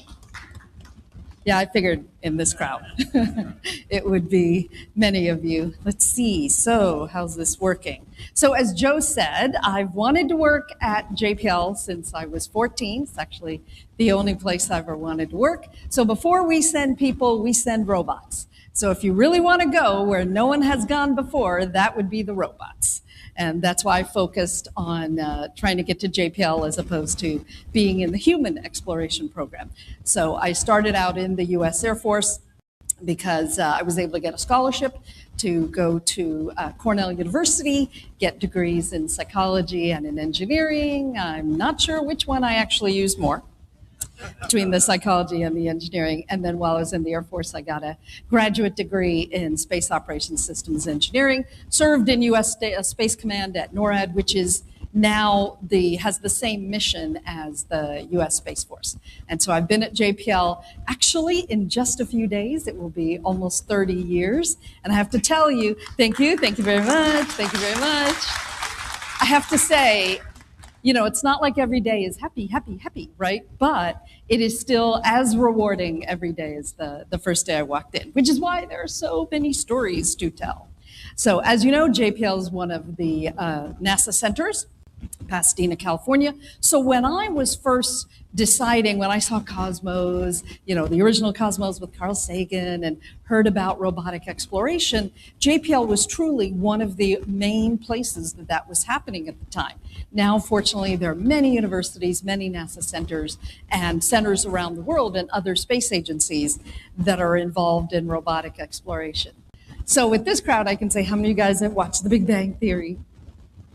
Yeah, again, I figured. So NASA owns JPL, but the Jet Propulsion Laboratory, we are a Caltech facility that is run for NASA by Caltech. And so the Big Bang Theory is about scientists and engineers at Caltech. Just want to point out that we're not that bad. Not quite as bad as what you might see in the show. So there are about 5,000 people who work at JPL, and about 2,000 of us work directly on the flight projects. We're also involved deeply in research, for both in the science area as well as miniaturization, so we can continue to improve what we're able to send on these robotic spacecraft. We started out as an Army facility, hence the name Jet Propulsion Laboratory, but then when NASA was formed in 1958, we were given the new charter of the robotic exploration of the solar system and beyond. So anytime you hear of a robotic mission, it falls into one of four main phases. So phase one is a flyby mission, where you pick a body of interest like Jupiter and literally fly by, like with the Voyager missions. And then phase two is an orbiter mission like Cassini around Saturn, where you really get to know the planet or body that you're studying. You're able to stay for a while. Phase three is in situ or sample return. Somehow you get up close or you bring a piece back. And then phase four, which clearly we've only done with one other body in the solar system, is human exploration, as we have done at the moon. So we've now actually completed our initial reconnaissance of the solar system, having been to most of the bodies in the solar system, or the planets, including Pluto. We are an inclusive space program. So including a flyby of Pluto. So Mars always has had a special interest for us. Obviously, it's something we can see in the night sky, and people have wondered, what is that red dot that's kind of going backwards? And also, because it is one of the possible, it is within range of human exploration. So not only have we wondered about what is normally our nearest neighbor, but also to learn about Mars from a human exploration perspective. So the campaigns to study Mars have been ongoing, right? We started in the 1960s, and that was back when we were just kind of trying to learn how to do robotic exploration. A lot of those early missions were about the engineering and learning how to do these missions, right? A mission would go missing and we'd be like, well, right? And learn what we had to do to command them, and the telemetry we needed, et cetera. And so then we actually went to Mars to land in 1976 with the Viking mission. And the idea was, okay, that mission was going to tell us right off the bat, was Mars different in the past? Was it able to support life? And we thought we knew enough to send a mission with that objective. And it turned out that we weren't quite ready for that yet. We didn't have really enough information about Mars as a system. So we stepped back to do orbiter missions, and then we returned, then we went back with the Mars Pathfinder mission. But these missions have had their science objectives of first, follow the water. I remember when I got to JPL in the mid-1990s, that was the question that was being discussed in the hallways. Is there water elsewhere in the solar system, the moons of the outer planets, or Mars in the past? And that was really the first question that we had to answer. But as you can see, these all have a pattern of first follow the water, explore habitability, and seek signs of life. And all of these had prepare for human explorers as an underpinning of that. But every time we get a new version of the slide, one of the things I like is that there are more and more international missions. When this started out, this was primarily the US and the Soviet Union at the time that were kind of competing in this area, and now it is much more collaborative. So we have a fleet of orbiters around Mars that recently has grown to include countries like the United Arab Emirates with the HOPE mission, and China has an orbiter as well as a rover there. So these are our missions that we actually primarily use for relay, but Mars is actually getting to be busy, right? There's a lot of competition for our deep space network time, given how much traffic there is at Mars right now. So we started landing rovers in 1997, again with Sojourner, which was about the height of my knee, and that was a technology demo. That was, how do we send a rover to another planet, control it robotically, and Pathfinder probably didn't go much further than the distance of this route in its mission. So its job, it didn't have as many science objectives. Its job was just to find out if it was how to do it from an engineering perspective. Spirit and Opportunity were my first rovers. And the 2004 rovers, their objective was to find out, was there ever liquid water at the surface on Mars in the distant past? Talking about like 3.5 billion years ago. So Spirit and Oppie were both designed to last 90 sols. Spirit lasted 6 years, and Opportunity lasted 14 years. Thank you very much. Thank you very much. We are, as engineers, we can't even, we were just as stunned as anybody else, right, how long those two missions were lasting. They did achieve their objectives of finding out that on two separate sides of Mars, there was evidence of past water. So while we were working on these two rovers, while they were operating on Mars, where we were all, once we knew that there was liquid water on Mars in the past, we thought, oh, the scientists are going to want a bigger rover, right? So we knew that we needed to start working on Curiosity, because where Spirit and Oppie were like robotic geologists, now we needed to move to a robotic chemist. And that instrumentation was bigger than what we'd set. So Curiosity landed over 10 years ago. We've had our, this year was our land anniversary. Landing anniversary, landiversary. So our 10-year landiversary for Curiosity. And her job was to find out, okay, now that we knew there was water on Mars, was it there long enough for the environment to be habitable? Did the water stay long enough? And I remember the day that the project scientists, I was in the ops area, was in the ops room in Mission Control, and our project scientist walked up, and I had a water bottle sitting on my desk, and on my console, and he picked it up, and he held it, and he turned to the room and said, we're about to send the press release, which we'd heard about, that the water on Mars had been drinkable. That not only were there rivers and oceans, but they were literally pH neutral. Similar to our water. And that meant that the environment was habitable, which is not the same as we all know as habitat. So the next mission, the Perseverance rover, our job is to find out, was Mars ever Did Mars ever have life? I remember the day that in the Perseverance rover mission, we put in the word life. And I thought, oh, wow, seeking signs of life, right? NASA is very careful about how we name these missions. And after so many years, starting in 1976, we finally felt like we'd gotten to the point where we would actually say Percy's job is to collect the samples that we will bring back to determine if, in fact, there was once life on Mars in the distant past, microbial life. So, speaking of not a lot of time to talk about all of the challenges, this is the assembled spacecraft in the clean room at JPL, both the cruise stage, the descent stage, all of the different parts coming together. Here's our Hall of Fame with all the missions we've launched successfully.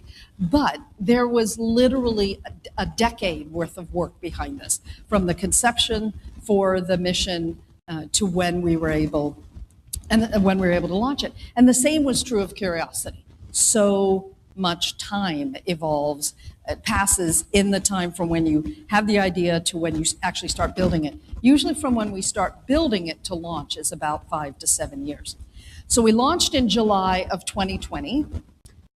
Obviously, there were other things going on in July of 2020. So the first thing we had to decide was, were we going to launch in the middle of a pandemic? Could we do this? This was truly breaking new ground. And there were enough essential workers, healthcare workers, that allowed us to find a way to do this, but it was very challenging, right? We ended up using NASA jets to fly our engineers down to the Cape so they didn't have to go through airports or commercial planes. And we had folks who were looking at their subsystems, engineers who were still at JPL, and they were being shown their subsystems on the spacecraft through an iPhone or through some form of video, rather than them actually being there to see their spacecraft. There were other, like the Europeans decided they needed a little bit more time for their rover, and so they decided to wait. And then we were trying to operate this mission also during the pandemic. But I distinctly remember us thinking, okay, the Earth is kind of screwed up, so go, Percy, go, right? Mars seems like a safer place right now than the Earth. 7 to 9 months to fly to Mars. And so I'm an engineer. If you hear a scientist give this talk, there's usually a slide that's blank that says 7 to 9 months later. Like nothing happened in those 7 to 9 months, right? They're like, are we there yet? And the engineers are all busy flying to Mars. There's a huge amount that we're doing in cruise, including our navigating, our trajectory correction maneuvers. We're doing simulations and readiness tests for entry, descent, and landing.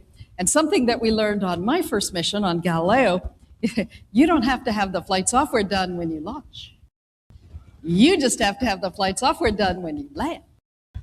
And that was an extra 6 to 7 months. And by that, I mean that we were just taking advantage of every moment to keep testing, right? To test all these cases. And that may have something to do with why Spirit and Opportunity lasted as long as they do, because JPL definitely has a tendency to over-engineer, right? To think through everything that might happen. The process of where we're going to land on Mars is something that takes years. Right, usually it takes 4 to 5 years to pick our landing site. And that's because you take the objective that the scientists have been given. We're going to try to find out, was there ever liquid water on Mars? And in Spirit and Opie, there were 2 rovers, 2 places to land. And so there's a huge opinion of where is the best place to land. So each scientist might have their preferred area for where they want us to land, right? And initially, I remember in the early days, they're like, how about here? And we're like, that's Valles Marineris, right? That's like the Grand Canyon of Mars. And so the engineers would say, no, flat. And then the scientists would be like, okay, how about here? And we're like, that's the Tharsis Rise. Those are mountains. No, we want flat, no winds, no rocks, no nothing. And then the scientists would go, yeah, well, that's super boring. Right? How are we going to answer the objectives? So there was this back and forth that started in the early days of where the scientists wanted to go, but where the engineers could go. And we've made a lot of progress over the years in where we might be able to land because our landing ellipse has gotten smaller and smaller. You can see how big it is here back in the Viking days, right? This is 174 by 52 mile ellipse.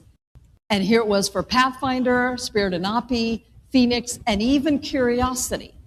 So if there's an area like this Jezero crater or like these craters where the scientists are interested in landing, we can't go there until our landing ellipse is small enough that we can land someplace safe and drive someplace interesting. So each of these years we have improved our landing ability, and that continues to happen even with Mars sample return, where we've learned to close the loop around some of our algorithms, and processing power has improved, so we can actually look at what's below us as we're landing, compare it to landing maps, onboard navigation maps, and divert. So we've been able to get our landing ellipse smaller and smaller. Again, Pathfinder, so this is Jezero Crater, and the scientists have wanted to go to Jezero Crater where Perseverance landed for decades because of the potential for this to be a river delta, in an ancient river delta. But every time they said, we'd say, where do you want to go? And they would say, Jezero. And we'd go, oh, sorry, right? And this was the first time, the Perseverance mission, where the top 4 landing sites, it was not determined by engineering. We'd finally made enough progress in our ability to pinpoint land that this time when we said, where do you want to go? And they were like, Jezero. This time we were finally able to say yes. And they were really surprised, right? That we'd gotten to the point where we could go to Jezero. So landing, 7 minutes from the top of the Martian atmosphere down to the surface, what CNN has called the 7 minutes of terror. This is an autonomous sequence. Similar to what you were hearing about the James Webb Telescope, a huge amount of deployments that had to go right. With Spirit and Opi, we landed using an airbag system that we could no longer use because the rovers had now gotten too big. So we had to switch to this sky crane method that you saw in the video, where again, we come screaming in at about 12,000 miles per hour, fire a parachute. Well, first we bleed off a lot of speed just as we go through the atmosphere, and there is drag, even though the Martian atmosphere is thin compared to the Earth. Then we would fire off a parachute supersonically. That would slow us down to about 1,000 miles per hour. And then now we're looking at, the atmosphere would get us down to about 1,000. And then the parachute, then we deploy the back shell here.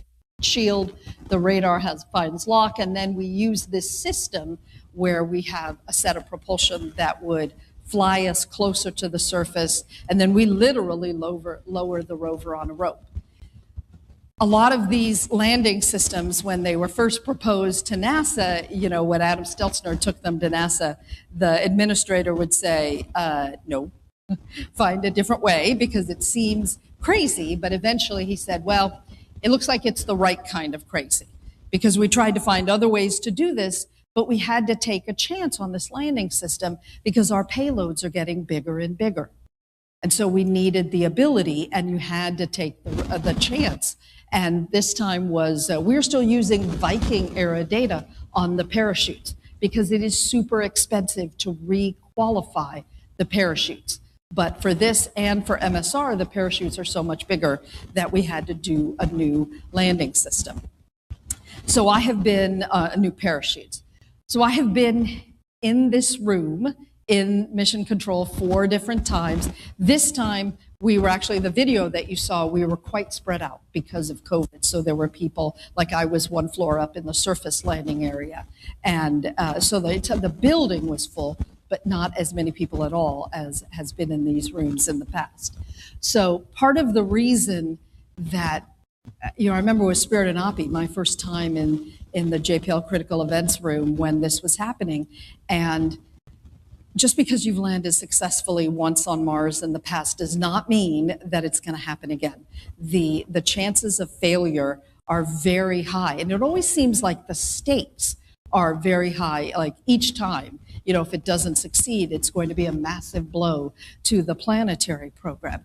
So the sequence is clocking out autonomously, right? We are in the room, but one-way light time to Mars can be anywhere from 5 to 20 minutes for a signal to get there, and the same for it to get back. I think on landing day it was about 11 minutes. And so we are literally watching the data as it comes in, and we're there kind of preparing to respond to what might already have happened once we get the information. But there's a group of people, the entry, descent, landing team, that have usually been working on these autonomous sequences that last for 7 minutes, and some of them have been working on the landing system and the sequence for over 10 years. And so the sequence also, because we test not just the landing sequence, but every branch that it might go through, and analyze every failure mode that we can think of. So while there are people focused on the hardware, there is a team that is literally, they're already working on the landing sequence for Mars sample return now. But as you saw in the video, this time we got those words that you wait to hear: touchdown confirmed, we are safe on Mars. It goes so fast, and yet it goes so slowly at the same time. I've been asked repeatedly, what is it like to be in that room? And honestly, I think for curiosity, there was like a giant IMAX camera in front of me, but it wouldn't have mattered if there were no cameras. What you were seeing was a group of people who had worked together for years, and especially as these rovers go on, it wasn't enough to land successfully, right? That's not the mission objective. The mission objective is the science. And so much doesn't happen if we don't get past this first part. And I always get a kick out of the fact that before each of these landings, we would always say, you know, because we'd get made fun of by our JSC colleagues when they're like, oh, you guys are too loosey-goosey out there in California, right? And we'd be like, no, we're going to sit in our seats. We're going to clap politely. And yeah, that's what happens every time, right? Because we're so excited that it worked. And this time, I actually was in the room when I was with a number of my colleagues who actually worked on Mars Pathfinder. I was on Galileo at the time. And so I was standing next to people who had worked on every rover that we had sent to Mars. And when these images came down from the look-up camera and the look-down camera, it was very memorable. These were off-the-shelf commercial cameras that we'd put on, kind of slapped on the rover near the end of our assembly and said, let's just give it a try and see if we can get images as we're actually landing. Those have turned out to be very valuable, and it is truly something to see the rover that you have built actually land on the surface. When you land successfully, the president calls and everybody goes, yay. And, thank you for not crashing a multi-billion-dollar mission on the surface of Mars. And then it's off to start working, doing Mars operations. So when we first start, we are on Mars time. So right now it's about noon where Perseverance is on Mars. So a Martian day is about approximately 40 minutes longer than an Earth day because of the rotation. And so when we start, we really want to be working on Mars time. We want to make use of every moment of the vehicle's time, because you don't know how long it's going to last when you first get to Mars. So under normal circumstances, all of the scientists would come to JPL, and it's actually, or wherever the mission may be based, it's actually a huge amount of fun, right? But it's also hard on your body because you're coming into work 40 minutes later every day. So we work the Martian night shift. We want to come into work at approximately 5:30 p.m. Mars time. In order to stay in sync with that, we had to move 40 minutes later every day. So it's like moving a time zone a day. Again, it's huge fun. I mean, it's exhausting and you're kind of a wreck, but it's huge fun when everybody's there because there's this energy of Mars time. When you're first on Mars, you're learning about the place you've landed, the instruments are everything's being commissioned. It is incredible. This time did not feel that way because it's nowhere near as much fun when you're working on Mars time and you're remote and you're not with everybody. And so we had partners, we had scientists that were, huddled in their house at 2 a.m, trying to do their shift without waking up their family. Whereas before they would have been at JPL, and the energy of everyone in our building is what makes Mars time so much fun. So it was different this time. And we, even in the best of times, we don't do it for longer than 3 months because the scientists want to get home to their families, and it's very hard on, it is hard on the body. So Deep Space Network in Spain, Australia, and Goldstone, California. So this is the workhorse and unsung hero of our planetary program is these now very overworked antennas. So the commands that we were building while the rover was asleep, we'll send them to Percy. She wakes up at about 9:30 Mars local solar time, or we'll send her the commands about 9:30 Mars local solar. And then she wakes up, executes her commands without us being involved. And then about 2:30 and 4:30 in the Mars afternoon, she will send her data up to one of the orbiters, one or more of the orbiters. They have, and we set it up over UHF, so they have more power to blast the data home. When the data gets to JPL and then gets distributed, we are able to start the cycle again. This is not, even though we're talking about JPL, this is a very collaborative environment that actually benefited us during the pandemic. Because we have so many partners, scientists and engineers that are already remote in other countries, in other part of the United States, that when we had to pivot to operating Curiosity remotely, which was the first time we'd ever done that fully with a rover, we had the infrastructure already in place. These are the 3 main mission control rooms at JPL. This is the one for downlink, where we're evaluating what happened on the prior sol on Mars, uplink, and oh yeah, there's me, and the CI team, which is looking at the next sol on Mars.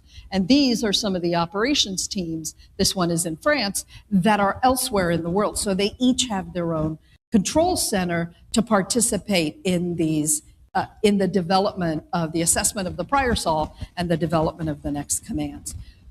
Most days we are able to use a software simulator for what we're doing, but when we're doing something unusual like uploading new flight software, developing a new capability, or trying a capability for the first time, then this is Maggie, this is Optimism, Maggie is Curiosity. Optimism is our testbed version. So this is at the Mars Yard at JPL, and we will run things on Optimism before we run it on the spacecraft.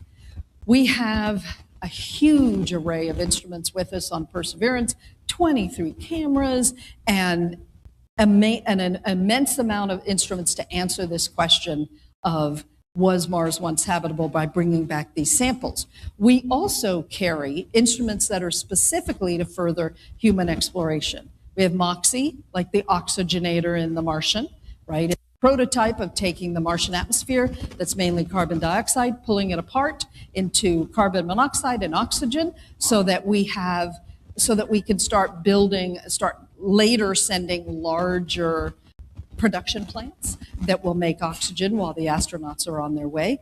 And this is very much a prototype, and to date we have made enough oxygen to keep a small dog alive for 10 minutes. It's a start, right? And eventually, and of course the first thing you do is use it as oxidizer for return fuel as opposed to oxygen for the astronauts, which you obviously want to make sure you have enough of.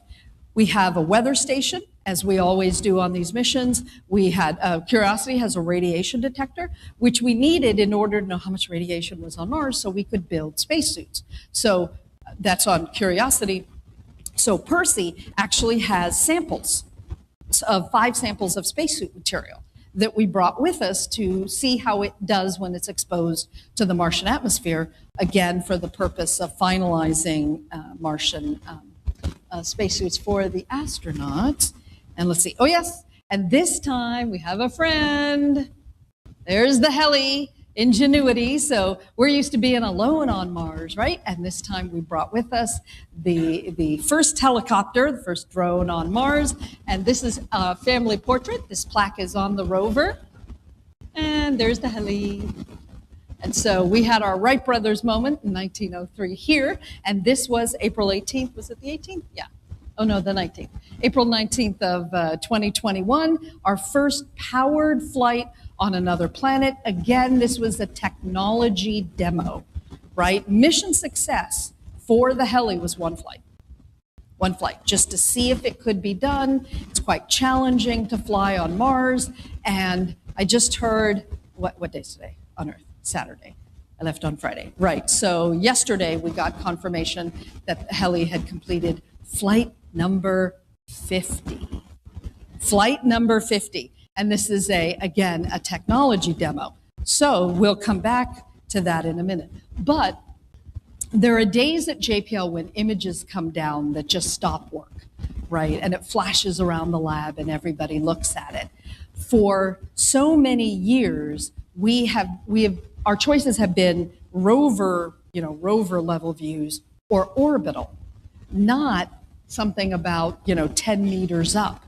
And so this is our EDL hardware from the height of the helicopter. And of course, the EDL team came unglued because there's so much information here. But the heli also took a picture of the rover. It is just a brand new vantage point. And so this is an example of what we can do. Earlier, when there was debate about should we send the heli, because of course it isn't central to our mission of bringing back samples, and it takes mass and it takes resources. But those of us who have been driving rovers, we're like, yeah, it would be really helpful to be able to see over the hill, right? There were times on Curiosity when we definitely just needed to be able to see over the hill where we were going. And so the heli's reconnaissance ability is absolutely key.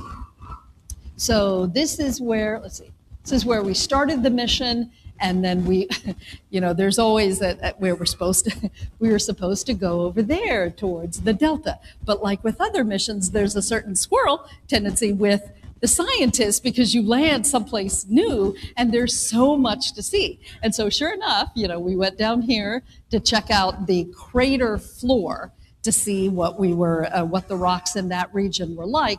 And so this was the early part of the mission before we were headed up here. And so our main objective is to take cores, to get these samples that will be returned. So building Perseverance, a lot of it looks a lot like Curiosity, and that was by design, as we wanted to have as much Be Heritage as we could. But then there's this robotic arm that is now supposed to drill into the surface and take these cores and then seal the tubes in a way that was acceptable for planetary protection. The sample handling system was brand new. And as with many things that have never been done before, it's very hard to get them done on a flight timeline, right? We have a certain launch date we're trying to meet, and yet these steps have not been done.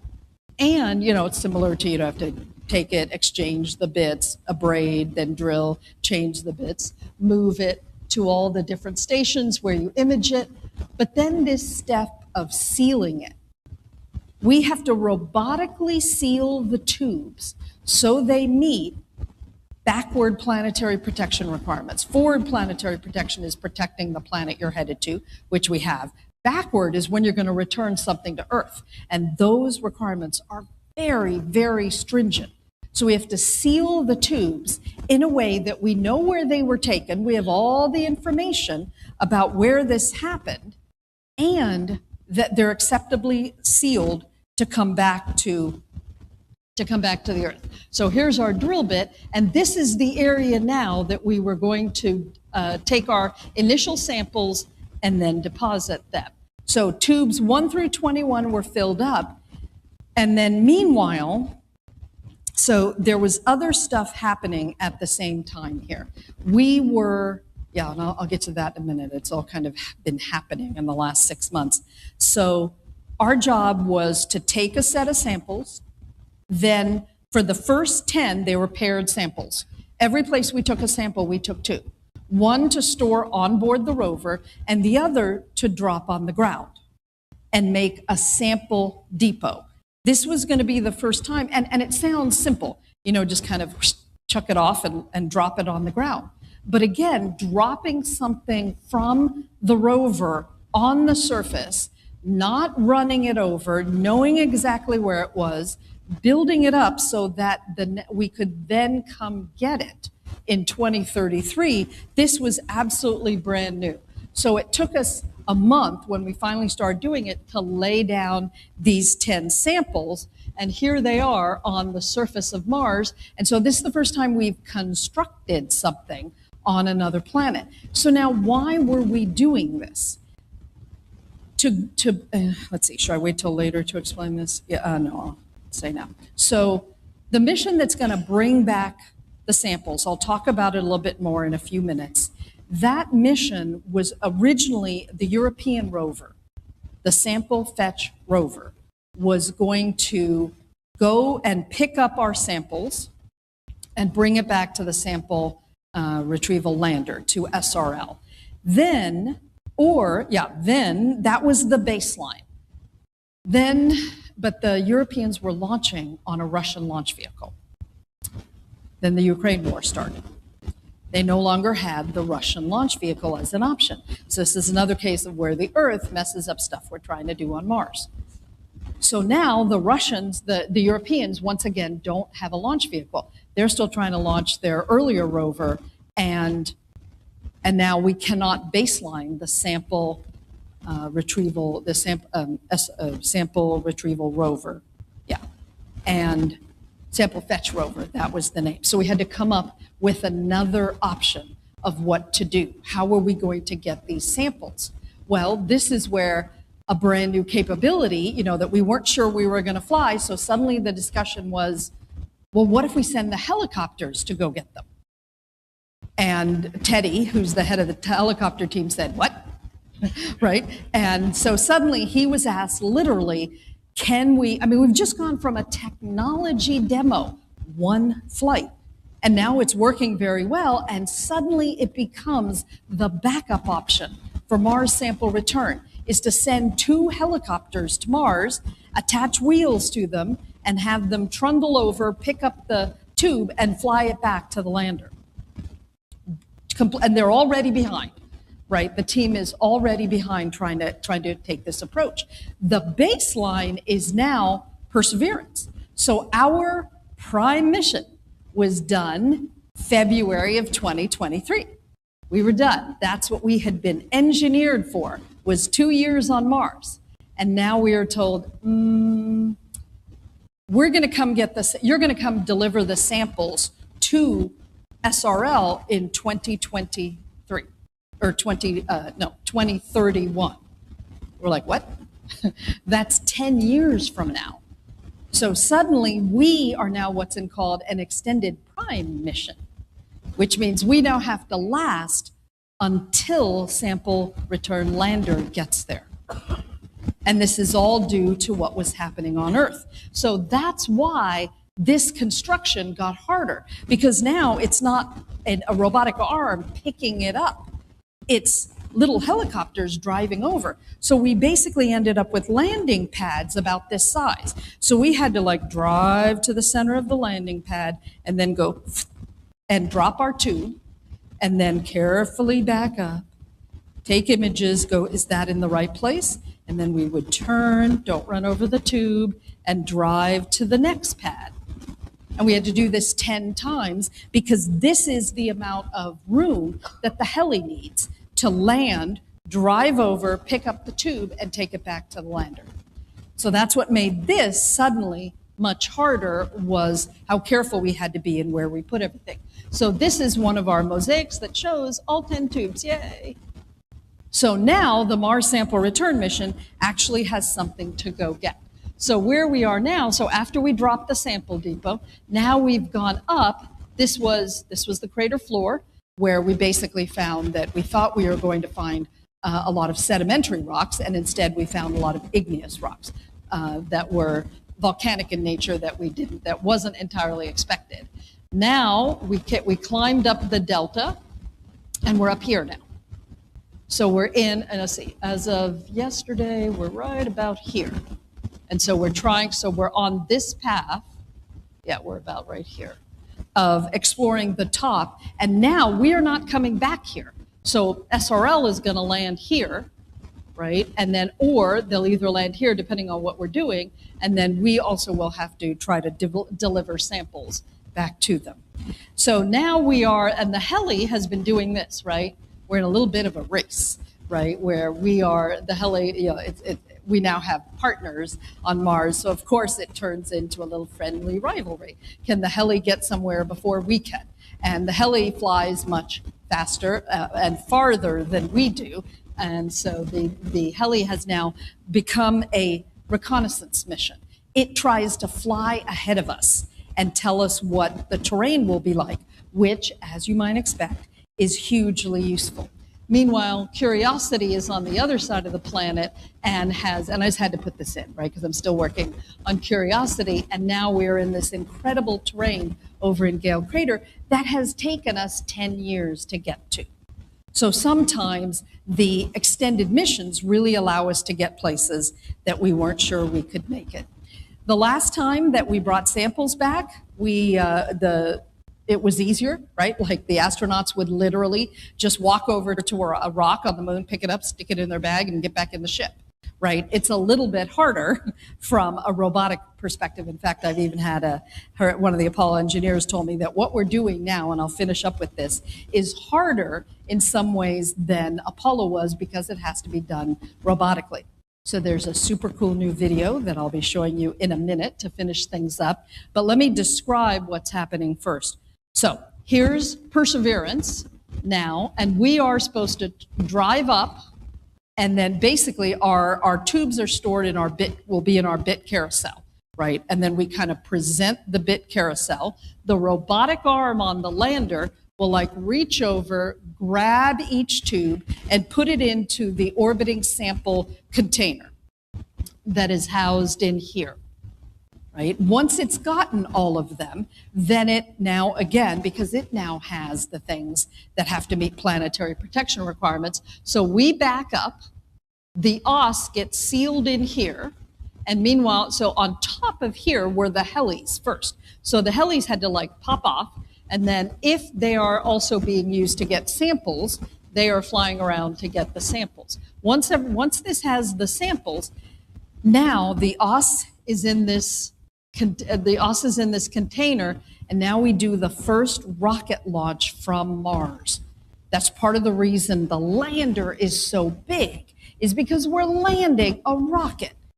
We're not just taking fuel to Mars, we're landing enough fuel to then be able to take off. So like a submarine launch, we kick up the Mars ascent vehicle, then fire its engine, it goes off into orbit, and then it deploys the OS. And the OS goes into orbit, so MAV goes into orbit, the OS goes into orbit. Meanwhile, the Europeans have launched an Earth return orbiter. So it comes to Mars, goes into orbit as well. We sync everybody up, it takes a number of months, and then the Earth return orbiter lines up with the OS and does kind of this Pac-Man thing, right? And grabs and the OS goes into the body of the Earth return orbiter. That then takes it and puts it into the Earth entry vehicle. The entire system then has to leave Mars orbit, come back towards the Earth, and then the Earth entry vehicle deploys and makes a landing at the Utah test range. That is as hard as it sounds, right? And our preliminary design review is now, and it's just, it's crazy, right? It's really something to watch this process happen, as it's an international effort, multi-NASA center. And, I remember when I interviewed at JPL, it was, the motto is, if it's not impossible, we're not interested. And there are times like now where you're going, oh, wow, this is complicated. And the samples that we bring back will be priceless. They are what scientists will use for decades. And it is to answer this question collectively, right? Extraordinary claims require extraordinary evidence. And so we'll need to do this as a planet to figure out if we think Mars once had life in the past. As I said, the heli is playing a big role. And now, hopefully, I've given enough background that, Kyle, if you will roll this awesome new video of MSR.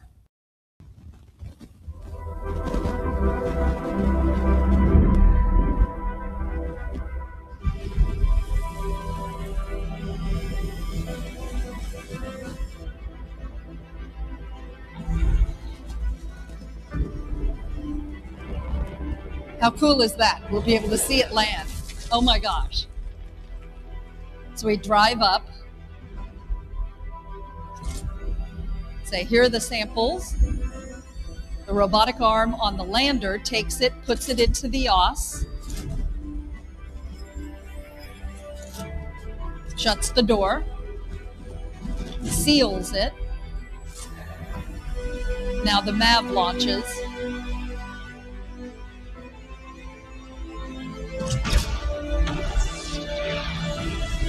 We get to watch.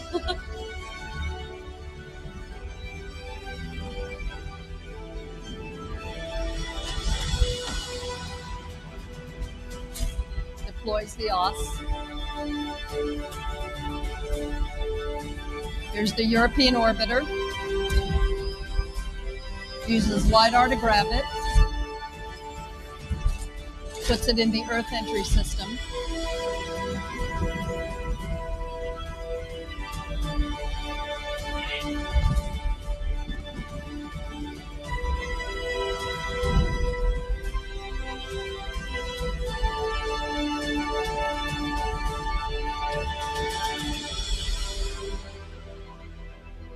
So that is truly going to be something, and we're going to need, lots of help. We expect the samples will get there in about 2031.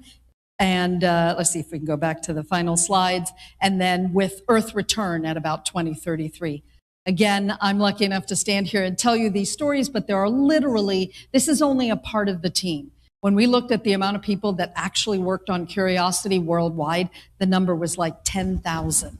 If you count all the partners and all the suppliers and all the science teams. So this truly is a group effort. And I love how this slide gets more and more crowded every time I put it up with other space agencies that are involved, with commercial companies. Competition is a good thing. The more people that we have involved, the better it is, and the more science objectives and engineering objectives we can actually achieve. So I've been lucky enough to do what my 14-year-old self wanted to do, and I will leave you with this image. I was on duty the day we took it on Spirit. Do not go where the path may lead, go instead where there is no path, and leave a trail. This is a picture of the Earth from Mars taken by the Spirit rover. And we said, everybody smile on the day we took it. And it is just a reminder that it's all about your perspective, right? There are so many things that are challenging in today's world. There are so many things that can give us a sense of the future not being bright. But then there are things that remind us what we can do when we work together. And this is what your taxpayer dollars are buying. Thank you.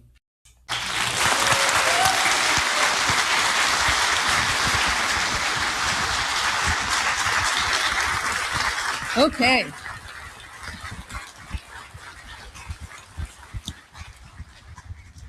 So I didn't quite make it to 15 minutes for question, but I think we have like 10 minutes. What should we talk about? Oh, am I supposed to pick people? Yes.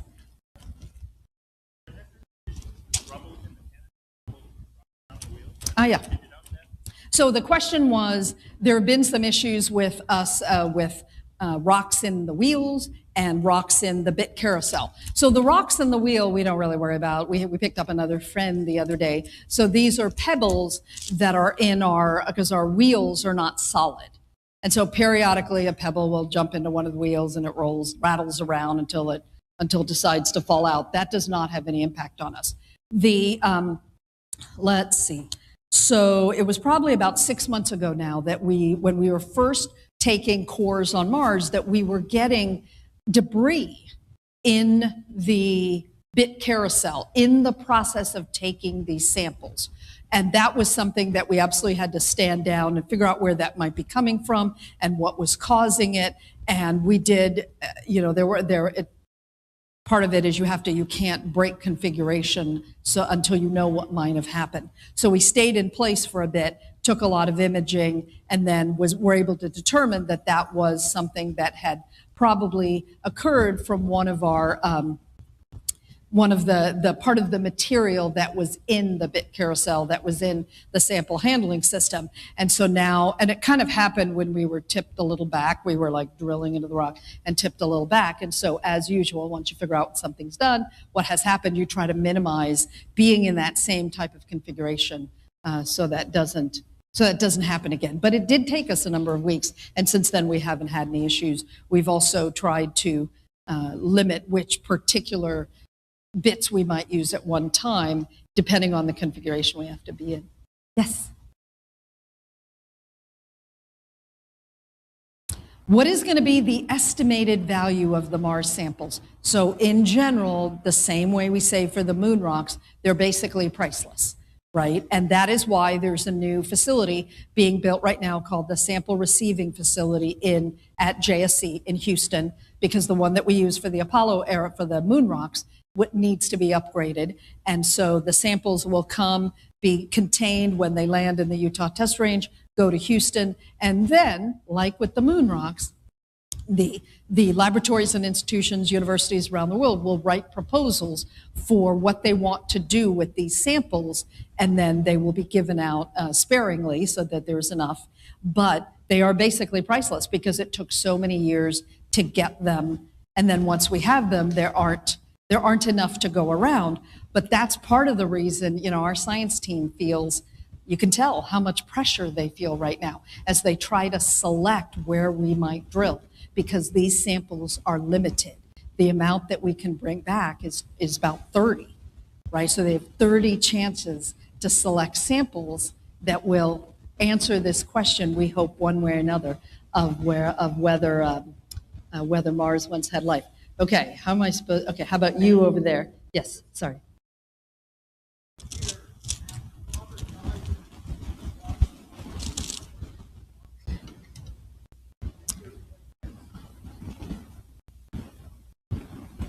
So the statement was, this is about 100 years into rocketry, after Goddard made his initial advances, that we are launching a rocket from Mars.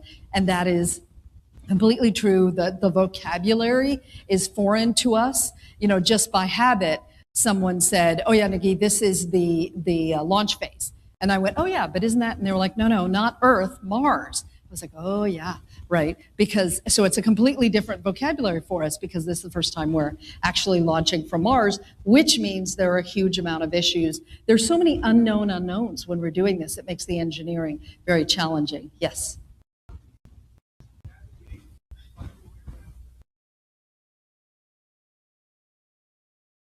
Oh, how do we find our way? So similar to the way people on Earth would navigate before they had some of that, a lot of it is sun-based, right? We do have an IMU on board. We have an inertial measurement unit. We also use the sun for centering our coordinate system. So we have a sun sensor, and we periodically, and then the other thing that's important is every time we've driven a certain distance where we can propagate the sun's position, then we have a site index, meaning that all of the images, all of the science that's done within kind of that sun propagation area is tied to that site index.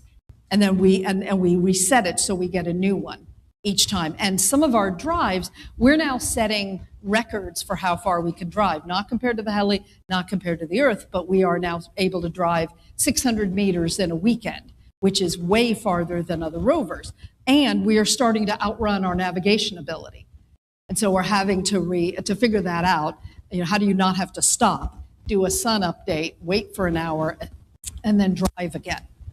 And so our as you would expect, just like our time is based on the sun, just as it was before there were time zones here, so is our navigation.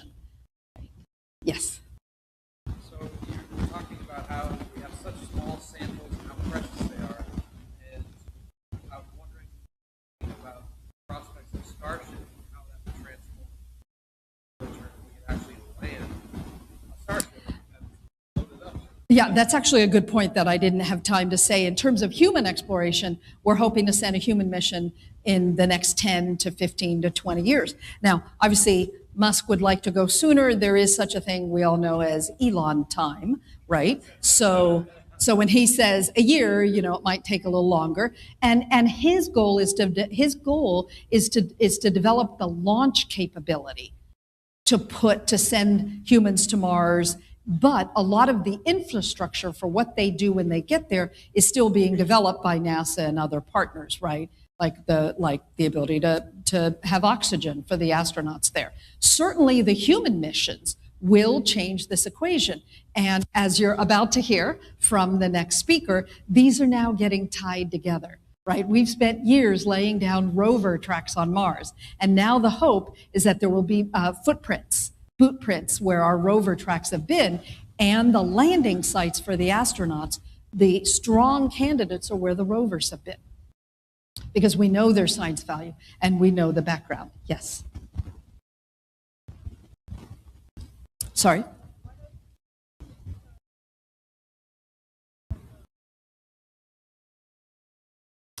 So a great question, and one to kind of end on in our last few minutes here, is what are some of the other missions? Because we've been very focused here on Mars, right? And the JUICE mission, ESA, launched the JUICE mission to the moons of Jupiter just in the last couple of days. So even though this discussion, because of my experience, has been focused on Mars, there are missions that are going to other parts of the solar system, to Venus, to the asteroids, to, again, back to Jupiter, to Uranus. So our priorities for how we send missions from the science perspective, every 10 years, there's something called the Decadal Survey. That is not run by NASA, it's run by the National Academy of Sciences. And it is a survey, it is a process done with the planetary scientists, the US planetary scientists. There's also discussion of making it international, and ESA does the same thing, and they set their priorities. So because Congress was like, we don't know what to fund, and NASA was also struggling with what are the priorities. So the scientists set them, and Mars sample return is at the top of them, because we want to complete this. We learned from Apollo that you can lose bodies of knowledge and have to build them back up. So we have the folks, many of whom I work with, that started in 1997 with Mars Pathfinder. We want to maintain that body of knowledge and get the samples taken and get them brought back. And then we'll move into the next phase of Mars exploration, but we want to finish this out while we have the current expertise. And then the idea is, of course, the moons of Jupiter that might have water there now, Titan, Enceladus, Titan, Europa, all are great areas of interest, but we let the scientists set the priorities for the science. And meanwhile, we also try to do the prep for human exploration. I think I have time for maybe one or two more. Let's see, I'm not doing a good job way in the back of the room. Okay, so you're pointing at someone, so whoever you're pointing at. How's that? Yes.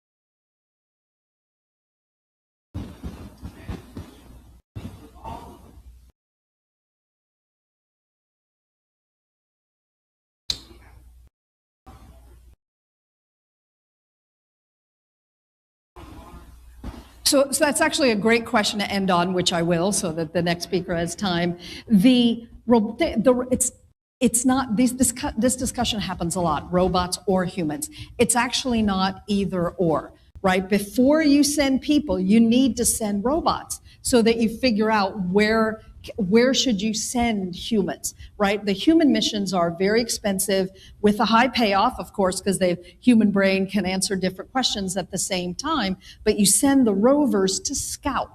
There's always a scouting mission. We did that for the moon.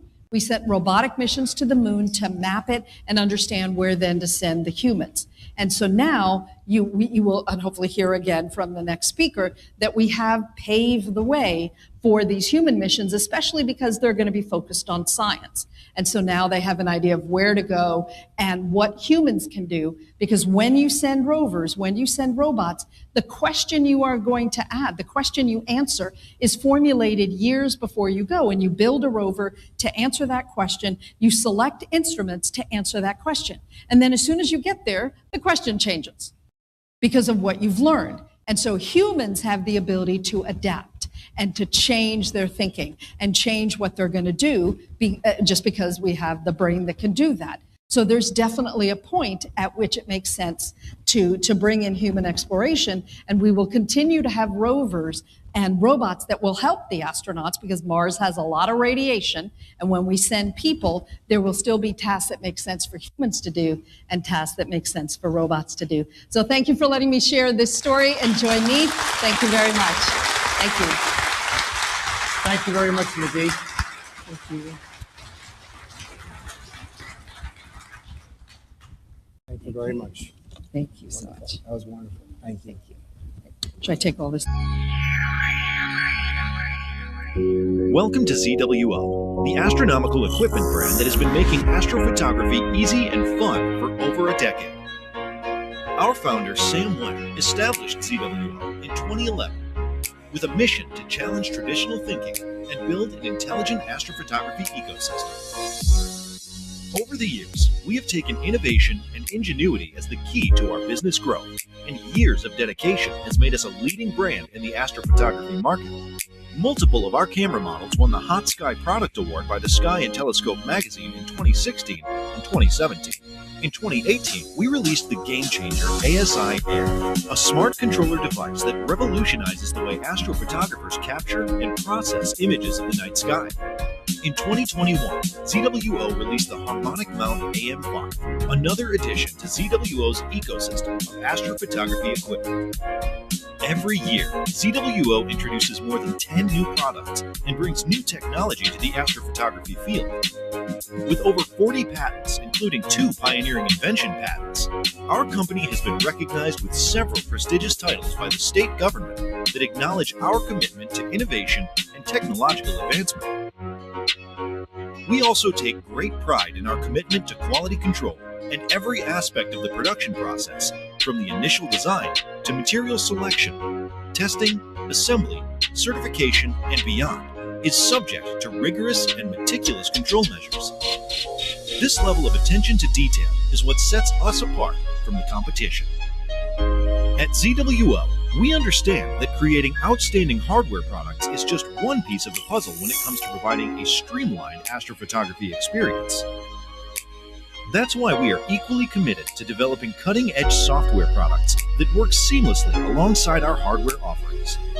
The ASI Studio is an all-in-one astrophotography software platform that is specifically tailored to work in tandem with ZWO cameras and provides a range of functionalities, including planetary imaging, video stacking, DSO imaging, live stacking, simple post-processing, bits files preview, and more. The ASI Air mobile application is tailored to the specific needs of astrophotographers, providing an integrated workflow including camera control, mount control, EAF control, precise focusing, auto run, post-processing, and many other functions. With our ASI Mount mobile application, users can effortlessly take control of their mount using mobile devices, eliminating the need for hand controllers or being tethered to the mount. It is the shared love for astrophotography that unites us all and drives the ZWO team to continue pushing the boundaries of what's possible. Together, we have traveled across the country in pursuit of the perfect shot of the night sky, leaving footprints from the picturesque landscapes of Dali and Guilin to the rugged terrain of Daosheng, Dunhuang, Inner Mongolia, and Xizang. We believe that by immersing ourselves in the natural beauty of our surroundings, we can gain a deeper appreciation and understanding of the universe we seek to capture. Moving forward, ZWO remains committed to its mission of making astrophotography easy and fun for amateur astronomers worldwide. Our goal is to enable enthusiasts of all levels to explore the wonders of the universe with ease and precision, so they can focus on what matters most: discovering the beauty and mysteries of the cosmos. To empower and inspire everyone's journey in astrophotography.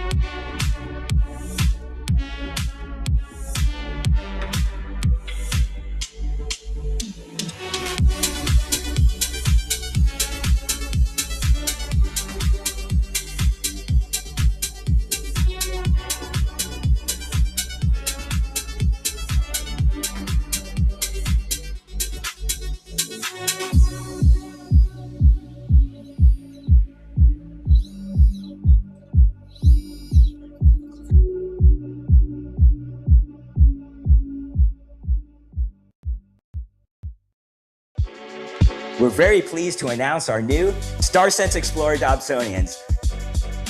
The telescope tube features a larger aperture than the other StarSense Explorer telescopes. It also has a 2-inch Crayford focuser that accepts both 2-inch and 1.25" format eyepieces, and also has a custom pointing knob to help you precisely aim the telescope at your target. Both the tube and base have carry handles at their balance points, and of course, the exciting StarSense Explorer dock. Simply place your smartphone in the dock and launch the app. Choose from the best objects to view, then just move the telescope to follow the arrows to your target. When it's ready to view, the bullseye turns green. It's easy to do because of the patented StarSense technology.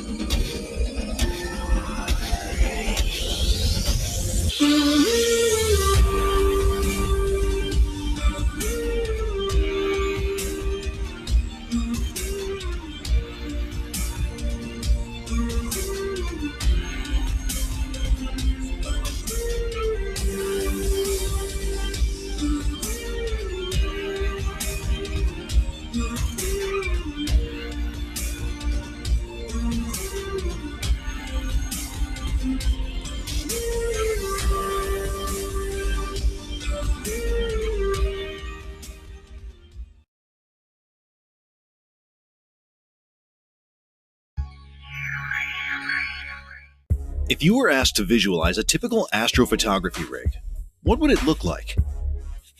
This was how things have looked since the launch of ASI Air in 2018. And this is how it looks now. Thanks to the continuous innovation and new technology ZWO brings to the market, with the latest additions to its lineup, this rig is packed with all the gear you'll need to capture breathtaking images of the cosmos. Introducing the ASI 2600 MC Duo that seamlessly integrates the imaging sensor and guiding sensor into one powerful device, needing only one cable, which reduces potential cabling issues and greatly improves setup speeds so you can spend less time on preparation and more time on capturing the beautiful universe. The 1/1.8-inch guide sensor taken from the ASI 220mm mini camera combined with the IMX571 from the ASI 2600 MC provides stunning performance even when guiding using a 7nm duo-band filter in good sky conditions. A rotary knob controls guide sensor focusing, designed to simplify the process of making two sensors both in focus in one optical system.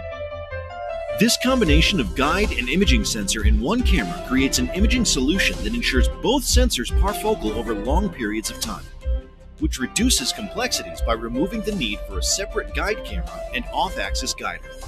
Duo does it all. And this is the all-new ZWO Astrograph from the FF Apochromatic Refractor series.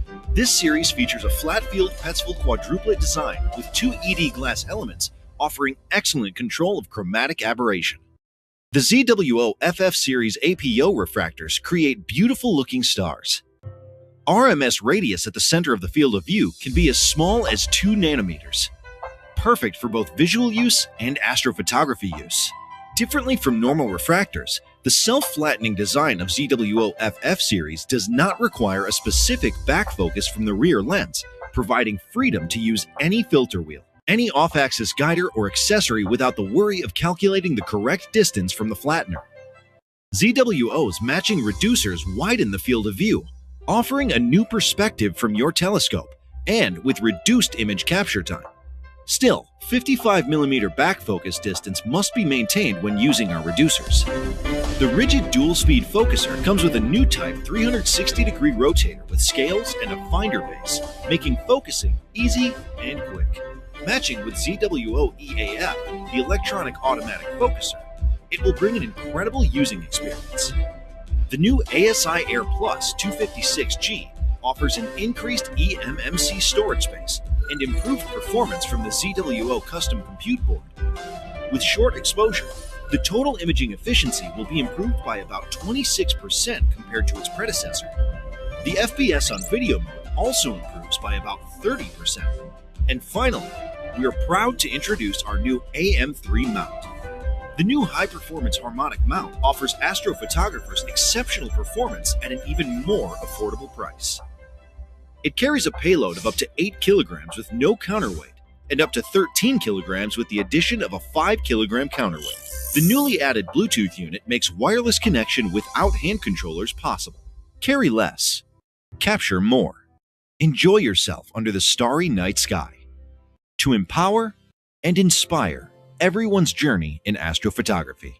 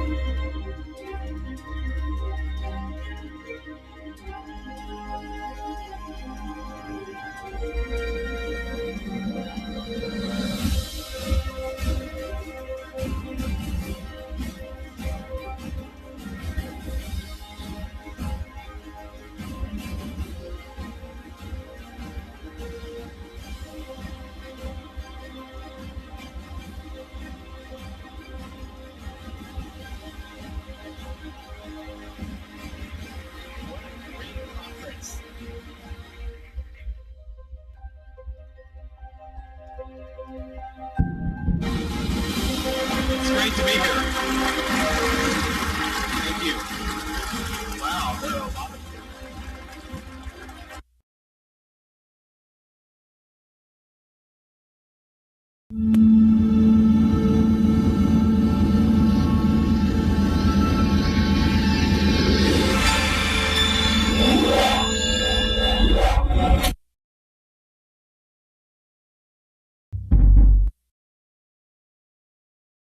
And now, ladies and gentlemen, the hardest working MC in the cosmos, Vincent Coulihan. Hey, welcome again, everybody. Thank you again for being here. Our next speaker is truly a dynamic and a true leader in her field. She began her career at Goddard Space Flight Center and moved to Johnson Space Center as a mission controller. Her team supported and led efforts for the International Space Station. Presently, she's the chief of flight directors at NASA for the Artemis and the Gateway programs. Artemis being returning humans back to the moon, the Gateway being the station that we're going to be placing around the moon in support of Artemis missions. Please welcome to NEAF 2023, a warm round and a true leader and inspiration to all of us, Holly Ridings. Thank you.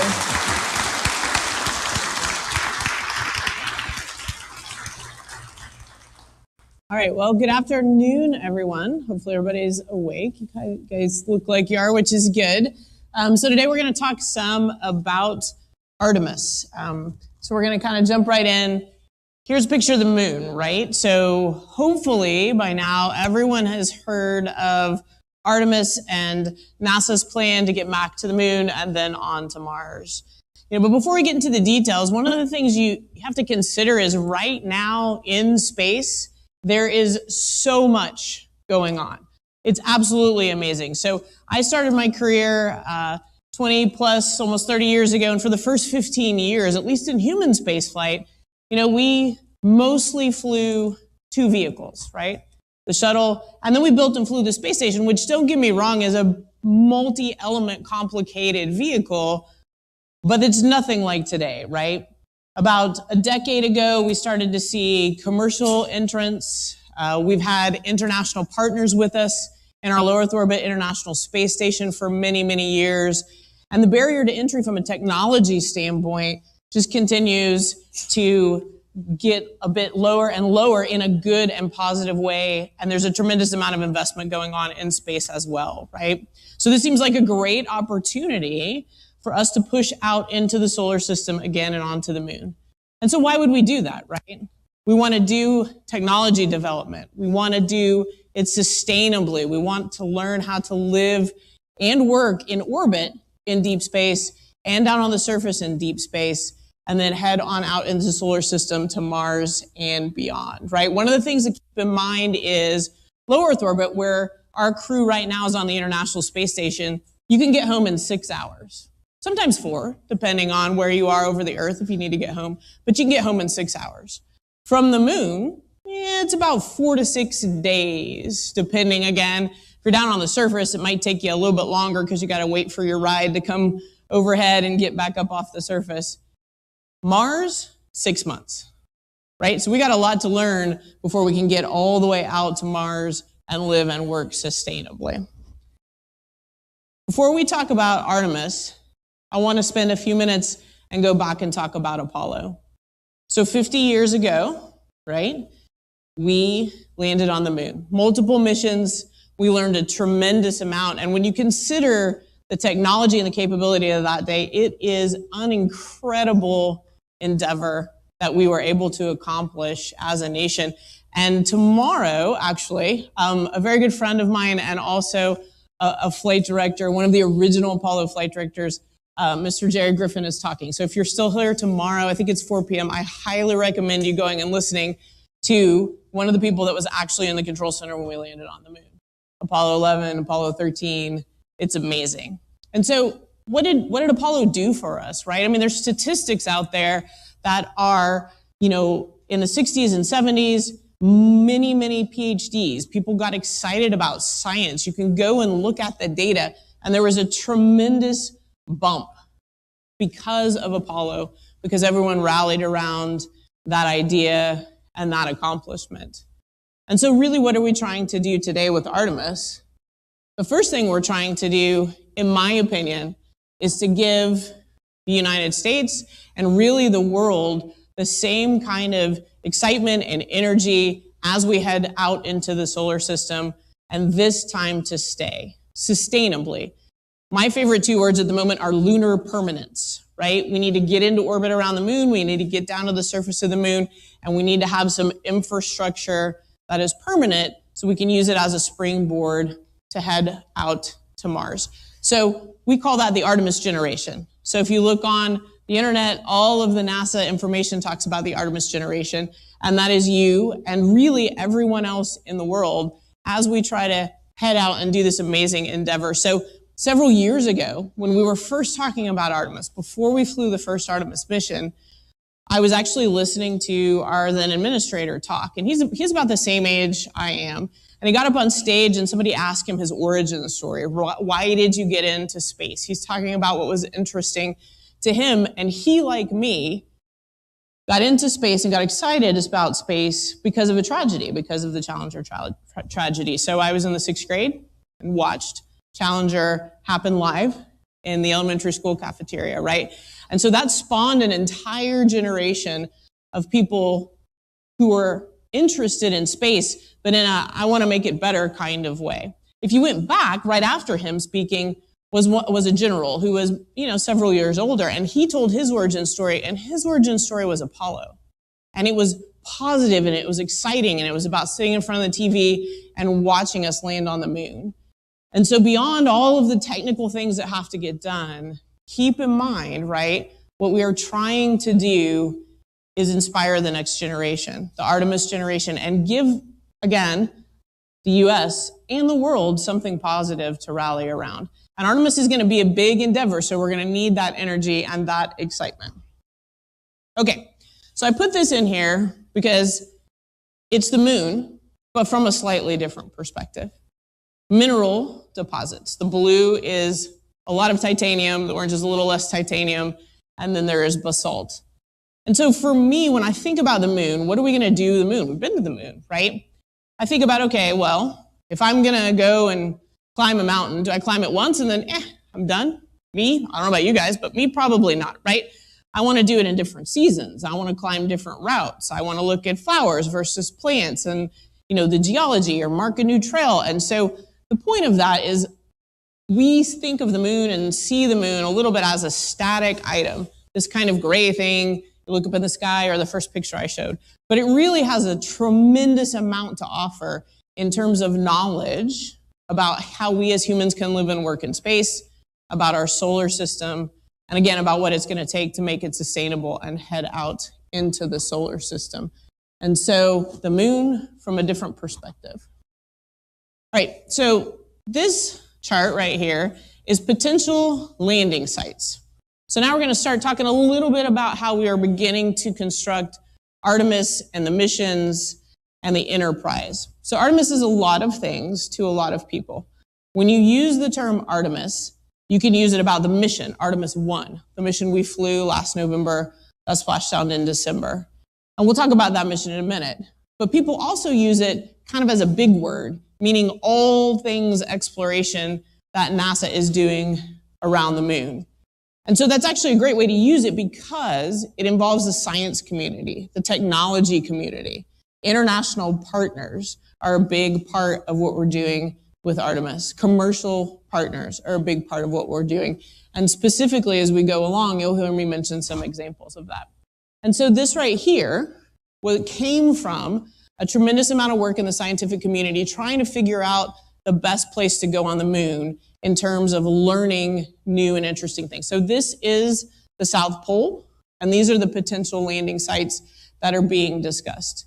We won't pick a landing site until it gets much closer. Some of it has to do with the time of year you launch and the trajectory that you fly. So you can't get to every landing site on every mission. And so what will happen is we'll narrow down the launch date. And then when we have the launch date, or that launch window really, we'll see what sites are inside that launch window, and then we'll go and kind of pick the best one. Now the South Pole is really interesting. It's also really challenging. So when they went to the moon on Apollo, they did the equator, right? And I actually saw Jerry yesterday, and he may talk about this tomorrow. They didn't have enough performance to get to the poles, right? The rocket that we're using, more performance. The second stage that pushes us out towards the moon, more performance. And so now we have the opportunity to go to the pole. But the poles are really challenging, right? Equator, you get lots of sun. Up on the poles, it's really dark a lot of the time. And when it's really dark on the moon, it's also really cold. And so people are working very hard, large groups of folks all over the world, to try to figure out some of those technology items that we need in order to do a good job of keeping our crew safe when we go and land near the South Pole. And so my favorite one of those is a group called Survive the Night. Sounds a little bit like zombie apocalypse, but it really means you have a rover on the surface, you have a lander, and it goes dark. And ideally, you've charged up during the day, right? Solar panels, and you have your batteries, except for that it's really cold. And the batteries really don't like the cold. So we got to figure out, how do you make batteries that can withstand that type of cold, or big enough to have enough power overnight, and build those into our surface infrastructure in order to survive the night. The other thing that's really interesting is how far you can go, right? So Apollo landing site, and they didn't go super far, right? They had a lunar rover later in the program, but they didn't go really far. Ideally, right, you would go point to point to point to point and stay on the surface longer, right? But you've got to then be able to, stop, recharge your batteries, fuel if you need it, supplies if you need it. And so there's a lot of discussion going on about how to do that. How do we explore the moon? Do we want to have everything in one place? Do we want to set up sort of outposts in different locations?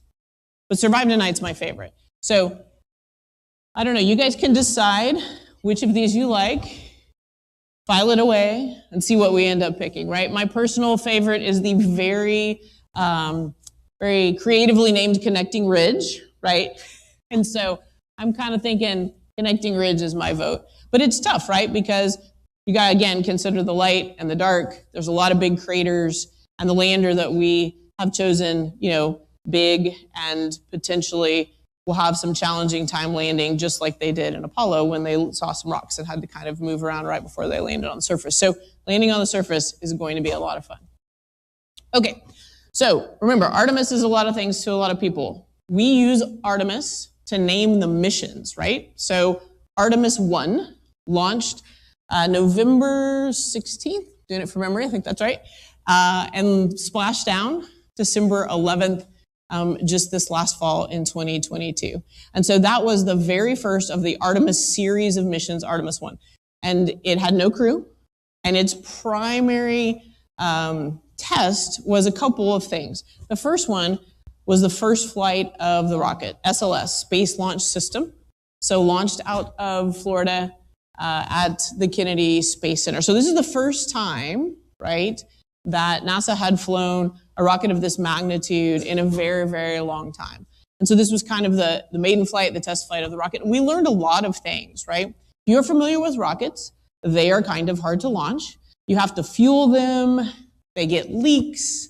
You have to figure out where the leaks are, make sure you're not leaking too much.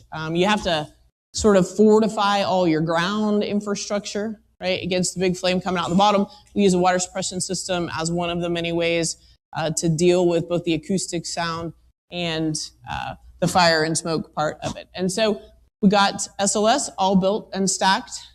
We had the Orion capsule right here sitting on top, and we launched and spent 25 days in space. So this is a real picture, one of my absolute favorites of our Orion capsule, obviously with a big, big view of the moon. So 25 days doing some checkouts of the system. So what did we check out?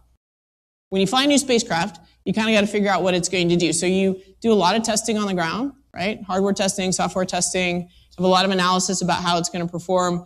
And then once you put it in orbit, you see how well you did. So the good news about Orion is it performed really well. Typically, and we've seen this with other new spacecraft we've flown in low Earth orbit, generally they perform actually a little bit better than you expect. And so your power system generates a little more power. Your prop system doesn't use quite as much fuel as you predicted. That sort of thing. And so the vehicle itself was very instrumented for all of those systems. And the teams are actually going through what we call lessons learned at NASA, one of our favorite terms, to understand in detail all of the data that we were able to get back from the spacecraft. And again, this was the test flight heading into the next mission with the crew. If you look at the low Earth orbit vehicles that we've flown, the Crew Dragon, for example, we did a cargo, no crew version of that vehicle first, right? So our typical process is you put up an uncrewed version of the vehicle, and then you do the crewed version of the vehicle. So the good news is that uncrewed, very first flight, Artemis 1, checked off the list. The other big thing that we tested was the entry. So the Orion vehicle came in at a different angle, different velocity, different trajectory than Apollo, right? Plus, the heat shield, different technology in terms of the very specific makeup of the material. And so one of the most important things about Artemis 1 was to test the heat shield, and the other one was the parachutes. And parachutes are really tough, right? And they're kind of a one-way deal. They work or they don't. You do a lot of testing to have, sort of one shoot out type scenarios where something can happen. If you know anything about parachutes, the lines get tangled, they don't inflate, lots of complicated moving parts with parachutes that are a little bit unpredictable, right? Based on the conditions that they are used in. And so testing the parachutes was another really, really big and important piece and necessary before we put our crew in the vehicle.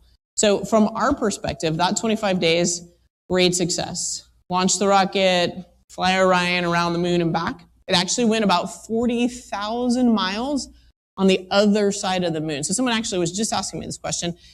If you go and look, and there's these really cool, things on the internet, Apollo, right, if you had a circle, it kind of flew a tight trajectory around the moon, right? So not very far away from the moon on the backside, right? Which in absolute distance from the Earth is the farthest we've been into the solar system, right?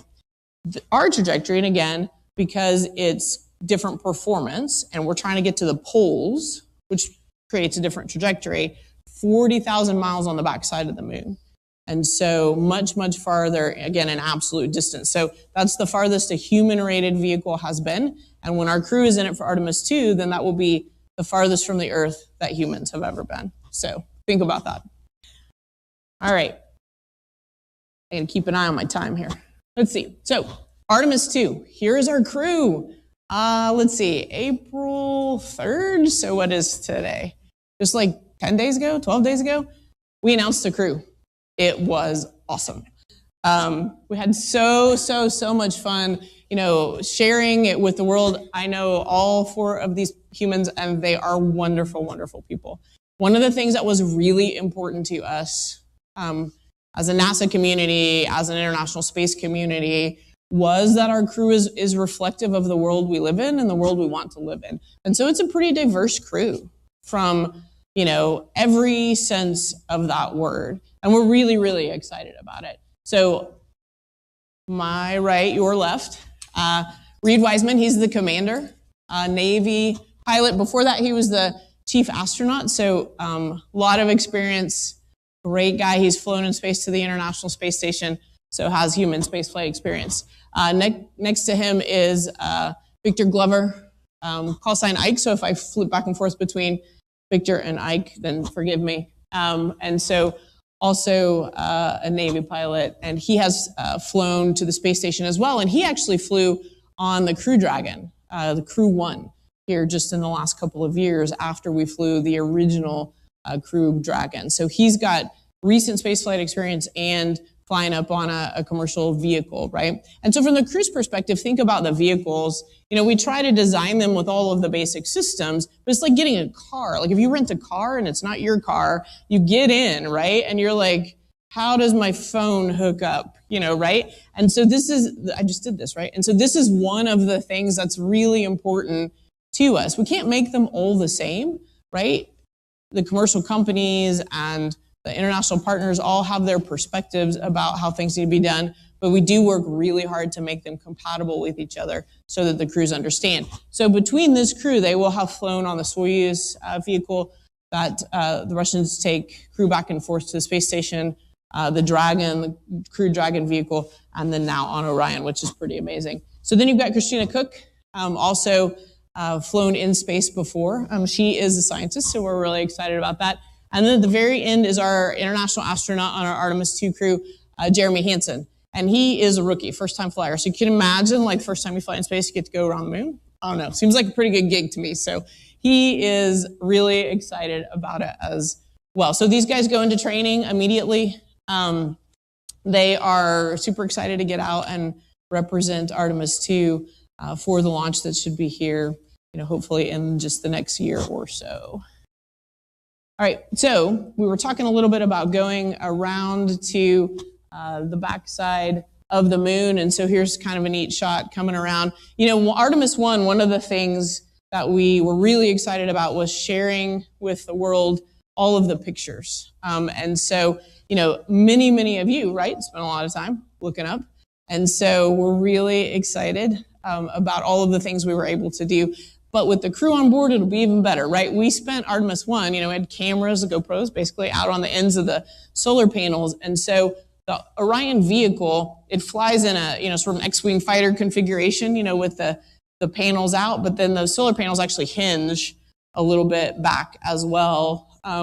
They do that actually for structural loads when you're going to do a burn and fire the engines and change your trajectory. But it ended up being really great for pictures because you could move them a bit, right? And so you had a little bit of freedom of what you could take pictures of. So I just put that one in for fun. All right, let's see. So talking about our crew, right? This is the entire astronaut corps we have at the moment. And this was also at the announcement. And it's funny because Joe Kaba, who's our chief astronaut, who gave me this laser pointer, and this is where I'm going to use it. Hang on. Joe, right there. He got up and he said, this is the most astronauts I've seen in one place in the entire time I've worked here. We got to take a picture. So that's where this picture came from. But we put it in actually because, again, back to just representing, again, the diversity of the world we live in today. It's actually a really great picture because you can see just almost everyone represented in it in some way. And so we're really, really excited, not only for the crew we have for Artemis 2, but for the crews that are going to come after. So speaking of that, Artemis 3. So this is Nicole. She's not on the crew, although she would like to be yet, because we haven't named the Artemis 3 crew. This picture is here because we're going to start talking about landing on the moon. So 1, no crew, already done, check.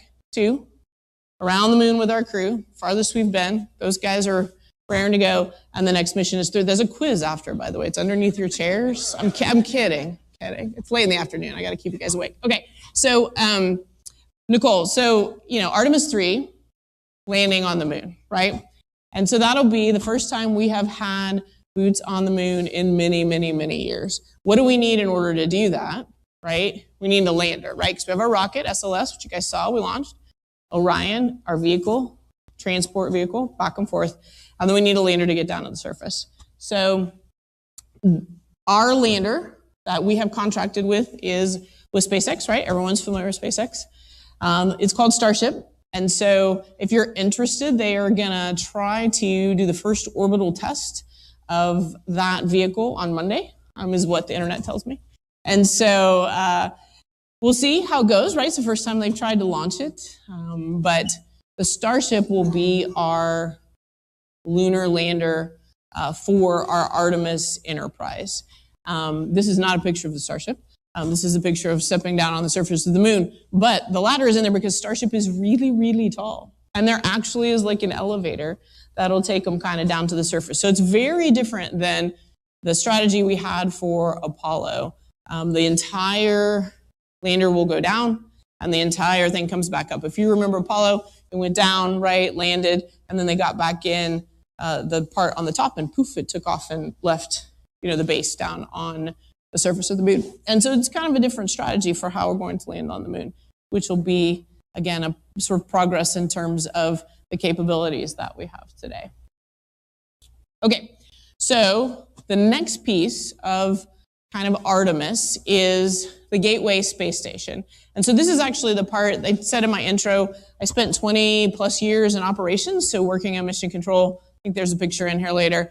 And then about 10 months ago, I moved over to the development side, right? So if for many of you, you probably understand these terms in terms of life cycle, right? So I spent kind of my career at the end of the life cycle. People give you something, you figure out how to operate it. If you break, you got to figure out, how to make it work, keep the crew safe on orbit, working in mission control. And then so I just sort of jumped backwards in time.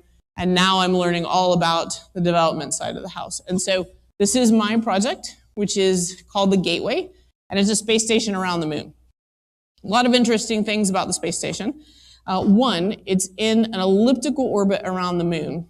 And so what does that mean, right? It means one side of the trajectory, it's really close to the moon, about 1,500 kilometers. And the other side of the trajectory, it's about 7,000, right? So it kind of looks like an egg going around.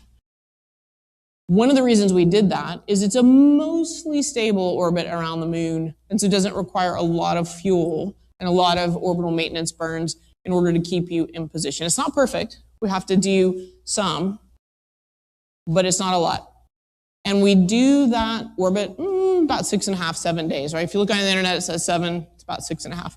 And so 2 parts to sustainability, right? One is down on the surface, and people think about the surface a lot, living and working on the surface. But the other part is living and working on orbit in deep space. Because if you want to go to Mars and beyond, that part is on orbit, right? So this is really kind of the complement to the surface piece around the moon, and actually will likely end up being our first piece of lunar permanence. So Gateway is comprised of a lot of different modules. The first two are set to launch here in about fall of 25, so October 25. And those two modules will actually go out on a commercial launch vehicle. So they're separated a bit initially from getting our Artemis 2 crew up and our Artemis 3 crew up. And that's actually good because they can get out and get on station, and then we will be able to visit the Gateway with Artemis 4. So for Artemis 4, the Orion vehicle will fly out to Gateway, and it will leave a couple of crew on Gateway and take a couple of crew down to the surface. So that means the lander has to dock to Gateway. We have to be able to take logistics to Gateway. So it's like an orbiting outpost that'll be crewed about a month or two out of the year, 30 days initially, and then we'll be able to expand that over time if we need to. And the rest of the time, it's up there flying autonomously. We're going to have a bunch of scientific instruments on it. The great thing about Gateway is that it is an international endeavor. So several of the modules are being built here in the U.S. by prime contractors. Northrop Grumman and Maxar are our two prime contractors here in the U.S. And then the European Space Agency is supplying a couple of modules. The Japanese Space Agency, the Canadian Space Agency is building a robotic arm, just like they did for the shuttle and for our low Earth orbit International Space Station. And then we have plans to put an airlock here so you can do spacewalks on it. So all of that is going to be built up at the same time as we're working on the Artemis 2 and 3 missions, and we'll get up there so that we can meet for Artemis 4. So Artemis 4 is Orion to the Gateway Space Station, and then from there crew down to the surface. So we're starting to then see the permanent piece because it will stay up there and have its elements attached in the next couple of missions, Artemis 5 and 6 and 7. And so it takes us about through Artemis 7 to get the humans on orbit, to get the landing done, and to get Gateway built out, right?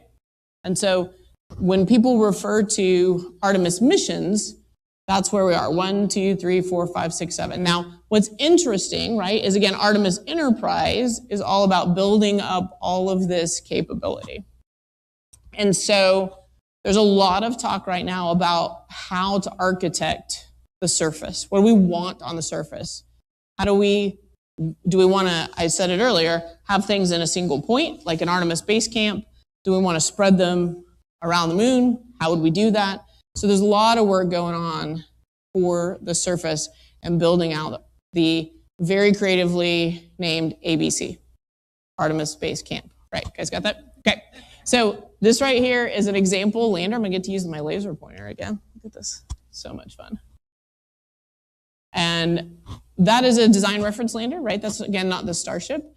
We are hoping, right, that we will get the opportunity to have another company come on board and build another lander. One of the things we really like to do in terms of sort of getting industry involved is multiple vehicles. So for our crew vehicles, right, low Earth orbit, the Dragon, and then Starliner is the other one that I haven't mentioned yet that is still going through the process of getting ready to fly its first crew. And so similarly, ideally, we'll have 2 landers available to us here in just the not too distant future. You can see the rovers, right? So we actually are working on 2 different types of rovers for the surface. One is a pressurized rover. If you kind of look in the back of the picture, right? And this is a drawing, right? Right here, though, you can see it's got volume, air inside, shirt sleeve environment. So pressurized rover, right? And then an unpressurized rover. And that one's kind of like what they used in Apollo in terms of driving around the surface of the moon. So that's what you've kind of seen before. The one thing I haven't mentioned, can anybody guess what else we need? We got a rocket, we got a transit vehicle, we got a space station. Okay, good. You guys are awake. Spacesuits, if you guys couldn't hear them. Definitely need spacesuits. And so just last year, it might have been earlier this year, actually, thinking about it.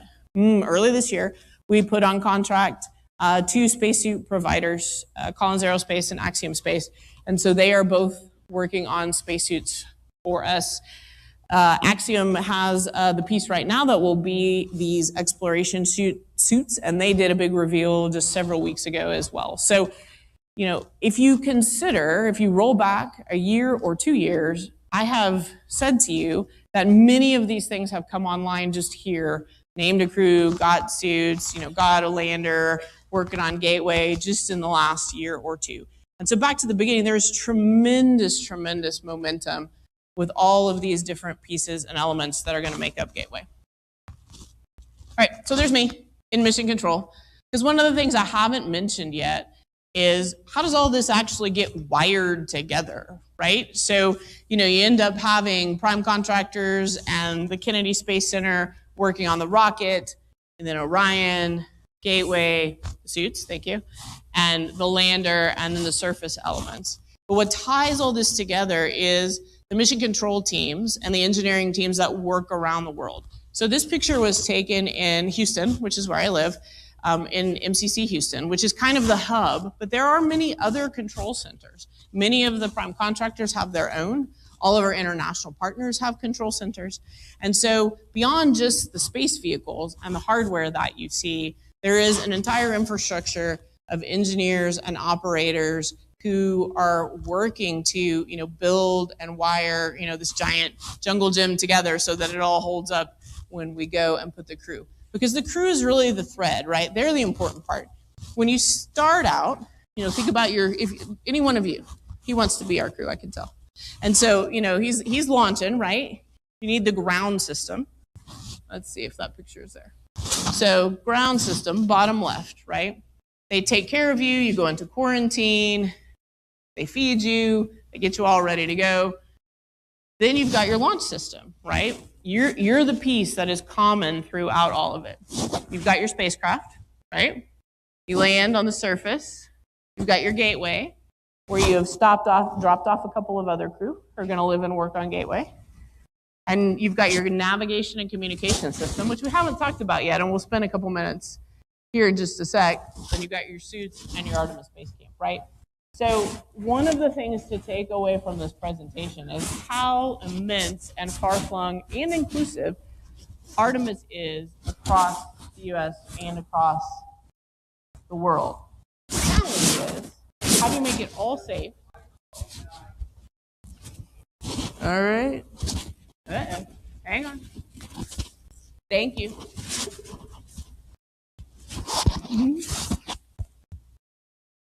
Somehow the little clip came off. So I'm going to try to hold it. This could go badly. Okay. Oh, she's ground support. Oh, so good. You need to come and help. That was so good. Hold on.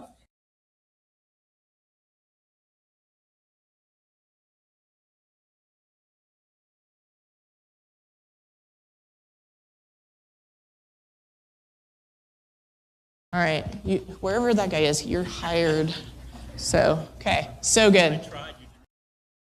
Oh no, that's not, oh no. All right, so we're trying to figure out, you know, how do you make it all safe for the crew, right? And we spend a lot of time thinking about it. If you consider, right, for fun, an emergency scenario on the surface of the moon, right? So we talked earlier, you can get home in like 4 to 6 hours from low Earth orbit from the International Space Station today. 4 to 6 days. And the surface of the moon is the most difficult case at the moment, because if you're on, sort of the wrong side of the moon, right? You've landed, you're out in a suit, you have an emergency, right? So today on the space station, then you just get back into the airlock, right? Which 30 minutes, right? We're supposed to be able to get back into the airlock. You're outside doing an EVA, you're in a spacesuit.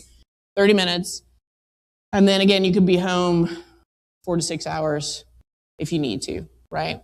But if you're on the surface of the moon and you're out in a spacesuit and something happens, you gotta get back to your lander. And then you gotta get the lander off the surface, but you've gotta meet early, Artemis 3, you gotta meet Orion, which is circling.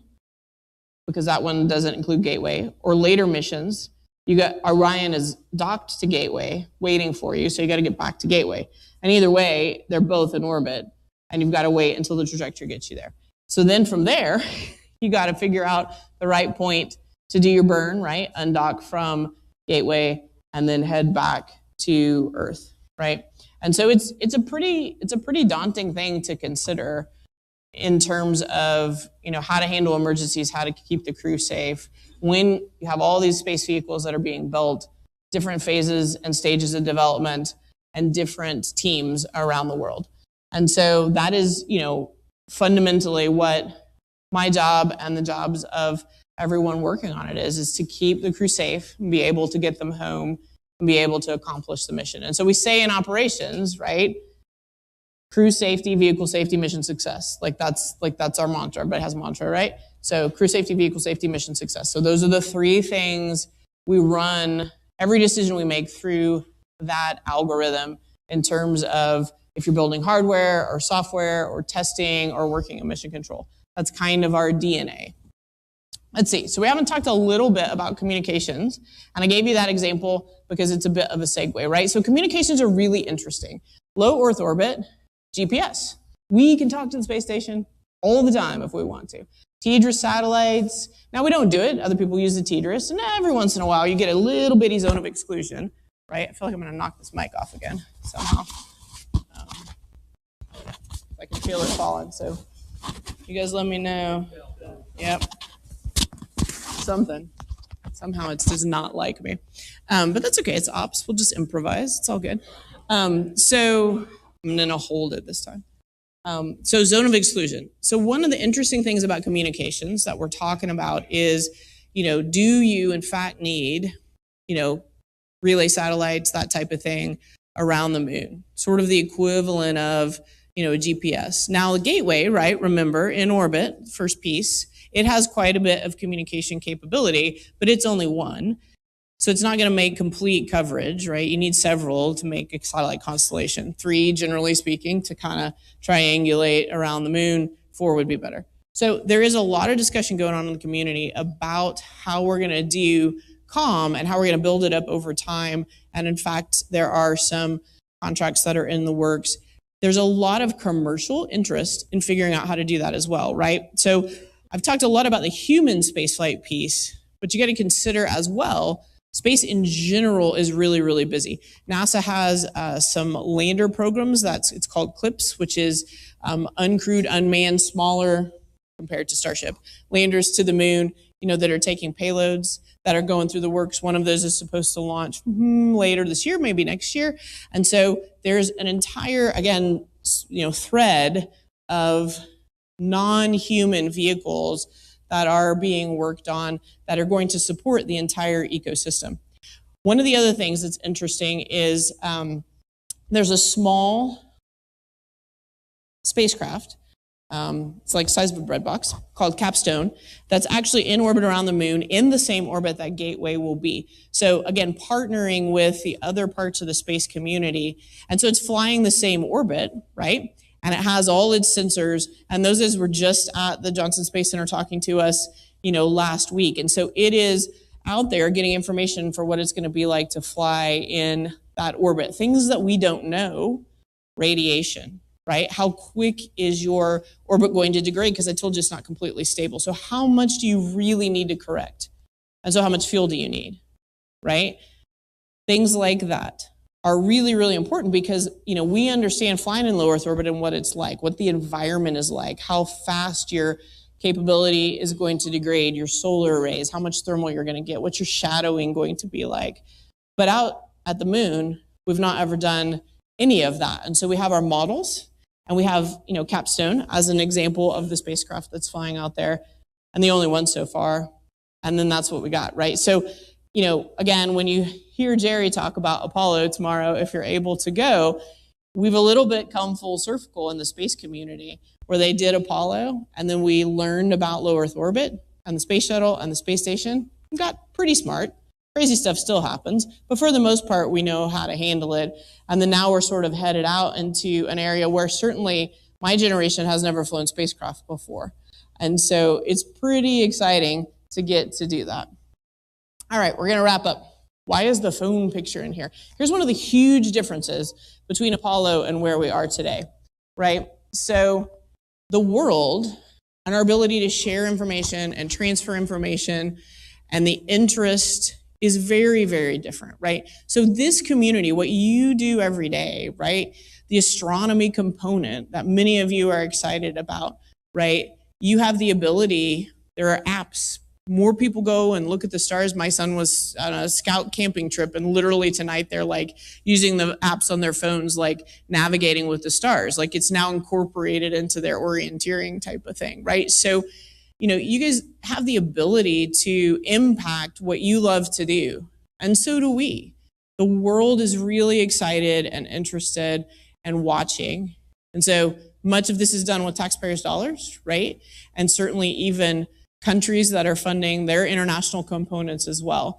And so one of the things that's really important to us and we're really excited about is to be able to share it with everyone, with all of you and the entire world as we go through this process. Now the challenge is you get to see all the little details and the warts here and there, right? But at the same time, we think it's really, really important. When we launched Bob and Doug into space, right? So that's low Earth orbit, the Dragon, first commercial crew.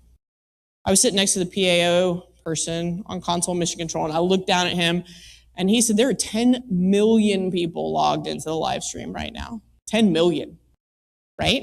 And so, you know, that was, you know, Bob and Doug and low Earth orbit. Can you just imagine what it's going to be like when we launch Tonto and Ike and Christina and Jeremy, right? So it's really, really exciting. So I left some time for questions, right? So if you guys want to ask questions, hang on, let me click to my very last slide.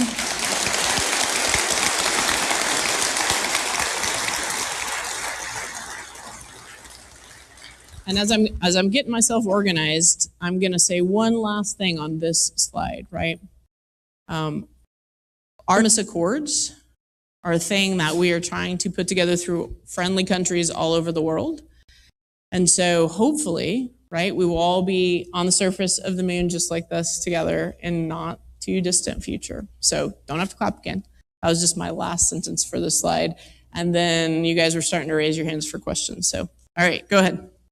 You were talking about selecting landing sites for the first landing at the South Pole. I was just thinking that the Chandrayaan spacecraft sent an impactor to the Shackleton crater, like right on the South Pole. Yep. I was wondering if that was something they considered, because it would have thrown up, you know, virgin material from underneath the surface that might even be outside of it, over the rim of the crater, where it would be easier to access. Yeah, so the short answer to that question is yes, definitely something to consider. And then comma, all that debris makes it harder to land, right? And so, repeat the question. Thank you. You guys are really good. So the question was impact at the Shackleton crater, right? And so it throws up all of the, you know, sort of virgin, right? Debris is the way I think about it. And so would that be a consideration for landing there? And the answer is yes, that'd be awesome, right? Go and look and see, you know, kind of what was under the surface of the moon. The downside is all of the debris, right? And you got to land your lander, right? And it actually has a requirement, like you can't tilt too much, right? Because otherwise, you know, that's bad if it's at an angle and it's really tall and heavy. So you got to land your lander somewhere where there's not too much debris, but that's still within sort of striking distance of, you know, this impact back to, no, not a rover for the first one. It's a good question though. The rover probably comes online, it won't be 3 and it probably won't be 4. So you got to do a couple of missions without a rover. Go ahead.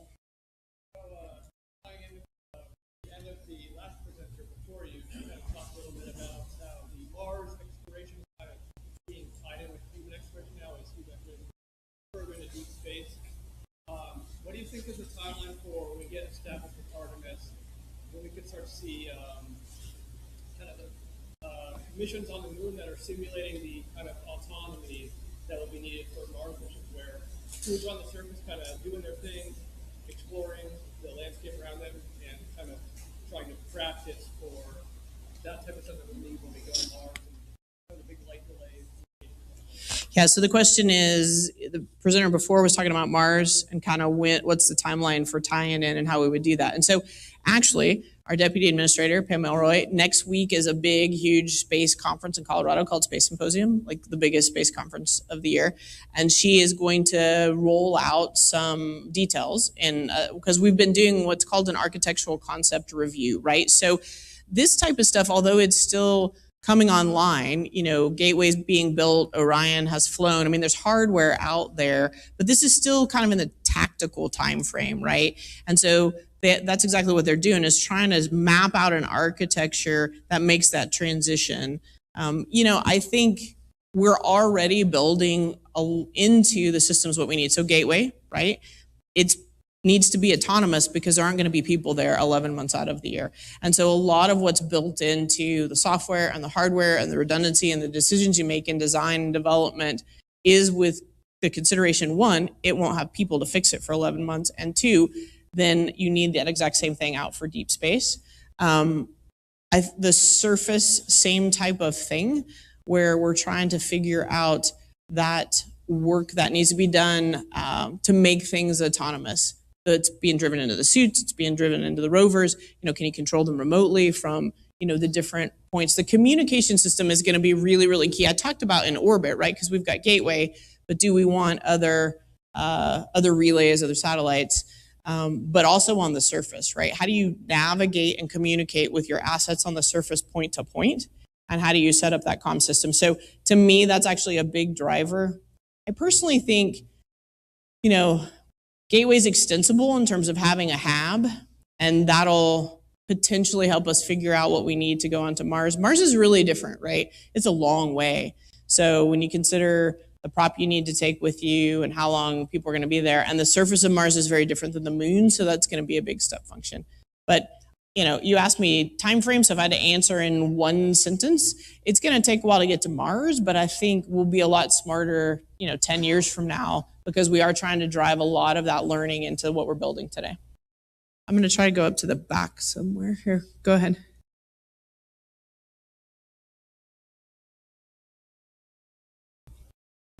Oh, bottlenecks. That's an interesting question. I mean, it's interesting. How to answer that in one sentence or less, or two sentences. Some of it is just priorities, right? So you have to get enough priority and motivation with enough countries in order to rally, right? So this whole thing that I described is huge, and I said that a couple of times. So it's not as simple as the United States of America decides, hey, we're going back to the moon, and just throws a bunch of money at it. I mean, it really does take, kind of the world all pulling in the same direction. And lining up those priorities, across the international community has taken some time, right? And lining up those priorities, even inside the United States, has taken some time. And so I think we're at a point where right now those are kind of all converging. The other thing is really the technology, right? So for a long time, space was the purview of the government, right? It was the only place you could afford to spend money on the kind of development you needed. You couldn't make any money, right? And so with what has happened in low Earth orbit in terms of the commercialization, I'm not sure anybody's making a lot of money, but at least, they can stay alive, right? And so if you look back in history, I think the bottleneck was, again, what was going on politically in the US and geopolitically, and then the advancement of technology where you can finally figure out how to potentially, benefit and profit from it. Because that's really what drives it, right? Good question. That one made me think a lot. Here, go ahead.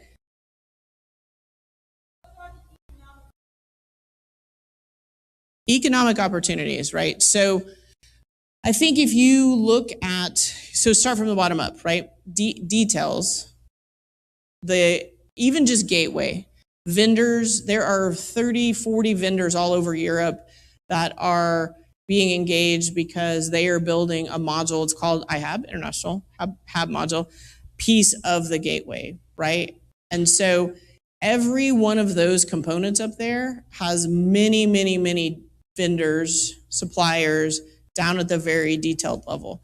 And so if you go back to Apollo, there was a lot of work. We get to shuttle, get to station, and there's not as much space work, all over the country and then all over the world. And so this is putting an enormous amount of money back into the system. There's a lot of private investment going on. So people investing in space, hoping to figure out whether it's flying private astronauts, right, which we're doing to the International Space Station. That's a way potentially that you can make some money, whether it's to figure out products that you can produce in space. A lot of it is branding of the commercial pieces. Those don't necessarily map exactly into the NASA enterprise, but SpaceX did their own private space mission, right? Jared Isaacman, and that was a huge success. So, there's an opportunity for people to fly. So that's an economic stream. We're pushing a lot of money down to vendors in many geographic locations as we build all of these components and build all the vehicles up. And then I think there's a lot of investment. That one is a little bit more, hey, wait and see, I'm hoping I'm going to get something out of this. But certainly a lot of people believe that they are going to. So those are kind of the three I can think of. Good question. All right, I'm going to try to go over. Go ahead.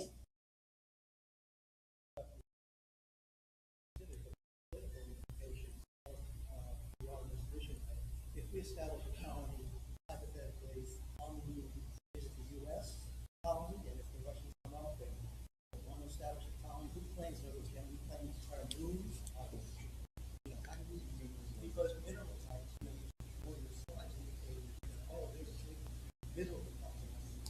Yeah, so the question is really who owns the moon? I paraphrased. But, and how do we divide it up and who decides who gets what type of thing? So at the very end, right on my very last slide, which I almost forgot, I mentioned the Artemis Accords, right? And so NASA is working very hard to display leadership in space with like-minded countries, and has been working with international governments to sign the Artemis Accords. And it has many, many, many signatures, so that we will work together to figure out, who is going to land where. You mentioned mineral rights as an example. Now, that obviously doesn't encompass every country in the world, right? Because there are some that have not signed the Artemis Accords. And so I do think that, as we go forward and really start to establish, our lunar permanence and a foothold out there, that it's a challenge. So I don't have an answer for you other than everyone is aware of it, in terms of we need to be thoughtful with our partners and our teams around the world that work with us, and then also be thoughtful that there may be some that don't want to, right? I mean, we exist on the Earth, we don't all agree, so we're going to have to figure out how to do that on the moon. But I think most of that is forward work. There isn't a document signed somewhere that I am aware of that takes care of that today. But there are a lot of very smart people who are working on it pretty hard. So planetary protection, that's what it's called. Let's see, I'll go up. Yeah, go ahead.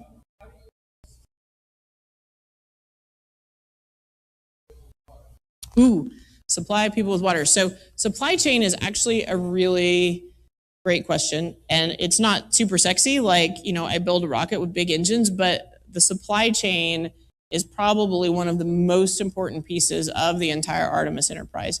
And so right now, when they carry their water with them, right? So on the low Earth orbit space station, we have a regenerative ecosystem, right? So you sweat, it pulls water out of the air, it purifies it. Even your pee that you do gets purified and you drink it. I'm really not kidding. It tastes very iodinized, by the way, once they run it through that system, because I've had it. So that's called a regenerative ecosystem. And so they are going to, for now, carry their water, right? Because the Orion capsule doesn't have a regenerative ecosystem, and the initial version of Gateway doesn't either. It's pretty complicated to build. It's one of those things that really industry is working on, and the technology is improving. But the low Earth orbit space station took many years for us to build, so that's something we've really got to work on. So right now we carry it, and then longer term, we're going to build a regenerative ecosystem that'll pull the water out of the air, purify it, and then you're able to drink it. Say again? I'm not sure about ice on the moon. I would tell you I don't know a lot about it. There are probably folks working about how to use ice on the moon for water, but I'm not aware of any detailed work that's being done, and it hasn't been flowed into the Artemis architecture yet. We're not counting on that yet. So if you can go figure it out, and then it would really help us. That would be awesome. So I've got a volunteer down here. I got a volunteer down there. So okay, go ahead.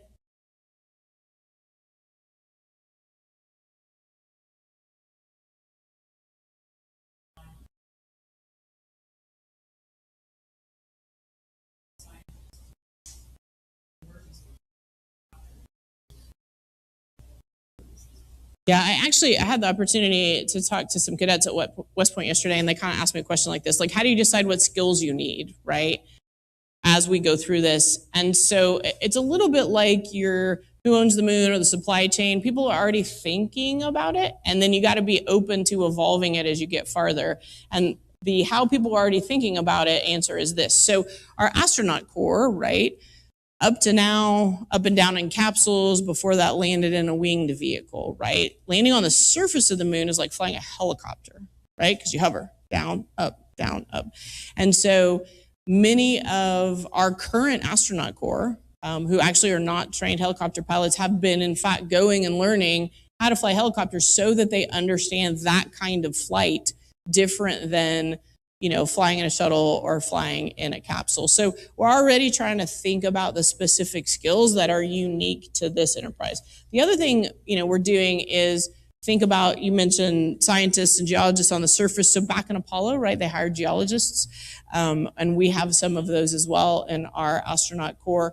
But even beyond that, one of the females in this last class of astronauts worked out on a drilling rig, right? Kind of in very austere environments. And so we're trying to drive exactly that question into the selection of the people who are eligible to go fly, so that we have a really wide array of skills and backgrounds, anticipating, that one, we're going to need it, and two, we're not exactly sure what we're going to need, right? So, submariners, people who've been out on drilling rigs, helicopter pilots. You don't necessarily think of a submariner as an astronaut normally, right? So, but it actually has a lot of parallels if you're living and working in an environment on the surface of the moon where you can't go outside, just like you can't go, outside the space station. We had one before. He's actually on orbit right now. And so he for a long time, I'm the only submariner. And so actually then we hired another one this last round. So anyway, go ahead. Ooh, I love that question. And I should have said it before, so you caught me. So why did we choose the name Artemis, right? So I talked about Apollo when we went to the moon the first time, and Artemis is actually the twin sister of Apollo. And so when they tried to come up with a cool name, they thought that was really awesome. That first it was female, and again, we're trying to be diverse with who we choose to go to the moon. And you've probably heard in many of the NASA speeches, first woman, first person of color to the moon, and then twin sister of Apollo. And obviously that makes sense because we're headed back to the moon. So thank you. Let's see. I'm trying to go up and down a little bit. But I'll come way down here. Go ahead. So the Apollo missions went at sort of the lunar phase because of the solar exposure. Mm-hmm. Is Artemis exploring different ports of the lunar day, or will it be fixed to a particular phase? Or? So it's different at the poles, right? So, I mean, it's in the beginning, right? We're not going to be on the surface very long. So the first Apollo mission to the surface, it was hours. I mean, they were not there very long. And so we are a little bit fixed to the day-night cycle, but at the equator, you had more day and less night, and we don't have that. So if I was going to answer your question in one sentence, it's probably, sorry, I didn't repeat the question. Apollo is fixed to kind of lunar day-night cycles, and are we going to do that? And I mean, the answer is yes, but it will look differently, right? Because at the poles, you have a lot of night and not a lot of day compared to the equator. So we have to be conscious of that. Back to my zombie apocalypse survived the night. So we will be fixed to it in terms of, surface assets and how far they can go, and when we have to be sort of back at, home base, back to the lander. So I think yes, but it'll look differently. And so, the operations team work on the timelines. And so one of the things to consider is, when you do a spacewalk, for example, you have to do what's called a pre-breathe in order to, spacesuits, are down in the 3%, 3 psi, much lower pressure, right? And the oxygen levels are different. And so you have to do some work to get your body to adjust to that. It's a little bit like scuba diving, right? And then when you get out of the spacesuit, you got to adjust. And so one of the considerations for this day-night cycle is, it can't take you so long to get ready to do a spacewalk that you run out of daylight before you do the spacewalk, because then you got to go back inside to be finished with the spacewalk. And we have a little less daylight, which is one of the reasons we're working so hard on kind of the nighttime operations. So the answer is yes and no to your question. Good one though. Let's see. Go ahead.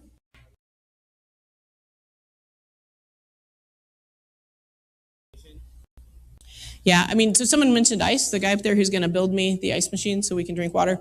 It's one of they consider the mineral deposits really interesting, potential for ice, a lot more debris that they believe will be differently than any of the rocks that we've seen before, right? If you look at some of the Apollo literature, there's stories about, the guys running around on the surface and just, oh, this rock is interesting, it's kind of green, and then realizing there's a whole different set of minerals on the moon than we even understood, right? So the simple answer is it's the most different place we can think of to land to see what's there, right? But the more detailed answer is we think there are, different mineral deposits and the ice and completely different strata that's out there for us to find, right? So, and it's really challenging. I mean, if we can figure out how to do that, then we can probably figure out how to do almost anything on the moon if we can figure that out. So I got like 1 more minute. So let's see. Go ahead. Oh wait, you already asked one. You can ask another one. So I'll do 2. Okay, because that's not very fair. Go ahead. Does it have a what, sorry?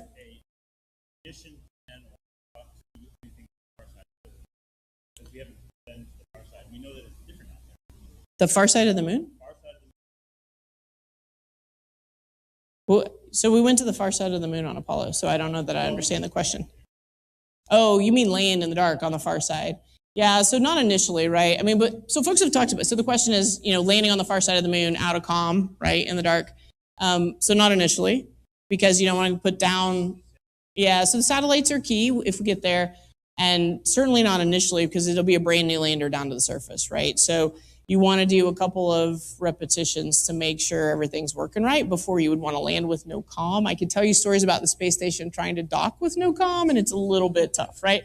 And you just, you come out of your, your comm outage and stuff happens and you don't know what happened. So, to leave the crew alone on the backside initially, but they've talked about it in the long term, right? Because the idea, right, is to do this once on a yearly cadence, right? So it's going to take a little while to get going. A little bit of a bigger gap between Artemis 1 and 2, and then 2 and 3, and then the idea is you get on a yearly cadence and you're sending a crew to the moon, once every 11 months, and then there'll be opportunities, I think, to get a little fancier once we figure out how our spacecraft are going to fly. So I'm going to go way up to the top, and this will have to be the last one. Yep. You got to shout, though.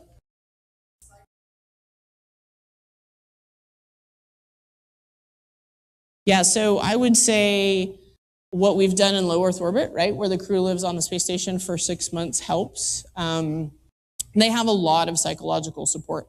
We have the ability to have them talk to their families. That's still true, although the comm is not as consistent, but that's still true even for Artemis missions.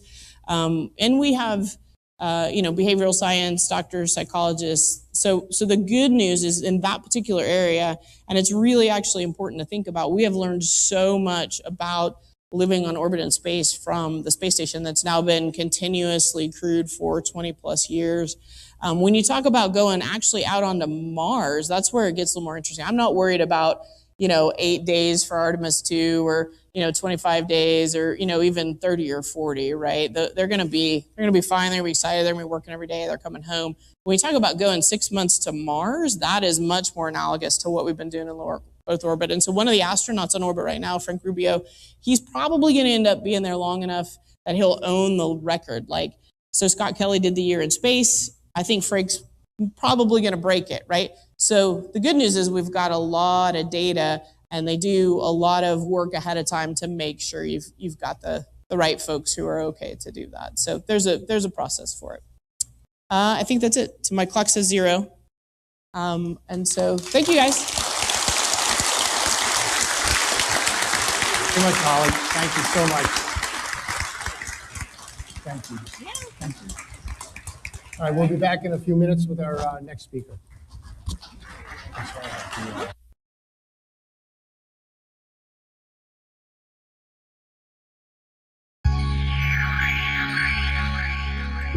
Welcome to ZWO, the astronomical equipment brand that has been making astrophotography easy and fun for over a decade.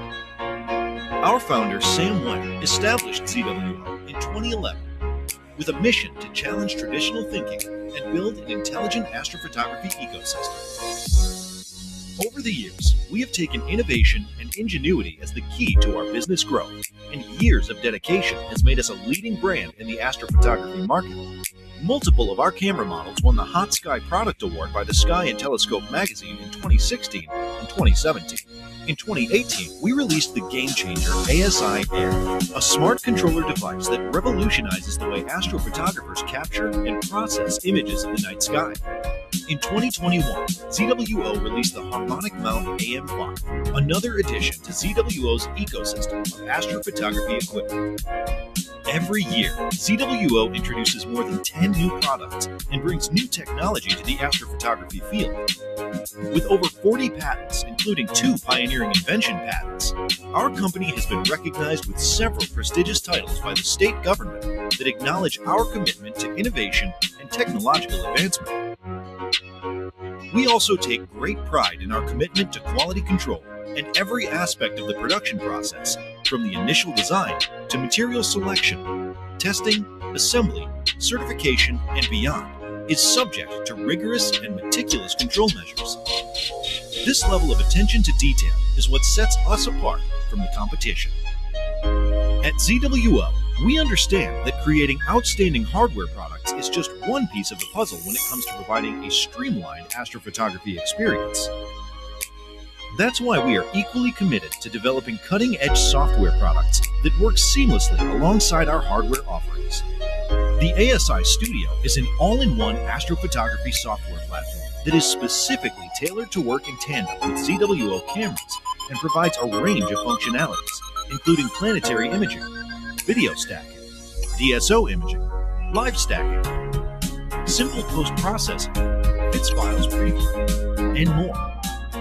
The ASI Air mobile application is tailored to the specific needs of astrophotographers, providing an integrated workflow including camera control, mount control, EAF control, precise focusing, auto run, post-processing, and many other functions. With our ASI Mount mobile application, users can effortlessly take control of their mount using mobile devices, eliminating the need for hand controllers or being tethered to the mount. It is the shared love for astrophotography that unites us all and drives the ZWO team to continue pushing the boundaries of what's possible. Together, we have traveled across the country in pursuit of the perfect shot of the night sky, leaving footprints from the picturesque landscapes of Dali and Guilin to the rugged terrain of Daosheng, Dunhuang, Inner Mongolia, and Xizang. We believe that by immersing ourselves in the natural beauty of our surroundings, we can gain a deeper appreciation and understanding of the universe we seek to capture. Moving forward, ZWO remains committed to its mission of making astrophotography easy and fun for amateur astronomers worldwide. Our goal is to enable enthusiasts of all levels to explore the wonders of the universe with ease and precision, so they can focus on what matters most: discovering the beauty and mysteries of the cosmos. To empower and inspire everyone's journey in astrophotography.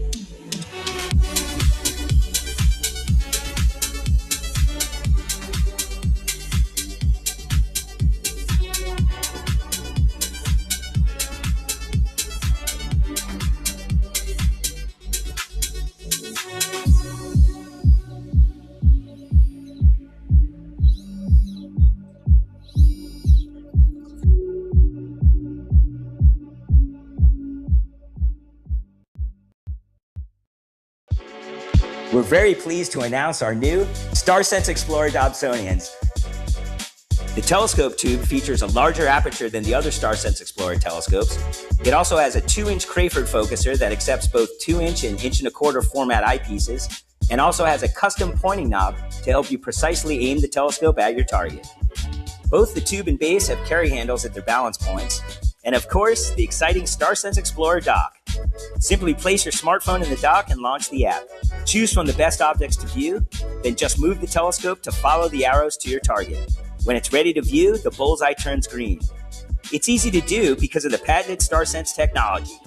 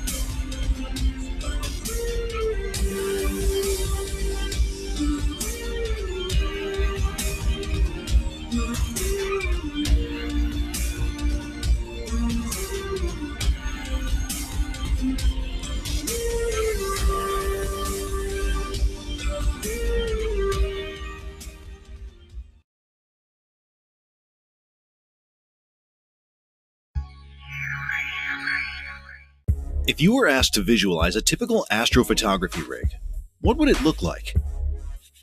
This was how things have looked since the launch of ASI Air in 2018. And this is how it looks now. Thanks to the continuous innovation and new technology ZWO brings to the market, with the latest additions to its lineup, this rig is packed with all the gear you'll need to capture breathtaking images of the cosmos. Introducing the ASI 2600 MC Duo that seamlessly integrates the imaging sensor and guiding sensor into one powerful device, needing only one cable, which reduces potential cabling issues and greatly improves setup speeds so you can spend less time on preparation and more time on capturing the beautiful universe. The 1/1.8-inch guide sensor taken from the ASI 220mm mini camera combined with the IMX571 from the ASI 2600 MC provides stunning performance even when guiding using a 7nm duo-band filter in good sky conditions. A rotary knob controls guide sensor focusing, designed to simplify the process of making two sensors both in focus in one optical system. This combination of guide and imaging sensor in one camera creates an imaging solution that ensures both sensors parfocal over long periods of time, which reduces complexities by removing the need for a separate guide camera and off-axis guider. Duo does it all. And this is the all-new ZWO Astrograph from the FF Apochromatic Refractor Series. This series features a flat-field Petzval quadruplet design with two ED glass elements, offering excellent control of chromatic aberration. The ZWO FF Series APO refractors create beautiful-looking stars. RMS radius at the center of the field of view can be as small as 2 nanometers, perfect for both visual use and astrophotography use. Differently from normal refractors, the self-flattening design of ZWO FF series does not require a specific back focus from the rear lens, providing freedom to use any filter wheel, any off-axis guider or accessory without the worry of calculating the correct distance from the flattener. ZWO's matching reducers widen the field of view, offering a new perspective from your telescope, and with reduced image capture time. Still, 55mm back focus distance must be maintained when using our reducers. The rigid dual-speed focuser comes with a new type 360-degree rotator with scales and a finder base, making focusing easy and quick. Matching with ZWO EAF, the electronic automatic focuser, it will bring an incredible using experience. The new ASI Air Plus 256G offers an increased eMMC storage space and improved performance from the ZWO custom compute board. With short exposure, the total imaging efficiency will be improved by about 26% compared to its predecessor. The FPS on video mode also improves by about 30%. And finally, we are proud to introduce our new AM3 mount.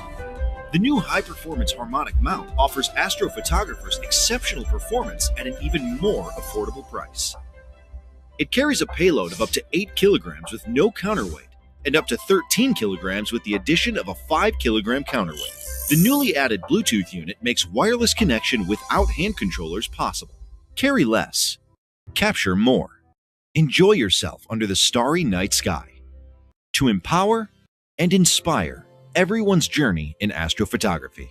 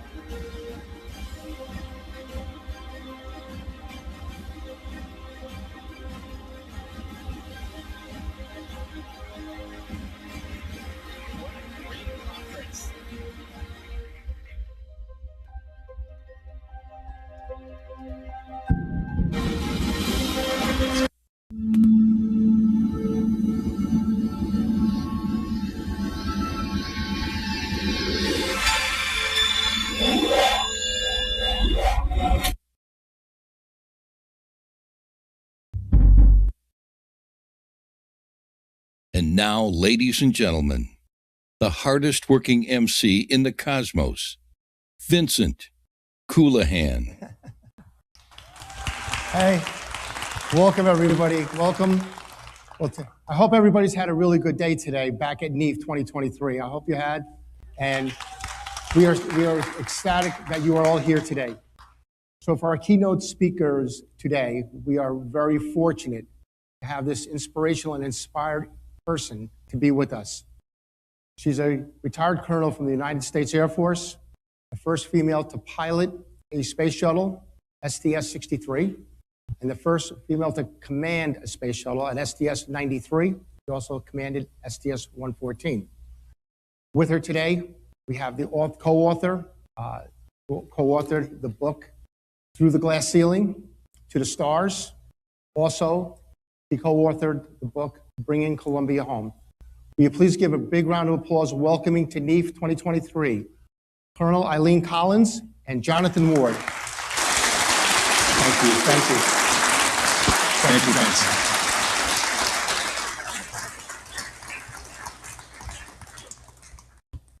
Well, good afternoon. Thanks for coming out today and enduring the heat.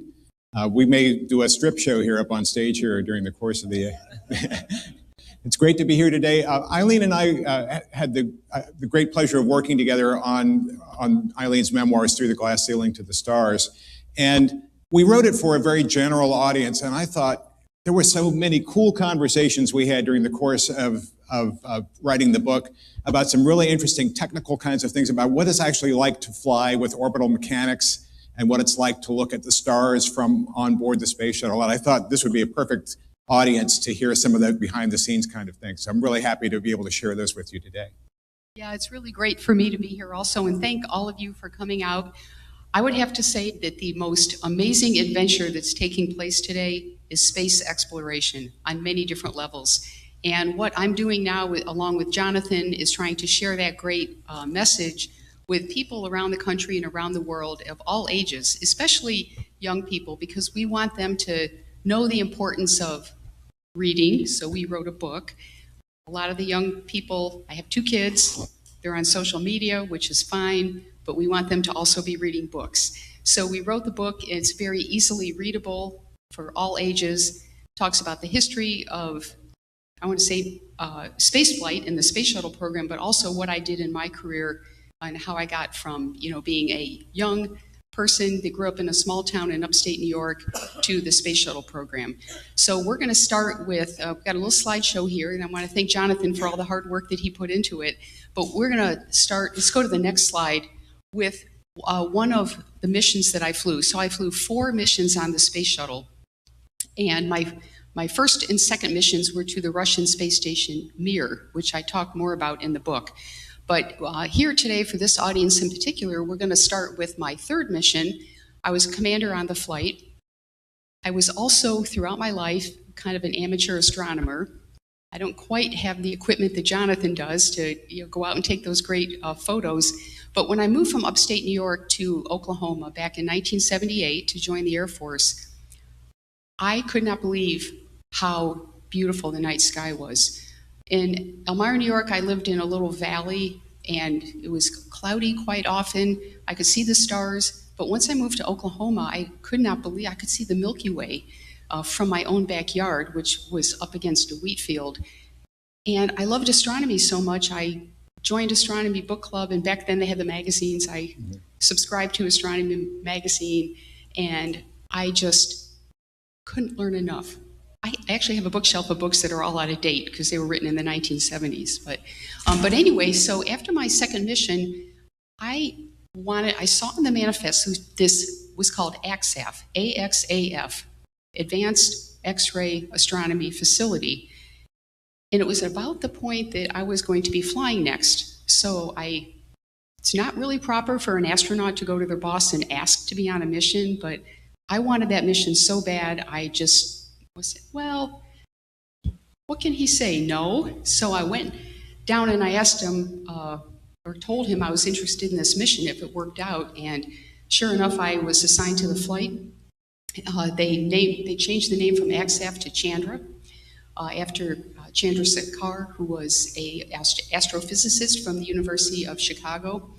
And my crew was named. I'm just going to briefly introduce them to you. My pilot was Jeff Ashby, who's in the middle there. He was a Navy F-14 pilot who became an astronaut in 1995. This was his first flight.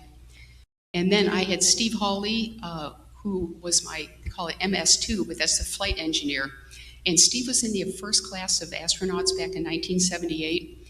He also is an astronomer, and that was one of the reasons NASA wanted him on that mission, because they wanted somebody who was able to communicate what we were doing and frankly answer the questions that I'm not able to answer to the astronomy community. We also had our MS-1, which is Katie Coleman, and she's standing next to me there. So Katie was an Air Force colonel, and she came to NASA in the class of 1992. This was her second flight. And down at the bottom there, we have Michel Tonini, who came from the European Space Agency. And he had flown once prior on the Russian space station Mir. So that was my crew, and the patch over there in the lower left was designed by the crew, along with we had a lot of artists that like to help us with to put a little professional touch on it. And you can see the engine itself, the sheer size of one of the 3 main engines that burn the liquid oxygen and hydrogen that take us to orbit. You know, it was kind of prescient that they were standing in the engines, because you're going to get to see some interesting behind the scenes of what happened with the launch of Chandra. The first launch attempt ended let me talk a little bit about Chandra. First of all, Chandra was an X-ray observatory. This is Chandra being loaded into the payload bay of the space shuttle. It was about a 17,000-pound X-ray observatory, and it's attached to an inertial upper stage, which is a rocket engine, which was propelling Chandra into an orbit that the lowest point, the closest point to Earth, is about 8,000 miles, and the farthest point in its orbit is about a third of the way to the moon. So once Space Shuttle launched Chandra, there was no getting it back again. It had to work perfectly from the moment that it was launched. So there was a lot of pressure on Eileen to take this $2 billion prize into orbit and make sure that it worked properly. Okay, next slide. Okay. So this is going to be. Can we have the video for this one, please? This is going to be a view of the crew doing some of the training for the mission. So you see Katie Coleman in the foreground there. She's suiting up for training in the NBL, which is the Neutral Buoyancy Lab.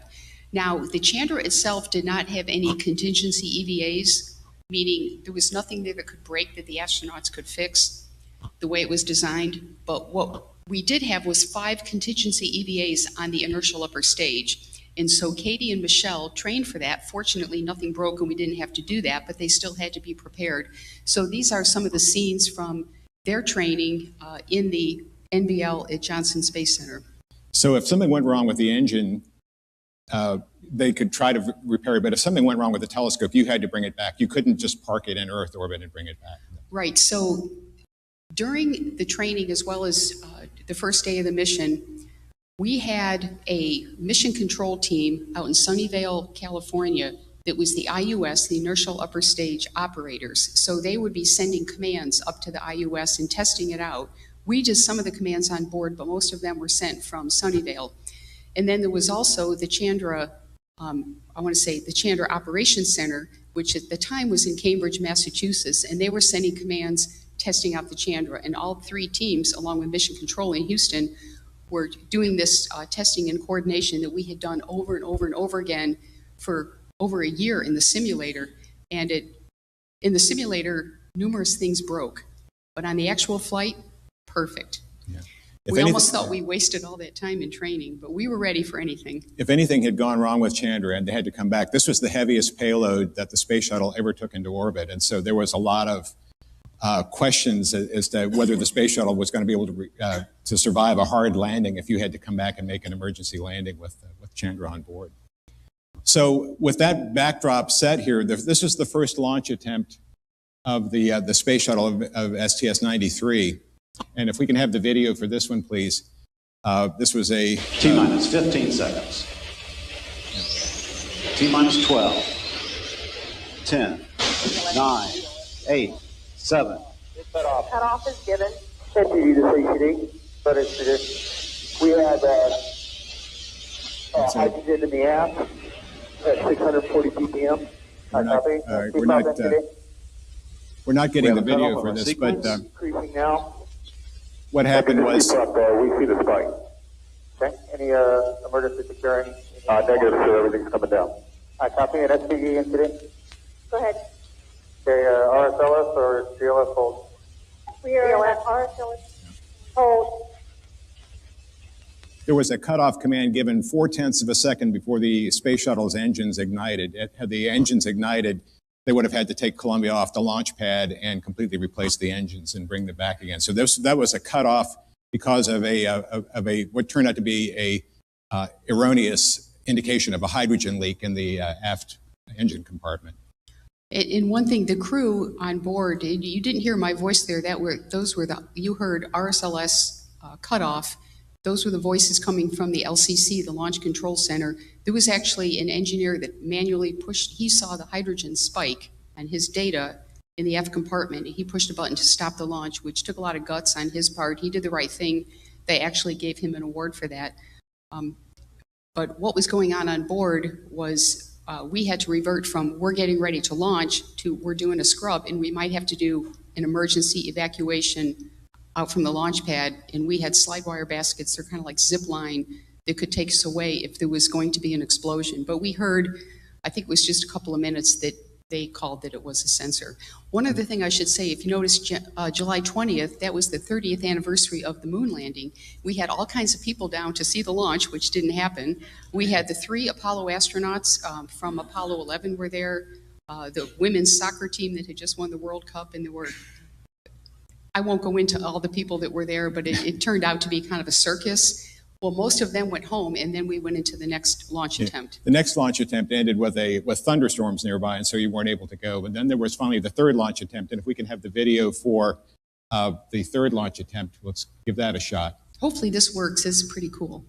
10, 9, 8, 7, 6, 5, 4, 3. We have a go for engine start.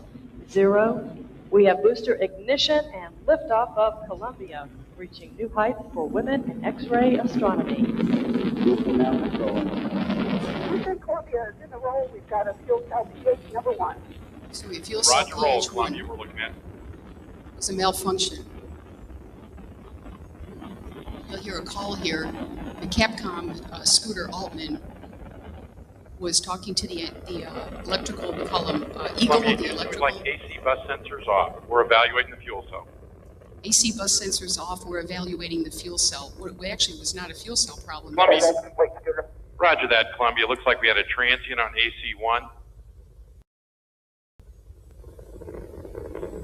Columbia is now headed downrange, altitude 3.8 miles. And as we hear, all systems okay. It looks like a sensor on board. 3 engines throttling down, all at 67%. Okay, so the Columbia, public affairs Houston, we guy are critical to apologized. AC2 on the center engine, AC3 on the right. We've lost DCU-A on the center and DCU-B on the right. So the public affairs guy made a mistake. And Columbia, Houston, you are go at throttle up. Columbia, go at throttle up. He said that was a sensor problem on AC1 phase A. It was not. It was a real, was a transient short. But because of that, we lost 2 main engine controllers. We lost the primary on the center engine and the backup on the right engine. Fortunately, there's redundancy in the shuttle, and on that center engine, the backup controller took over. If it didn't, we would have lost an engine, and we would have been turning around and bringing Chandra back to the Kennedy Space Center, which is something we did not want to do. That is a maneuver that's never been flown before, that's highly risky. It's certified to work, but because Chandra was so heavy, and if you notice the IOS was in the back, we had this aft center of gravity, which makes it a little more difficult to fly. It's a little more pitch sensitive with the aft center of gravity. We absolutely did not want to do that. But the entire time during the launch, I was thinking, we had that exact same malfunction that we trained for in the simulator, the last practice run that we did before launch day. And then Jonathan's going to talk about, so that was the electrical failure. And I mentioned it was transient, so all the pumps, like our water pumps and our Freon pumps and our air pumps, winded down temporarily, and then they came back up to speed. With the AC power, you're able to get your pumps back, but you're not able to get your your engine controllers back. Yeah, and right at the same time that was happening, the booster officer in mission control was reading, and what turned out to be an erroneous reading, that they'd lost steering on the right-hand solid rocket booster, which could have caused the space shuttle to keel over and head towards the Launch Control Center. So very, very hairy situation going on. And this is what turned out to be the issue. There was a screw that had been overly tightened, and there was a little bit of metal on that was rubbing against a wire in Columbia's payload bay.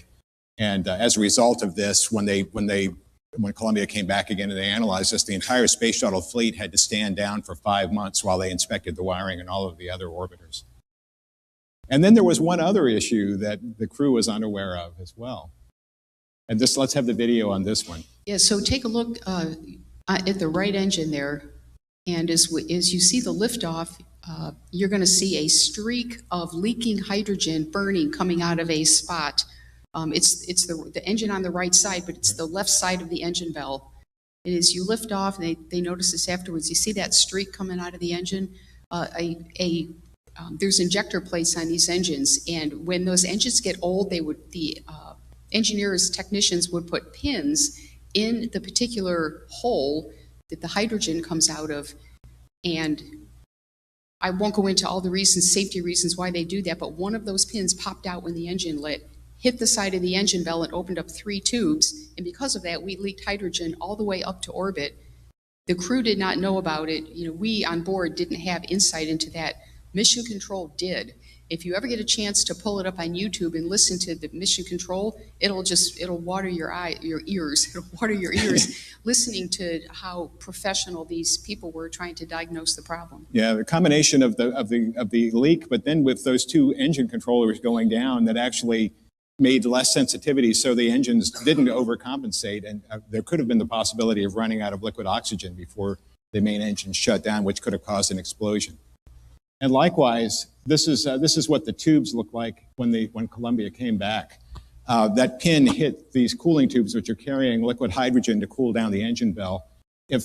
So these are the 3 holes punctured by that pin. If 2 additional ones had been punctured near there, the engine would have burned through and it would have been loss of crew and loss of the space shuttle. So this was the closest, I think, that NASA came to another Challenger-type accident on launch.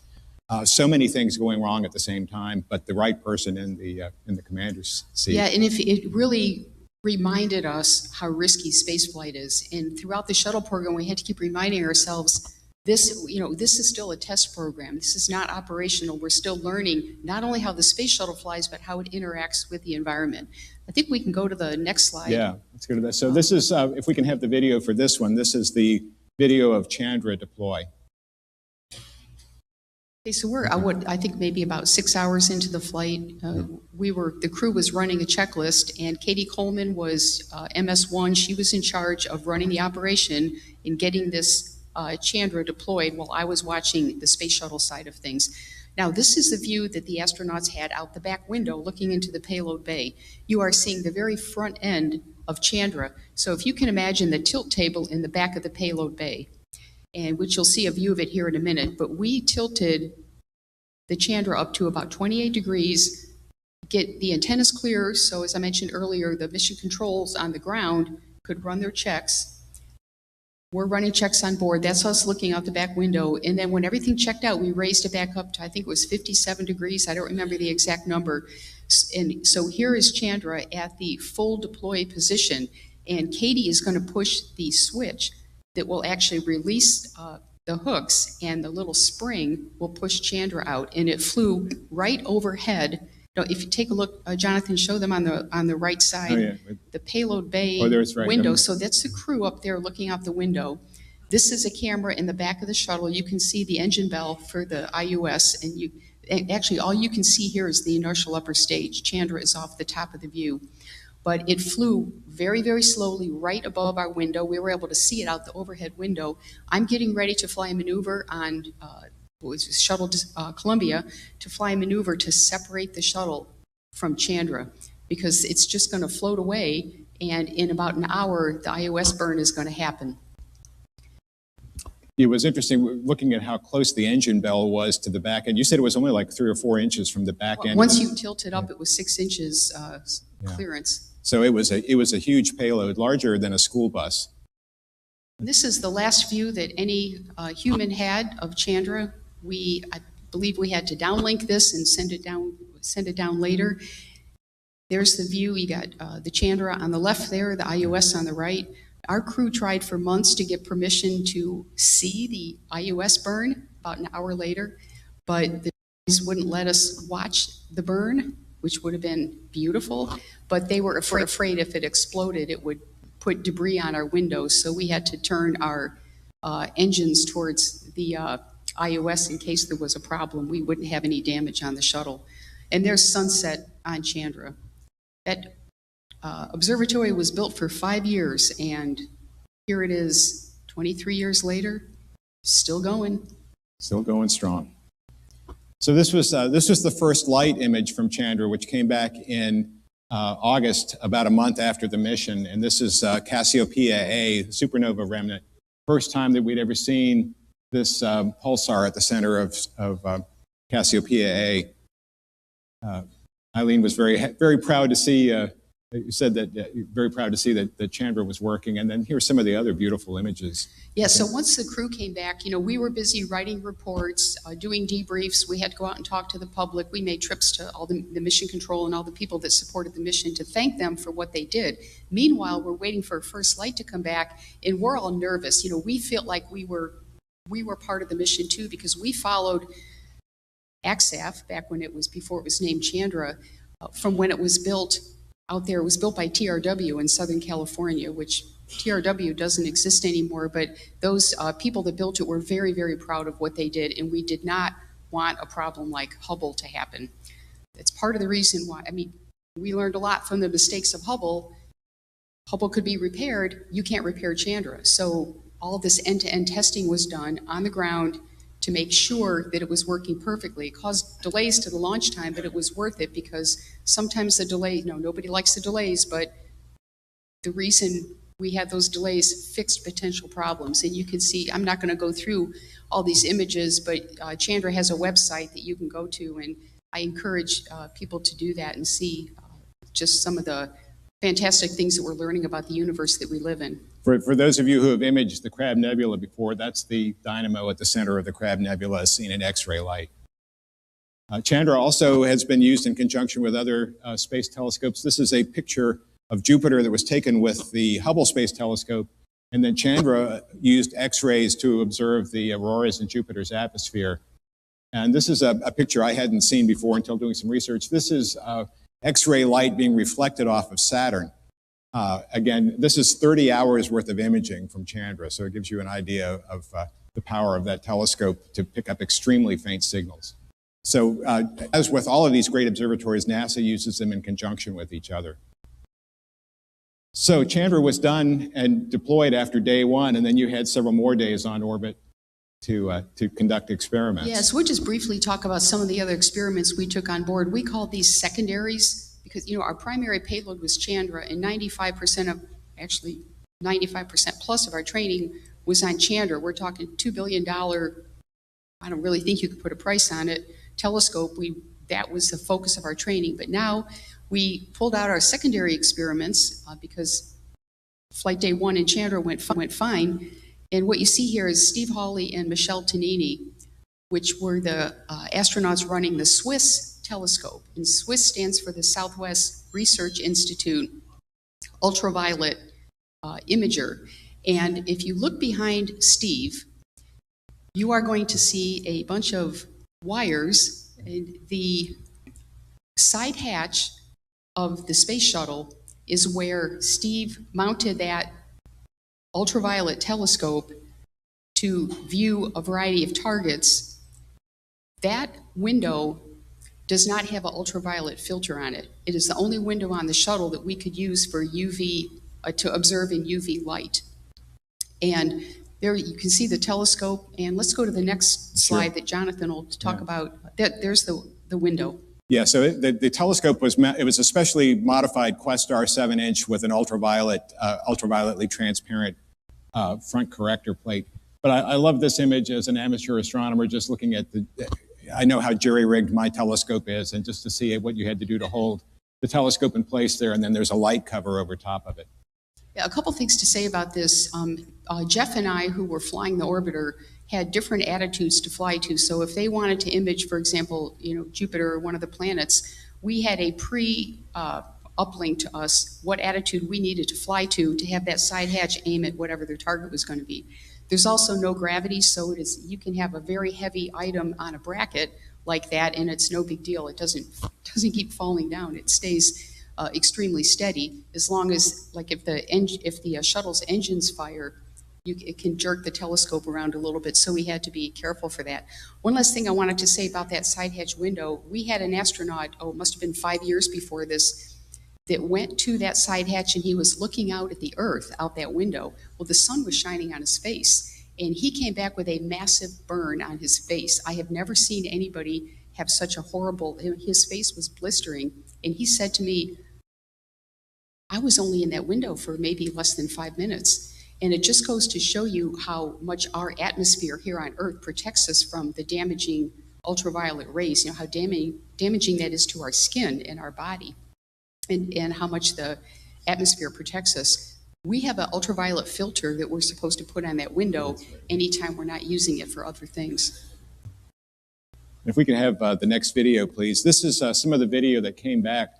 Alan Stern, who I know all of you are well familiar with as the investigator for New Horizons, he was the one that developed this telescope. And the idea was to look for volcanoids, which were hypothetical asteroids inside the orbit of Mercury. So he observed Venus. This is Jupiter in the light of ultraviolet, one of the first images taken of Jupiter in ultraviolet. And then also we'll have an image of the moon in ultraviolet, one of the first images of the moon.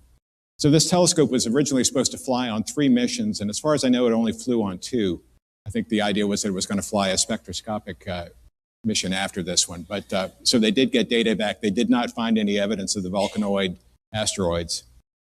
No, they all wanted to become famous, to discover something, but it didn't happen. But at least we tried. Okay. So we're going to talk a little bit more about now some leading into other kinds of astronomy that you could do from on board. And this is a different mission now. This is one of Eileen's most famous pictures and favorite pictures. So. Yeah, we're going to just jump back to my mission in 1997. It was STS-84, and I wanted to take a photo of Hale-Bopp. So you remember Comet Hale-Bopp? All right, so I told my OTV engineer, I want to take a photo of Hale-Bopp and I want to send it to Astronomy Magazine and get published. And he's like, sounds great. So we got a procedure, we got the equipment. I won't go through the whole thing, but we had to put the shuttle in inertial attitude hold to keep, you can see how the Earth is turning below us. I forgot how long like was the exposure? 14-second exposure. 14-second exposure. So the Earth, 8 seconds. I'm sorry, 8-second exposure. 8 seconds. Okay, Yeah. when you can see the Earth's atmosphere there, the very high level of the atmosphere, and then of course Hale-Bopp in the middle there. So I spent hours trying to get this photo. We got several, but that's the best one. So I come home, I get a hard copy of this, and I send it off to Astronomy Magazine. I subscribed, right? So like a week later, my Astronomy Magazine comes in the mail, and in there is a photo of Hale-Bopp taken by STS-83 astronaut Don Thomas that was way better than mine. because at this point in time, the comet was leaving the solar system, and it was a little bit dimmer than that. And I said, oh, they're all going to think I'm an idiot when they get the photo, but at least I can say and I also photographed a variety of astronomical objects, especially the moon, which was a beautiful target. So over to Jonathan. For those of you keeping track at home, this is Orion's head. There was Betelgeuse there. So Orion upside down. So I was able to date the photograph by looking at where the comet was and the relative to that. So this is jumping back to 83 again, but this is what the moon looks like from space. And I wanted to ask, I asked Eileen, what does it look like? You know, there was always this talk about why don't you see stars in the pictures from the moon? And I was asking her, can you see stars in the daytime from orbit? Or what can you see from inside the lighted cockpit of the space shuttle? Yeah, and you can see stars from space, and you know we do take photos. Of course, if you're in the shadow of the Earth, on the dark side of the Earth, you don't have all that light in the cockpit, so you can get a better photo. Even if you're on the daytime side of the Earth and the sun is shining on the orbiter, you can still see stars. It kind of depends on which way you're pointing, but you don't want to look at stars because what you can see from space is similar to what you can see from Earth. You don't have twinkling of stars because you don't have the atmosphere that causes the twinkle here on Earth. You'll have just the solid stars. But the Earth is so compelling, it's so beautiful, you know, the blue and the white and the bright deserts, that if you have any time to look out the window, you want to look back at Earth. But of course, if there's something that's important to photograph, we turn towards that. We're going to jump to Eileen's next mission. Yeah, I was going to just say something about this. Is a poster that was made by the Spaceflight Awareness Program. The photo was taken at the end of STS-93. You know, we had the successful Chandra deploy, and we landed back at Kennedy Space Center, and our families were to greet us. So my daughter was 3 years old at the time, and we were getting back on the Gulfstream II to fly back home to Houston, and one of the PIO people snapped this picture. A couple months later, I see these hundreds of posters coming out that say, "Are you ready for us to go?" They never asked my permission, but that's okay, you know. But it was part of because we had the problems that we had on Columbia. It I think reminded people that spaceflight is a risky, dangerous business. You can launch these telescopes on an expendable. You know, like we launched the infrared telescope shortly after this on an expendable. But the thing about having people on board is if something breaks, you can go out and fix it. And back when the Gamma Ray Observatory was launched, I think it was the early 1990s, the high gain antenna would not deploy. So Jerry Ross went out on a spacewalk, and all he did was shake that antenna, and out it comes. So we would have lost all of that, you know, high rate data had we not had astronauts on board. I mean, they tell me they had a lower gain antenna, but they really wanted that high gain. So it is buying down your risk by having astronauts there. So But it was quite a bit of risk what we experienced on Columbia. So they ginned up this program and they got 3 astronauts and their kids in these posters, and they sent them around to all the offices around, not just NASA, but the contractors, and reminded people, not that it was anyone's fault, but just remind people that we're not just sending payloads, but we're also sending people that have families. Yeah. You know, Eileen was, had flown 2 missions to Mir, one that docked with Mir, and then what was going to be the last flight of her program, STS, of her career, STS-114, was scheduled to fly originally in 2002, got bumped to 2003. She was going to be the next mission after the Space Shuttle Columbia came back, just like 5 weeks after that came back. And of course, then there was the Columbia accident on February 1st of 2003. And the question was now, was Eileen going to retire from NASA, or was she going to stay on with the program? Yeah, well, I decided after this flight that the future was, well, we all knew the future was the space station. The space shuttle was originally built with the purpose of building a space station in low Earth orbit, which would test out, our equipment and, astronauts living in space for long periods of time. I felt that my importance to NASA, it would be more important to me for the rest of my career had I actually gone to the space station and been there myself. So I signed up for another flight. It was my 4th one, and I don't regret that a bit, but I thought what was going to take 1 year of training ended up being 4 years of training because of the accident we had in the interim. Yeah. And let's go to the next slide and we can take a look at this. Is the training for STS-114. Yeah, so those of you who remember the Columbia accident, it was a piece of foam that came off of the external fuel tank and hit Columbia's wing, and the space shuttle fleet was required to stand down. We were under international treaty to complete the U.S. portion of the International Space Station by February of 2004. That obviously couldn't happen if the space shuttle was grounded. And so this was an opportunity to make not only those repairs to the external tank, but to make other repairs that were badly needed for safety of the space shuttle. Here the crew is inspecting the booster separation motors that push the solid rocket boosters away. These did not always work as reliably as they would have. There was an issue with the hold-down posts that have explosive bolts that fire as the space shuttle is lifting off. Those didn't always fire in sync like they were supposed to. They discovered in servicing Space Shuttle Discovery that the rudder speed brake actuator, which opened up the speed brake in the tail, one of those actuators was installed backwards. And so commanding the thing to open would have caused it to close and could have caused an accident on the ground. So there were a number of things that Eileen and her crew had to feel very, very comfortable had been corrected. And these things made the space shuttle safer, but they never made the space shuttle completely safe. Next slide. Okay. So this, can we have the video for this one? So finally, this is now July of 2005, yeah, and the launch of STS-114. It had been 2.5 years since a shuttle had launched, and people were all around the world were just why you can see the purge down there at the bottom. You can see the water deluge at the bottom. And we don't have any sound here, but we're going through the countdown. Okay, these are the sparklers. Their purpose is to burn off any excess hydrogen that might be milling around in the area. There's the booster light and the main engine light, and 6 seconds later, the booster's light and liftoff.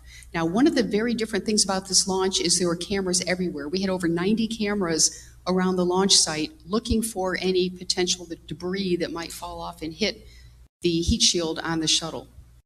Okay, there's our roll program. So we're heading heads down, going into 51.7 degree inclination, making that turn. And the camera views were incredible. We even had cameras on board. If you look over there in the lower left, the lower right, you can see the shuttle's tiles at the top, the fuel tank on the bottom. We also had airplanes flying, imaging us with the best imaging possible. Yeah. There's the booster separation, which happened at 2 minutes. Those boosters, as you know, were reused. The shuttle, the orbiter and the boosters were reused throughout the program. And one of the things I should say about this particular launch, Jonathan mentioned it was a piece of foam that hit Columbia that caused the loss of Columbia and the death of 7 astronauts. We thought we had fixed all that, but a piece of foam fell off on my launch that was seen in this massive amount of photography and film that we had. And so the shuttle was again grounded for another year until they were able to fix those problems. Now, I will say the space shuttle was very expensive. It was very complicated. It was a rocket, it was a satellite, it was an airplane, extremely versatile. It was able to pretty much do everything. The problem with the shuttle, not only was it expensive, but it was so complicated and had so much risk in it. There was no ejection system once you lift off. Today's rockets have, don't call them ejection system, we call crew escape system. But if there's an explosion with today's rockets, the whole capsule can be ejected off the top and come down safely in a parachute. And the other thing about today's rockets is the heat shield, which brought down Columbia. You can see the shuttle's heat shield was exposed to falling debris. Well, today's rockets, the heat shield is protected all the way at the top. There's no way anything can hit it. So today's launch vehicles are much, much safer. And when we voted, when the astronaut office voted for what type of design do you want in future rockets, we all voted for, let's go back to what we had during Mercury, Gemini, and Apollo, because that's much safer. One of the other things that came about was the use of the potential use of the International Space Station as a safe haven if anything were to go wrong. And so there were a number of ways that NASA devised to inspect the heat shield. One was an extra robot arm, and another one was a rendezvous pitch-around maneuver we'll talk a little bit about here. But the idea was that from orbital mechanics standpoint, the space shuttle is coming up from an orbit below the space station. And maybe, Eileen, you can talk a little bit about what it's like to fly this approach to a station. Yeah, so the space station is in the origin of this, yes. And of course so the Earth. The space station. Yeah, the Earth is at the bottom, and we flew something called a V-bar approach, which meant we came up from below, and I'm just going to pause for a minute for several minutes at the minus 600 foot point where we did the RPM rendezvous pitch around maneuver, which we'll see here in a minute. And then I flew it up. By the way, the rendezvous in the shuttle program were all hand flown by the commander. Today they're automated, but we flew them by hand back in those days. And then we came in down the V-bar and docked. Flying in space is not as intuitive as flying an airplane. Flying an airplane, you just point at your whoever you're rejoining on, and you add power and you go there. If you try to do that in space, what the Gemini astronauts realized, they pointed their Gemini at the Aegina target, and they'd add power, and they would actually be doing what's called a posigrade burn. So instead of going straight at the Aegina, they would go up, and they'd see the Aegina disappear below the nose. They're like, what's going on there? So it's not really intuitive in the sense of flying an airplane. So what we've done today is we had a laptop computer called RPOP, a Rendezvous Prox Ops program, and we use that to help us. We called them what ifs. Should I go in, out, right, left, up, down with my little reaction control system jets? And that helped us save fuel and save time. Yeah. And I think we can go to is the next one. Okay, we have the video for this one, please. This was the rendezvous pitch around maneuver. Sped up. It actually took 6 minutes, but it sped it up here.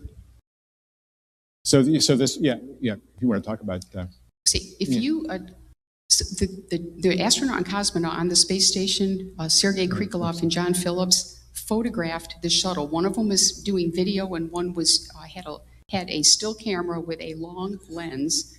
I think it was a 16. I can't remember, but it was a long lens, and they were able to map. They had a plan on where to take the pictures and map that. They were all digital, so they downloaded those photos to Mission Control, which actually saw that we did have some damage. There were some gap fillers that popped out, and we won't go into the detail on that, but we did a spacewalk to remove those gap fillers and possibly had avoided having some tiles peel off while we came home. So this maneuver, the RPM rendezvous pitch around maneuver, was flown on every space shuttle flight after ours that was going to the space station. So Eileen became the first person to fly this. So you were saying that you flew it manually up to the point where this was starting 700 feet below the space station, get the maneuver started, and then the autopilot takes over? Yeah, so the hardest thing about this was flying to the 600-foot point, because that was hand-flown, and we had to hit 6 degrees of freedom. The right, left, in, out, up, down, as well as the, what we call X dot, Y dot, Z dot, which is the velocity in those different directions. And so it was really flying to that point. Once we got to that point and hit those targets, the maneuver itself was flown on autopilot. And then once we came out of the maneuver 6 minutes later, I took back manual control and flew it up to the V-bar and into dock. Yeah. And it's a crew effort. You know, you can't really fly it, well, you can, but if you want to do the best possible rendezvous and docking, you need your crew there helping you out with that. Yeah, so you had people there with LiDAR and handheld things like that, in addition to the computers reading through. So a lot of data being fed to the commander as you're flying this mission. Okay. Okay, next. Okay, so this is a view of the International Space Station that was taken during that rendezvous pitch-around maneuver. And you see the space station looks a lot different in 2005 than it does now. The space station was less than half of its size. We have now 4 sets of these solar panels that are deployed along the space station.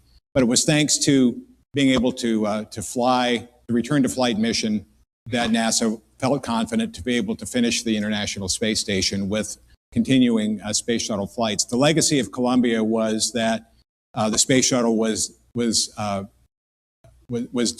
deigned as being too unsafe to continue to fly after the International Space Station was completed. So there was only actually one other mission after the Columbia accident that did not fly to the International Space Station, and that was the final Hubble repair mission. But every other one went to the International Space Station. Okay, next slide. Okay. I think this might be close to our last one. So that was 2005, the day after landing. That's my husband and kids, and you can see Jim Kelly back there with the sunglasses on. We called him Vegas Kelly. And coming back from this mission was just, I can hardly even describe how I felt. Incredibly exhausted, both physically, mentally, emotionally. It had been 4 years of training for this flight, and we came back and landed at Edwards Air Force Base on after 15 days up there of doing this very high visibility mission, and now it's over. We worked at least 24 hours that last day, you know, getting up, getting ready to come home. We had all these weather wave-offs. We ended up landing at Edwards Air Force Base, and we'll talk for just a minute about how an astronaut feels when they come home. When I got off the shuttle, for some reason, I felt very, very bad. My first 3 missions, I was like, be able to hop off the shuttle, you know, bebopping around with no problems, lots of energy. But I came back from this mission and I was completely exhausted. And my blood pressure was high, I was dehydrated, and I'm not sure why, because I did all the protocols. You know, I tell people that over time, like I flew my 4 missions over a 10-year period, and I think the older you get, the older you as a person gets, the easier it is to go up into space because you're going into zero gravity. But the older you get, the harder it is to come back to Earth because now you're coming into a gravity field. Your heart has to work harder just to stand up. I mean, just standing here right now, our heart is beating, you know, to keep the blood up to the head. And astronauts in the past have had a tendency to faint coming back, which is why we do a protocol of fluid loading. We salt water before we come home, which tastes terrible, but you do it because you don't want to faint, and you don't know if that's going to happen to you or not. So anyway, I came back from this mission. I was completely exhausted. We landed our families were out at Kennedy Space Center waiting for us, and we ended up going into Edwards. So we spent quite a bit of time out there doing medical exams, never went to sleep, got on the Gulfstream 2 and flew back, and it was dark out, and we were supposed to have a welcome home ceremony, canceled. Everybody went home, and we came out the next day in the daylight, and we did this welcome home ceremony, and I was feeling a little bit better. My feet hurt, my back hurt. My crew was doing better than me. But we had local people out there that came back to support us, and the local media, and the Houston mayor, and whatnot, and it was really great to see the people come and support us. And I knew it was my last mission, but it is kind of a shock for an astronaut to come back from a mission like that. And I can kind of empathize with how Apollo 11 felt coming back from their missions, all that training that you did on a high visibility mission, and now it's over, and what am I going to do? So, you know, I decided to retire and spend more time with my family and turn over, well, there were, at that point in time, there were 18 more flights on the manifest, and we had 50 astronauts that hadn't even flown 1 mission yet. It didn't make sense for me to fly again, and I thought the most important thing for our country is to get these rookies flown so we can have more people with the experience of having been to the space station.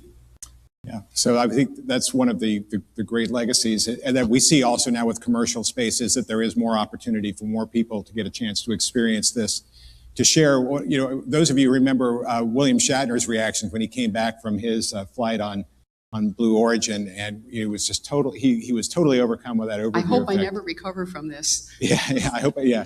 At 90 years old, but I mean, we need people like that. We need people like all of us here who see the world in a very different way than people who are looking down at the ground every day. We look up in the sky, we see the Earth in a much different perspective than a lot of other folks do, and that's what astronauts flying in space can do for us. So say what you will about Jeff Bezos and Elon Musk, they are giving an opportunity for people like us to eventually be able to go into space and see this for ourselves. Okay, so our final slide here, this is, you may have seen this woman before, but we will be signing, we got together and wrote this book over the course of COVID, and did it entirely virtually. And it's been a great honor to be able to share the stage with Eileen. And we're hoping that young people read the book. Also, I know that space historians are going to be interested in, you know, what happened on the 4 missions that I flew. But we're also hoping that young people read the book. You know, I think, well, I know today, because I got 2 kids myself, they spend a lot of time on YouTube and TikTok, and they're on Instagram a lot. And I don't think they really read books the way I did when I was a kid. And I think I encourage kids to read books. You know, part of the reason I wrote the book with Jonathan was to have something out there that's easy to read. High school person can read it, learn what it's like to be in the military, to work at NASA, to have problems along the way. So we didn't want to like have an egotistical book. We wanted to put mistakes we made, problems we had, where we fell back, how we recovered from it, both personally and on a mission level, and little techniques that we had along the way to help make the mission more successful, and really with a sense of humility. Okay. So yeah, we will be doing a book signing. I'm looking to see what time it is. We've got a few minutes left. We'll do a couple of questions and answers, but we'll be signing some books here. And I guess depending on how things go, maybe we have time. We have 5 minutes. Okay, so we have time for a couple questions. You, sir, in the middle here? Okay. Thank you.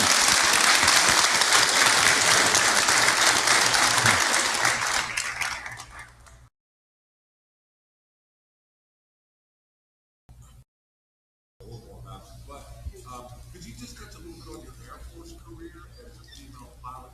I served 4 years in the Air Force. I was a right forecaster. I apologize to allow the gas on. Just a little bit about your career as a female. Things have changed significantly. So the question was, tell us a little bit about your career in the Air Force and how things have changed since. Yeah, so we talk about that in the book. I went in 1978 in a test program. So in 1976, the Air Force decided to do a test program to bring women, because prior to that, women were not allowed to fly military aircraft. And this program lasted about 4 or 5 years. And I was in the first class of women sent to Vance Air Force Base in Enid, Oklahoma. And there were 4 of us on a base of 500 male pilots. And we're walking around with our flight suits on, and of course, we really stood out. There was a lot of pressure on us to succeed. And I think what really happened was the 4 of us really wanted to be pilots. We weren't there to be a woman pilot. We were there to be a pilot. So we all worked very hard. And over the years, the program was successful, and women were then allowed to fly, and it wasn't a test program anymore. Vance Air Force Base kept me on as an instructor, so I got a lot of time in a T-38 aircraft flying with students trying to kill me. And my whole job was to keep me and them alive for 3 years and make them the best pilot they could be. From there, I went and I flew C-141s. I didn't want to fly C-141. I wanted to fly a fighter, and I fought the system. I wanted to fly F-4, I wanted to fly F-106, A-10, F-15. I tried to fly all of them, and the Air Force kept saying, no, no, no, women aren't allowed in combat. So gave up that fight because I wasn't going to win it, and I went to my backup plan, which was the C-141. It turned out that was the best job for me. They sent me out to Travis. I loved flying the C-141. It was a cargo, and I didn't imagine this. I mean, you know, there's an old saying in the military, be careful what you ask for, because you might get it, right? You might remember that. And it turned out that flying a C-141 as a crew member, I flew as a co-pilot in the right seat and as a aircraft commander in the left seat, and later as an instructor. That was the best preparation to fly the space shuttle, because we learned to fly a multi-engine, large aircraft with a crew, with a payload, with a mission. We flew around the world, and I loved it. I did that for 3 years, and then I went and taught at the Air Force Academy, taught math, learned a lot about my students. I'm just going to throw. My students used to ask me, "Ma'am, why do we need to know this? We're never gonna use this." And I wasn't prepared for that question from my student. The first time I got it, I had to go home and think about it. Well, why do they need to know math? And I came back and it was like, well, you need to know how to solve problems. And math gives you define a problem, you find the tools, and you put them in the right order. And without going into a lot, I think I really learned from my students. I mean, I learned more from them than I did from the book, to be honest with you. And so I did that. I went to Air Force Test Pilot School and then the astronaut program. So thanks for the question. Sorry for the long We have time. answer. How about, is there a young person in the audience that has a question for Colonel Collins? How young do they have to be? A younger person. All right, well, you look pretty young. You still got your hair and your, yes, sir. Go ahead. Yeah.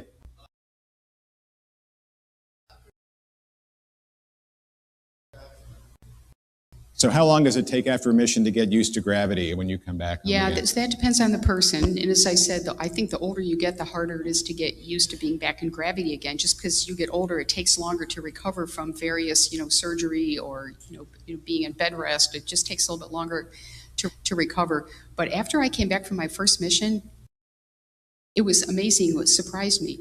I walked off the shuttle and I was thinking, why are my feet stuck to the ground? It didn't make any sense that my feet were stuck because I was only up there for 8.5 days on my first mission. And I got so used to floating in microgravity, to me it seemed natural to be, it takes a while to get used to it, but after about 3 days, I'm like zinging around, going up and down stairs, upside down. And I loved being in zero gravity. And I came back to Earth and I'm like, oh man, this gravity thing is horrible. What? I grew up in it, and now I've got to fight the energy that we need every day to fight gravity is a lot. And my feet hurt on my last mission, especially. They didn't hurt the first day back, but after I walked on them, because in space my bones kind of got out of shape of because you're not walking, right? You don't wear shoes, you just wear socks. And I think my bones got in the wrong position up there in zero gravity, and I came back and walked and I squished them all back down and they went back in the wrong position. And I had horrible pain in my feet it gradually got better over about a month, but it didn't happen on my first 2 missions. It only happened on my last one. And those are really, and the final thing I'll say is, after my first mission, I sort of lost my, the touch that you have, the feeling from your nerve endings. No one told me about this, but it was going to happen to me, that I was going to lose my feeling. But I woke up back on Earth, my first day back on Earth, I woke up and I couldn't feel the bed. I couldn't feel anything. Like all of my nerve endings, I felt like I was still floating in space. And it scared me a little bit. I tried to move around and I still didn't feel anything. But over, I'd say probably 2 or 3 minutes, my feelings started coming back. And that was very, very strange. I told the doctors about it and they're like, oh yeah, that happens to some people. Like they didn't think it was a big deal. Well, why didn't you tell me about it? And that happened a little bit after my second mission, not as bad. And then my third and fourth mission, I just didn't have it. Okay. Well, unfortunately, we have to cut things off at this point now so we can do a little bit of book signing, and we'll be seeing you outside here in the lobby. Thank you very much for coming this afternoon. Thank you very much. Thank you. Thank you very much. Thanks, Irene. Thank you. Thank you all. I hope you enjoyed your day here at NEAF, and they have the book signing outside. Hopefully we'll see you tomorrow again.